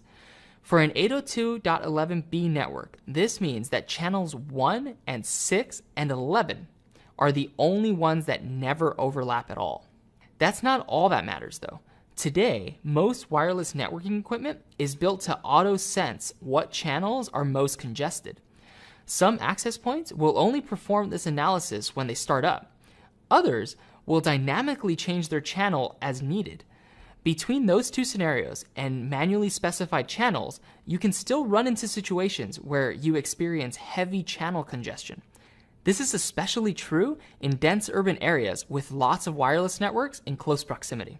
So why is this important in the world of IT support?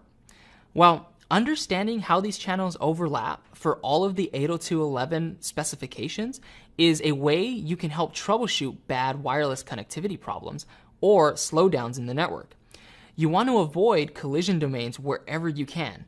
I should call out that it's not important to memorize all of the individual numbers we've talked about. The point is to understand how collision domains are a necessary problem with all wireless networks, and how you can use your knowledge in this space to optimize wireless network deployments. You want to make sure that both your own access points and those of neighboring businesses overlap channels as little as possible.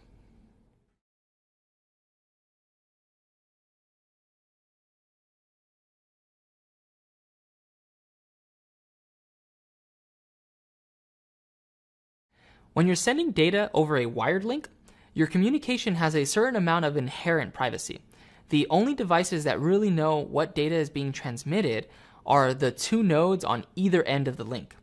Someone or some device that happens to be in close proximity can't just read the data. With wireless networking, this isn't really the case, since there aren't cables, just radio transmissions being broadcast through the air. Anyone within range could hypothetically intercept any transmissions, whether they were intended for them or not. To solve this problem, WEP was invented.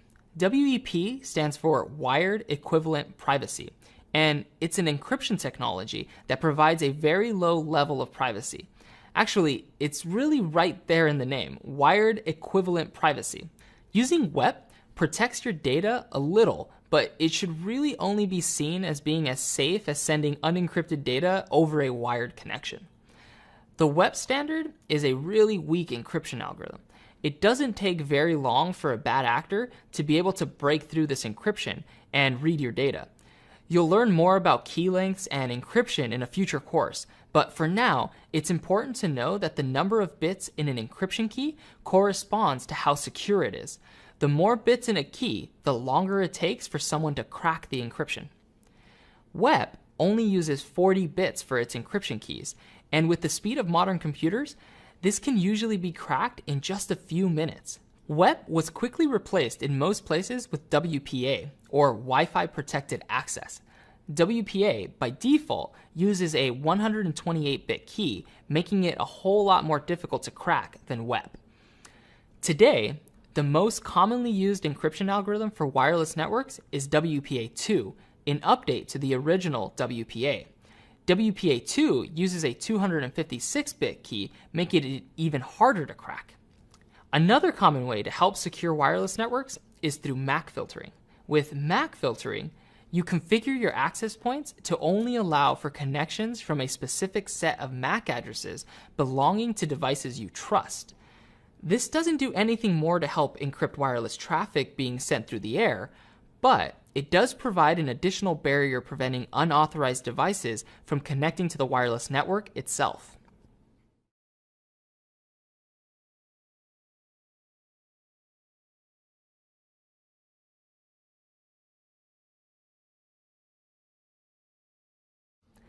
Another super popular form of wireless networking is cellular networking, also called mobile networking.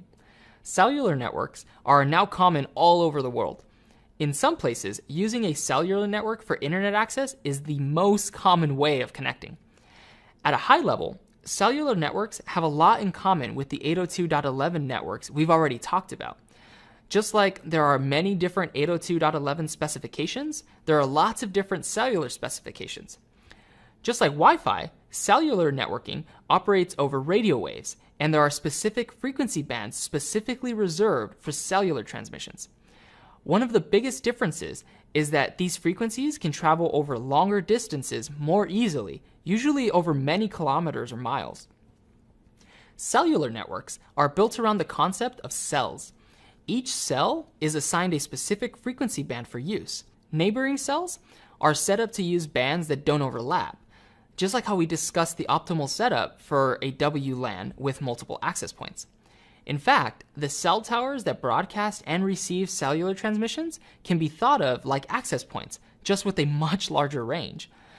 Lots of devices today use cellular networks for communication. And not just phones, also tablets and some laptops also have cellular antennas.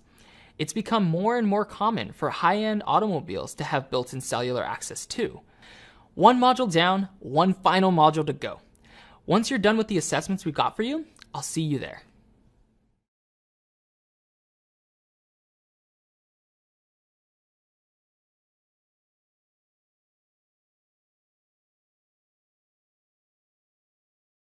Welcome back. As you've seen, computer networking can be an incredibly complicated business. There are so many layers, protocols, and devices at play, and sometimes this means that things just don't work properly. No surprise there.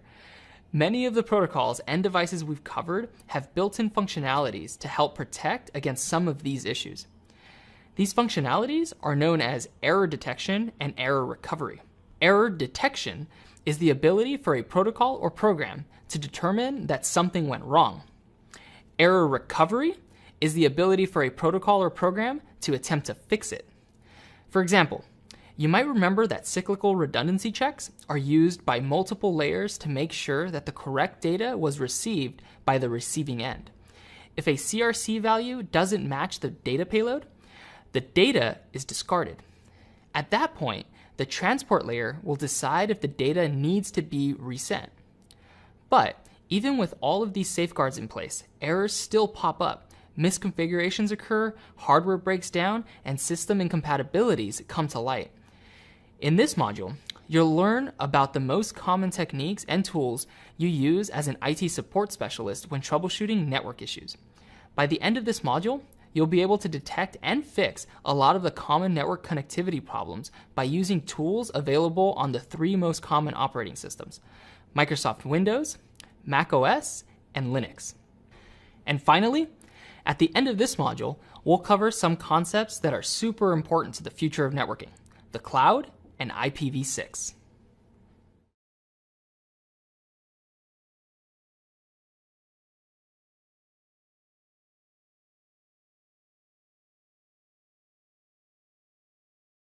When network problems come up, the most common issue you'll run into is the inability to establish a connection to something. It could be a server you can't reach at all, or a website that isn't loading. Maybe you can only reach your resource on your LAN and can't connect to anything on the internet. Whatever the problem is, being able to diagnose connectivity issues is an important part of network troubleshooting. By the end of this lesson, you'll be able to use a number of important troubleshooting tools to help resolve these issues. When a network error occurs, the device that detects it needs some way to communicate this to the source of the problematic traffic. It could be that a router doesn't know how to route to a destination, or that a certain port isn't reachable. It could even be that the TTL of an IP datagram expired and no further router hops will be attempted. For all of these situations and more, ICMP, or Internet Control Message Protocol, is used to communicate these issues. ICMP is mainly used by a router or remote host to communicate why a transmission has failed back to the origin of the transmission. The makeup of an ICMP packet is pretty simple. It has a header with a few fields and a data section that's used by a host to figure out which of their transmissions generated the error. The first field is the type field, 8 bits long, which specifies what type of message is being delivered. Some examples are destination unreachable or time exceeded. Immediately after this is the code field, which indicates a more specific reason for the message than just the type. For example, of the destination unreachable type, there are individual codes for things like destination network unreachable and destination port unreachable. After this is a 16-bit checksum that works like every other checksum field we've covered so far. Next up is a 32-bit field with an uninspired name, rest of header. You'd think they could come up with something a bit more interesting, but I can't really think of anything good, so who am I to judge? Anyway, this field is optionally used by some of the specific types and codes to send more data. After this is the data payload for an ICMP packet. The payload for an ICMP packet exists entirely so that the recipient of the message knows which of their transmissions caused the error being reported. It contains the entire IP header and the first 8 bytes of the data payload section of the offending packet. ICMP wasn't really developed for humans to interact with. The point is so that these sorts of error messages can be delivered between networked computers automatically. But there's also a specific tool and 2 message types that are very useful to human operators. This tool is called ping. Some version of it exists on just about every operating system and has for a very long time. Ping is a super simple program, and the basics are the same no matter which operating system you're using. Ping lets you send a special type of ICMP message called an echo request. An ICMP echo request essentially just asks a destination, "Hey, are you there?"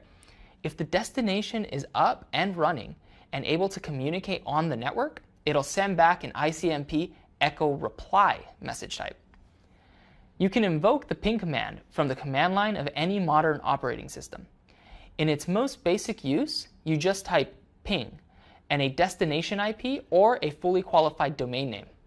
If you don't know how to use a command line in an operating system, don't worry, you will soon. We'll cover that in another course. Output of the ping command is very similar across each of the different operating systems. Every line of output will generally display the address sending the ICMP echo reply and how long it took for the round-trip communications. It will also have the TTL remaining and how large the ICMP message is in bytes. Once the command ends, there will also be some statistics displayed, like percentage of packets transmitted and received, the average round-trip time, and a couple other things like that. On Linux and macOS, the ping command will run until it's interrupted by an end user sending an interrupt event. They do this by pressing the Control key and the C key at the same time. On Windows, ping defaults to only sending 4 echo requests. In all environments, ping supports a number of command line flags that let you change its behavior, like the number of echo requests to send, how large they should be, and how quickly they should be sent. Check out the documentation for your operating system to learn a little bit more.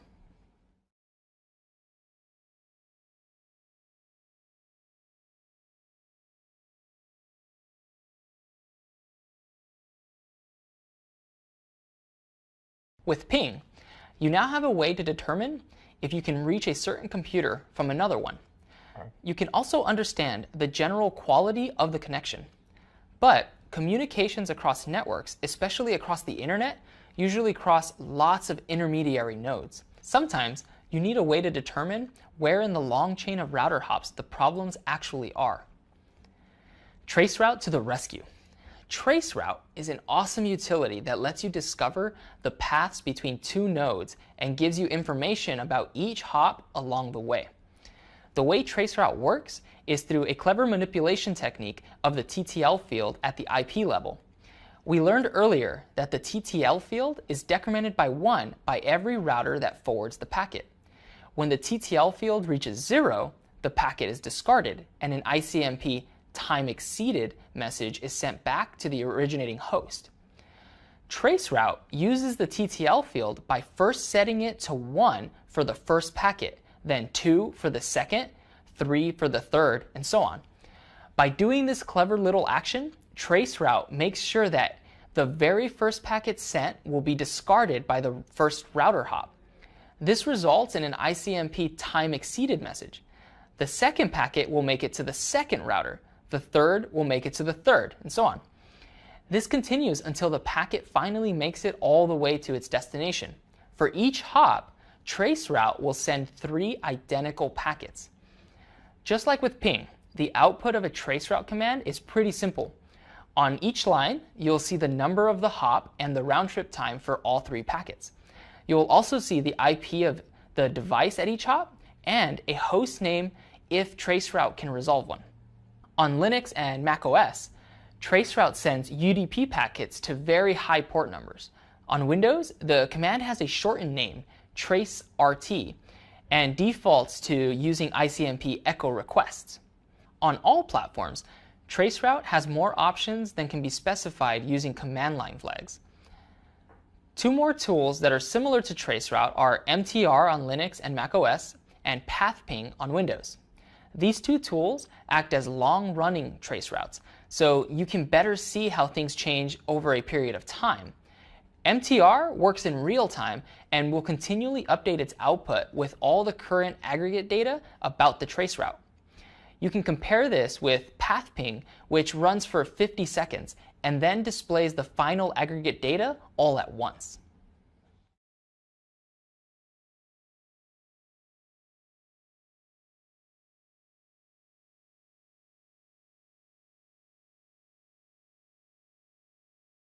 We've covered a bunch of ways to test connectivity between machines at the network layer, but sometimes you need to know if things are working at the transport layer. For this, there are 2 super powerful tools at your disposal, Netcat on Linux and macOS, and Test Net Connection on Windows. The Netcat tool can be run through the command nc and has 2 mandatory arguments, a host and a port. Running nc google.com/80 would try to establish a connection on port 80 to google.com. If the connection fails, the command will exit. If it succeeds, you'll see a blinking cursor waiting for more input. This is a way for you to actually send application layer data to the listening service from your own keyboard.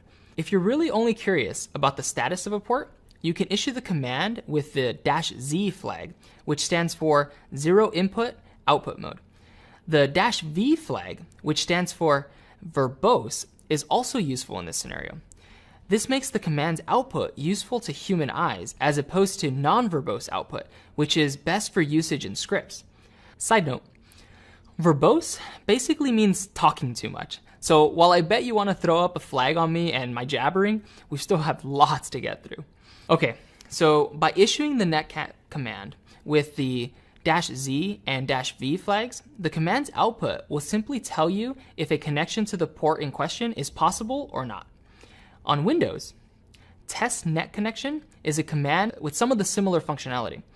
If you run test net connection with only a host specified, it will default to using an ICMP echo request, much like the program ping.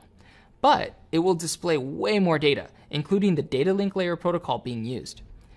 When you issue test net connection with the -port flag, you can ask it to test connectivity to a specific port. It's important to call out that both netcat and test net connection are way more powerful than the brief port connectivity examples we've covered here. In fact, they're such complex tools that covering all of their functionality would be too much for one video. You should read up about all of the other things these super powerful tools can do. We provided a few in the supplementary readings, and after you've had a chance to read through the material, we'll give you a short quiz.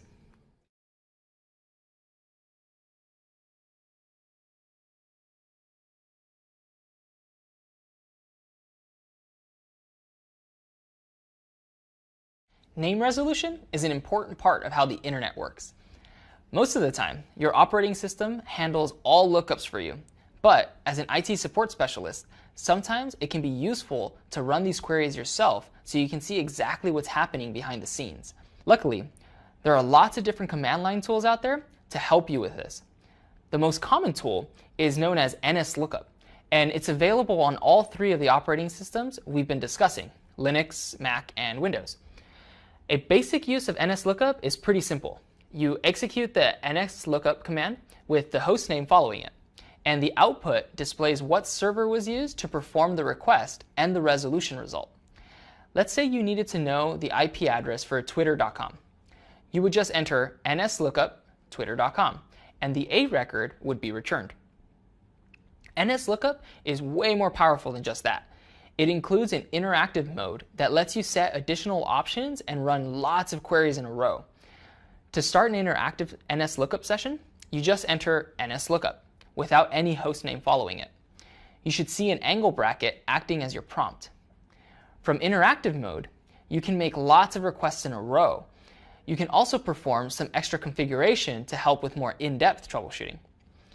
While in interactive mode, if you type server, then an address, all the following name resolution queries will be attempted to be made using that server instead of the default name server. You can also enter set type equals, followed by a resource record type.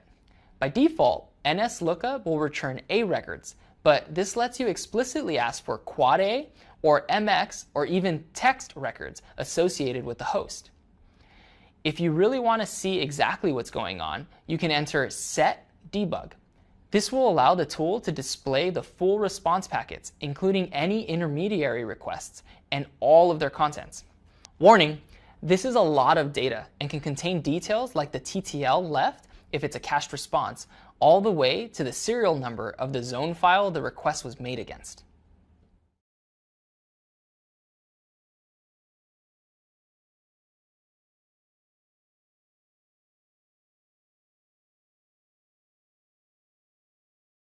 Having functional DNS is an important part of a functional network.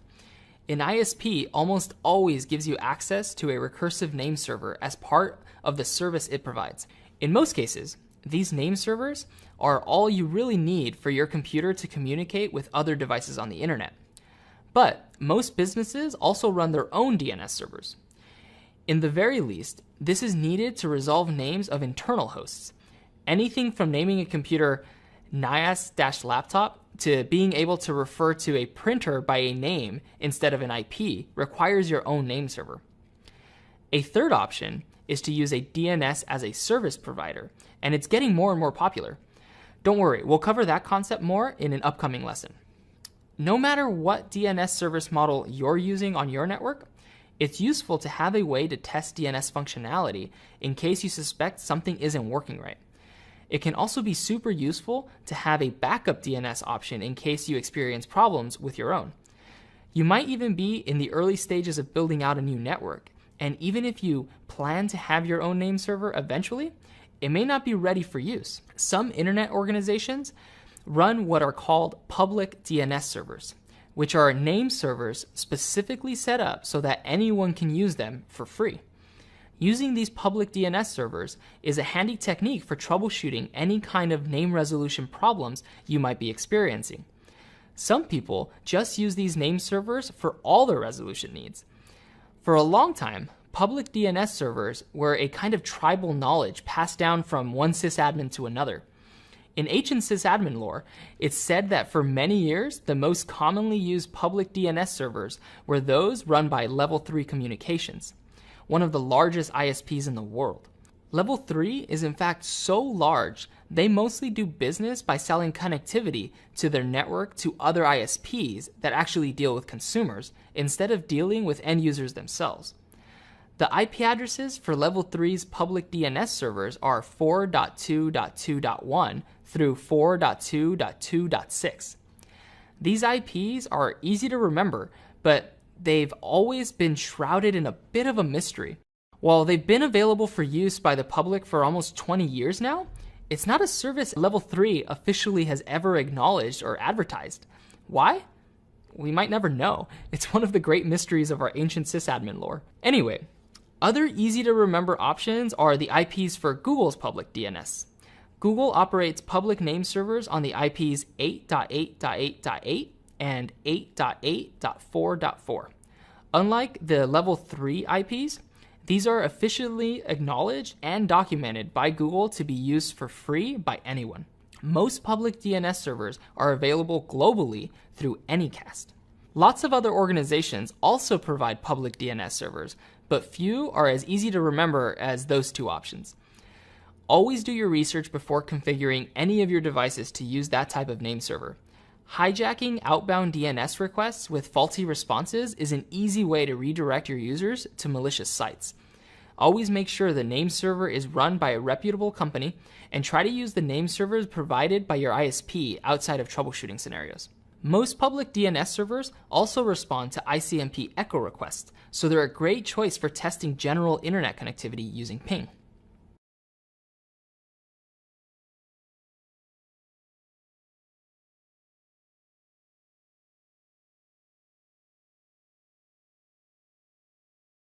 Refresher time. Remember that DNS is a global system managed in a tiered hierarchy with ICANN at the top level. Domain names need to be globally unique for a global system like this to work. You can't just have anyone decide to use any domain name. It'd be chaos.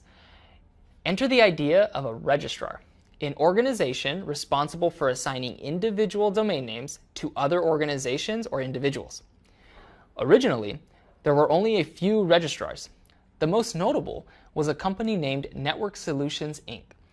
It was responsible for the registration of almost all domains that weren't country-specific. As the popularity of the internet grew, there was eventually enough market demand for competition in this space. Finally, the United States government and Network Solutions, Inc. came to an agreement to let other companies also sell domain names. Today, there are hundreds of companies like this all over the world. Registering a domain name for use is pretty simple. Basically, you create an account with the registrar, use their web UI to search for a domain name to determine if it's still available, then you agree upon a price to pay and the length of your registration. Once you own the domain name, you can either have the registrar's name servers act as the authoritative name servers for the domain, or you can configure your own servers to be authoritative. Domain names can also be transferred by one party to another, and from one registrar to another. The way this usually works is that the recipient registrar will generate a unique string of characters to prove that you own the domain and that you're allowed to transfer it to someone else. You'd configure your DNS settings to contain this string in a specific record, usually a text record. Once this information has propagated, it can be confirmed that you both own the domain and approve its transfer. After that, ownership would move to the new owner or registrar. An important part of domain name registration is that these registrations only exist for a fixed amount of time. You typically pay to register domain names for a certain number of years. It's important to keep on top of when your domain names might expire, because once they do, they're up for grabs and anyone else could register them.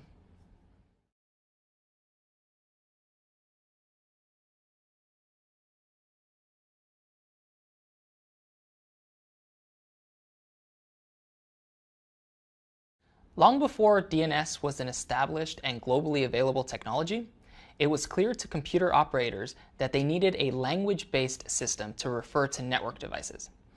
We've talked about how humans are way better at remembering descriptive words than numbers, but numbers represent the natural way that computers think and communicate.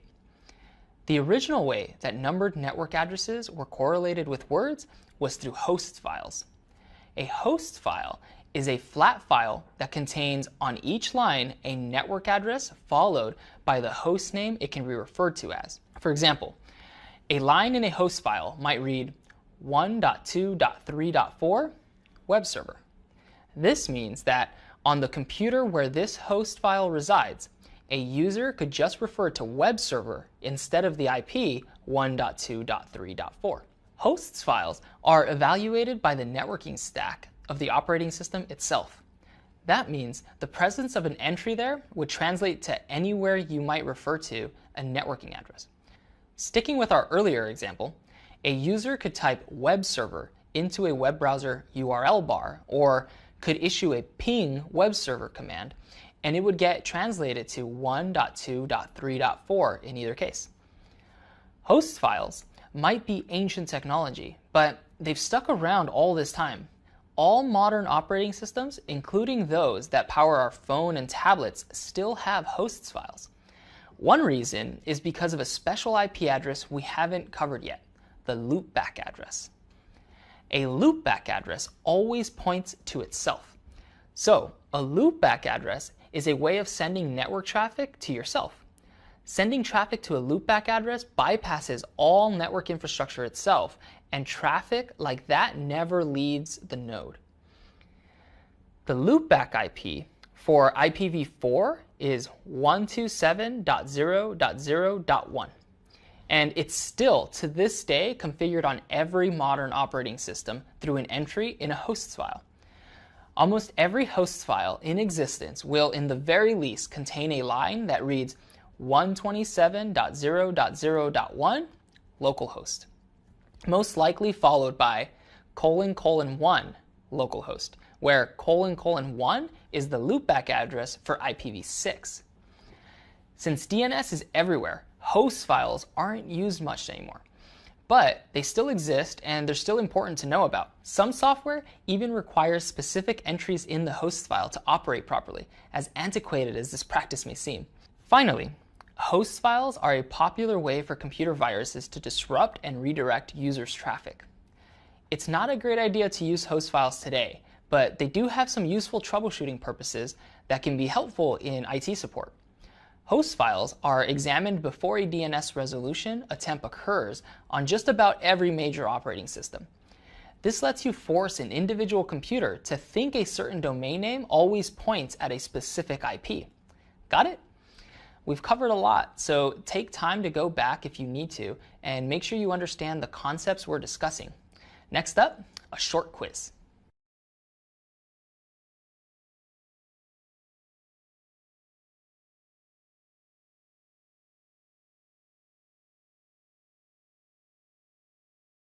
You've probably been hearing people talk about the cloud more and more.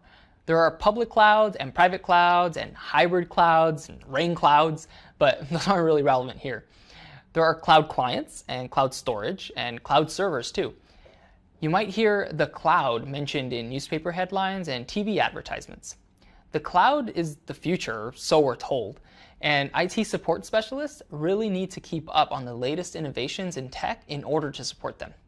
But what exactly is the cloud? The truth is, the cloud isn't a single technology or invention or anything tangible at all.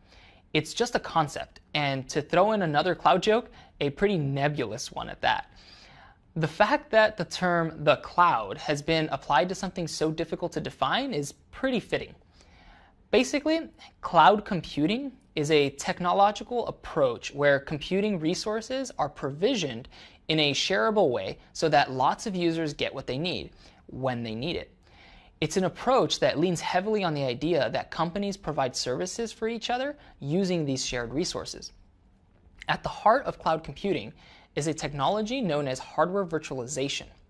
Hardware virtualization is a core concept of how cloud computing technologies work. It allows the concept of a physical machine and a logical machine to be abstracted away from each other. With virtualization, a single physical machine called a host could run many individual virtual instances called guests. An operating system expects to be able to communicate with the underlying hardware in certain ways. Hardware virtualization platforms employ what's called a hypervisor.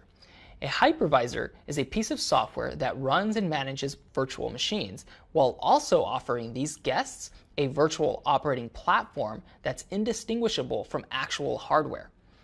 With virtualization, a single physical computer can act as the host for many independent virtual instances.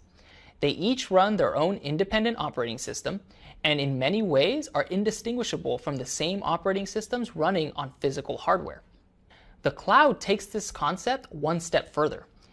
If you build a huge cluster of interconnected machines that can all function as hosts for lots of virtual guests, you've got a system that lets you share resources among all of those instances. Let's try explaining this in a more practical way. Let's say you have the need for 4 servers. First, you need an email server. You've carefully analyzed things and expect this machine will need 8 gigs of RAM to function properly. Next, you need a name server. The name server barely needs any resources since it doesn't have to perform anything really computational. But you can't run it on the same physical machine as your email server, since your email server needs to run on Windows and your name server needs to run on Linux.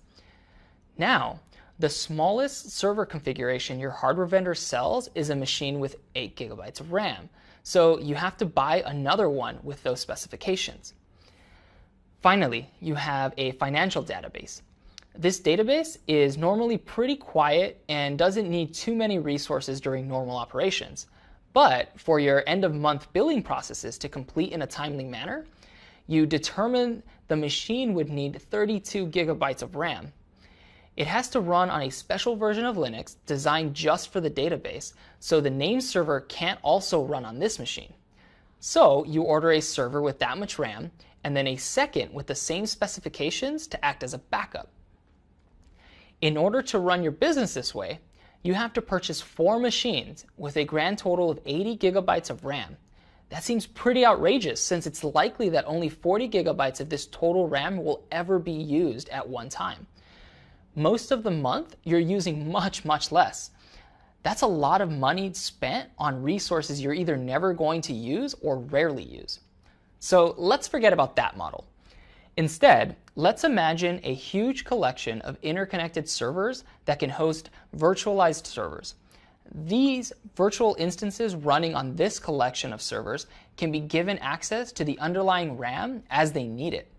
Under this model, the company that runs the collection of servers can charge you to host virtual instances of your servers instead of you buying the 4 physical machines.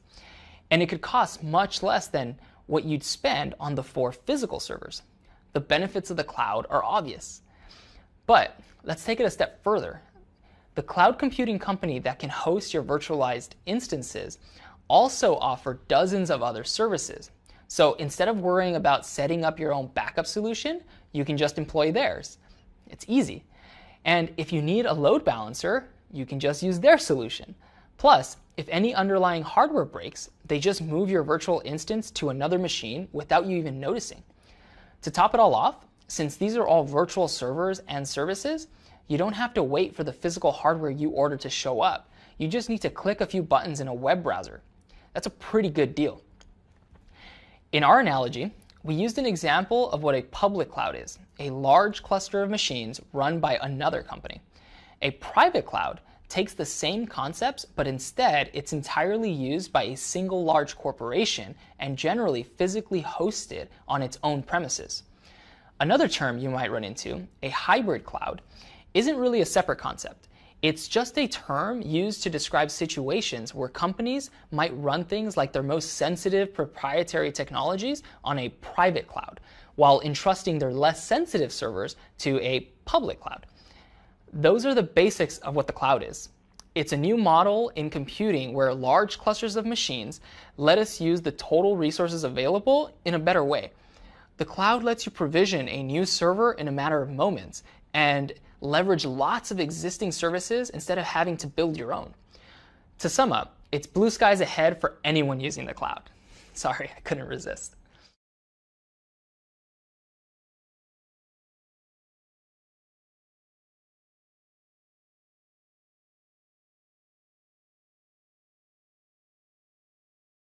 Time for some real talk.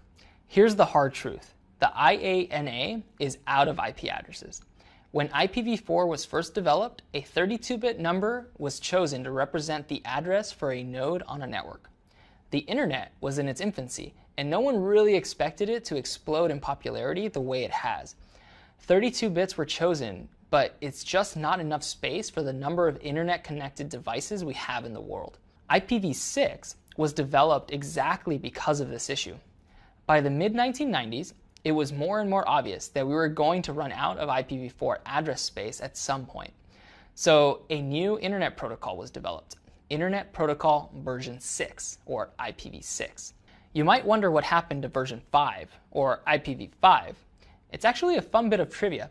IPv5 was an experimental protocol that introduced the concept of connections. It never really saw wide adoption, and connection state was handled better later on by the transport layer and TCP.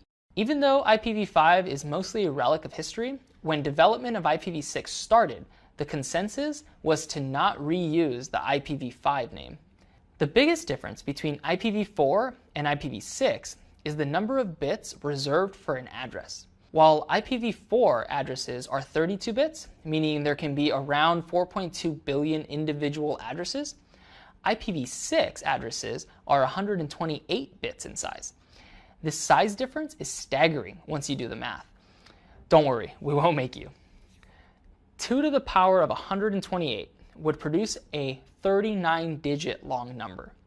That number range has a name you've probably never even heard of, an undecillion.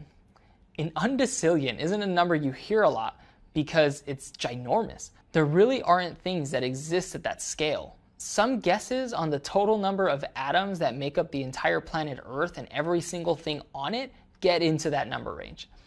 That should tell you we're talking about a very, very large number. If we can give every atom on Earth its own IP address, we'll probably be okay when it comes to network devices for a very long time. Just for fun, let's look at what that number actually looks like. It looks like this. Whoa, mind-blowing, right? Just like how an IPv4 address is really just a 32-bit binary number, IPv6 addresses are really just 128-bit binary numbers. IPv4 addresses are written out in 4 octets of decimal numbers just to make them a little more readable for humans. But trying to do the same for an IPv6 address just wouldn't work. Instead, IPv6 addresses are usually written out as 8 groups of 16 bits each. Each one of these groups is further made up of 4 hexadecimal numbers. A full IPv6 address might look something like this. That's still way too long, so IPv6 has a notation method that lets us break that down even more. A way to show how many IPv6 addresses there are is by looking at our example IP. Every single IPv6 address that begins with 2001:0DB8 has been reserved for documentation and education, or for books and courses just like this one. That's over 18 quintillion addresses, much larger than the entire IPv4 address space, reserved just for this purpose. There are 2 rules when it comes to shortening an IPv6 address. The first is that you can remove any leading zeros from a group. The second is that any number of consecutive groups composed of just zeros can be replaced with 2 colons. I should call out that this can only happen once for any specific address. Otherwise, you couldn't know exactly how many zeros were replaced by the double colons. For this IP, we could apply the first rule and remove all leading zeros from each group. This would leave us with this. Once we apply the second rule, which is to replace consecutive sections containing just zeros with 2 colons, we'll end up with this. This still isn't as readable as an IPv4 address, but it's a good system that helps reduce the length a little bit. We can see this approach taken to the extreme with IPv6 loopback address. You might remember that with IPv4, this address is 127.0.0.1. With IPv6, the loopback address is 31 zeros with a 1 at the end, which can be condensed all the way down to just : 1. The IPv6 address space has several other reserved address ranges besides just the one reserved for documentation purposes, or the loopback address. For example, any address that begins with FF00: is used for multicast, which is a way of addressing groups of hosts all at once. It's also good to know that addresses beginning with FE80: are used for link local unicast. Link local unicast addresses allow for local network segment communications and are configured based upon a host's MAC address. The link local address are used by an IPv6 host to receive their network configuration, which is a lot like how DHCP works. The host's MAC address is run through an algorithm to turn it from a 48-bit number into a unique 64-bit number. It's then inserted into the address's host ID. The IPv6 address space is so huge, there was never any need to think about splitting it up into address classes like we used to do with IPv4. From the very beginning, an IPv6 address had a very simple line between network ID and host ID. The first 64 bits of any IPv6 address is the network ID, and the second 64 bits of any IPv6 address is the host ID. This means that any given IPv6 network has space for over 9 quintillion hosts. Still, sometimes network engineers might want to split up their network for administrative purposes. IPv6 subnetting uses the same CIDR notation that you're already familiar with. This is used to define a subnet mask against the network ID portion of an IPv6 address.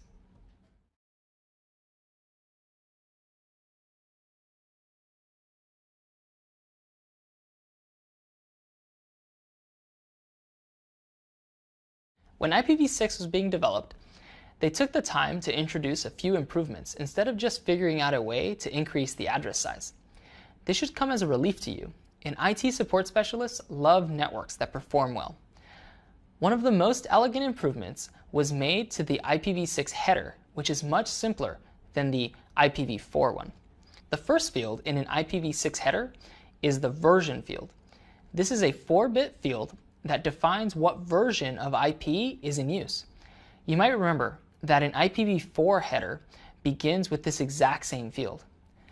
The next field is called the traffic class field. This is an 8-bit field that defines the type of traffic contained within the IP datagram and allows for different classes of traffic to receive different priorities. The next field is the flow label field.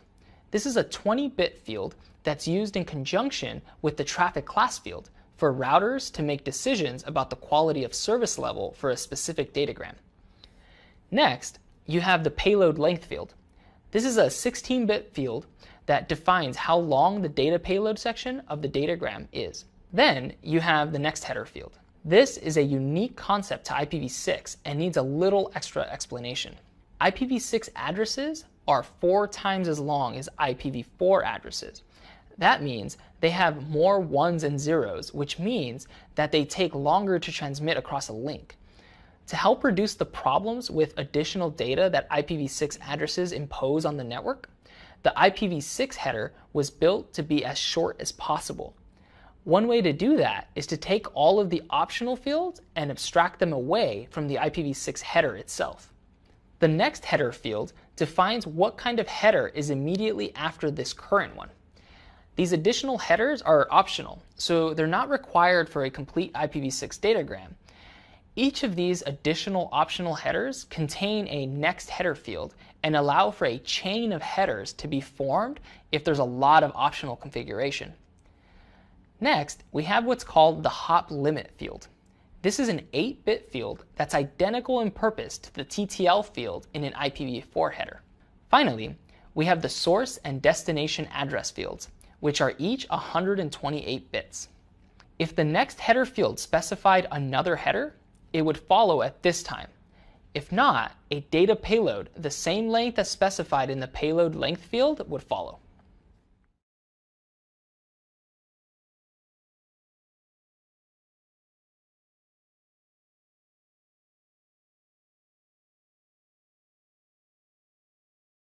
It's just not possible for the entire internet and all connected networks to switch to IPv6 all at once. There would be way too much coordination at play. Too many old devices that might not even know how to speak IPv6 at all, still requiring connections. So the only way IPv6 will ever take hold is to develop a way for IPv6 and IPv4 traffic to coexist at the same time. This would let individual organizations make the transition when they can. One example of how this can work is with what's known as IPv4 mapped address space. The IPv6 specifications have set aside a number of addresses that can be directly correlated to an IPv4 address. Any IPv6 address that begins with 80 zeros and is then followed by 16 ones is understood to be part of the IPv4 mapped address space. The remaining 32 bits of the IPv6 address is just the same 32 bits of the IPv4 address it's meant to represent. This gives us a way for IPv4 traffic to travel over an IPv6 network. But probably more important is for IPv6 traffic to have a way to travel over IPv4 networks. It's easier for an individual organization to make the move to IPv6 than it is for the networks at the core of the internet to. So while IPv6 adoption becomes more widespread, it'll need a way to travel over the old IPv4 remnants of the internet backbone. The primary way this is achieved today is through IPv6 tunnels. IPv6 tunnels are conceptually pretty simple. They consist of IPv6 tunnel servers on either end of a connection. These IPv6 tunnel servers take incoming IPv6 traffic and encapsulate it within traditional IPv4 datagrams. This is then delivered across the IPv4 internet space, where it's received by another IPv6 tunnel server. That server performs the de-encapsulation and passes the IPv6 traffic further along the network. Along with IPv6 tunnel technologies, the concept of an IPv6 tunnel broker has also emerged. These are companies that provide IPv6 tunneling endpoints for you, so you don't have to introduce additional equipment to your network. There are a lot of competing protocols to be used for these kinds of IPv6 tunnels. Since this is still a new and evolving space, it's not clear who the winner will be. I've left you with some links to read about the main competitors right after this video. It doesn't really matter which tunneling technology ends up becoming the most common solution. It'll probably fade away in time itself. The future of networking is the adoption of IPv6 as the main protocol at the network layer. And one day, we won't need any tunnels at all. The future is limitless and tunnelless, or something like that. You've done an amazing job getting through all this information. So take some time to pat yourself on the back. You've got one final quiz and a final project to get through, and then you can check this course off your to-do list. Are you starting to see the light at the end of the tunnel?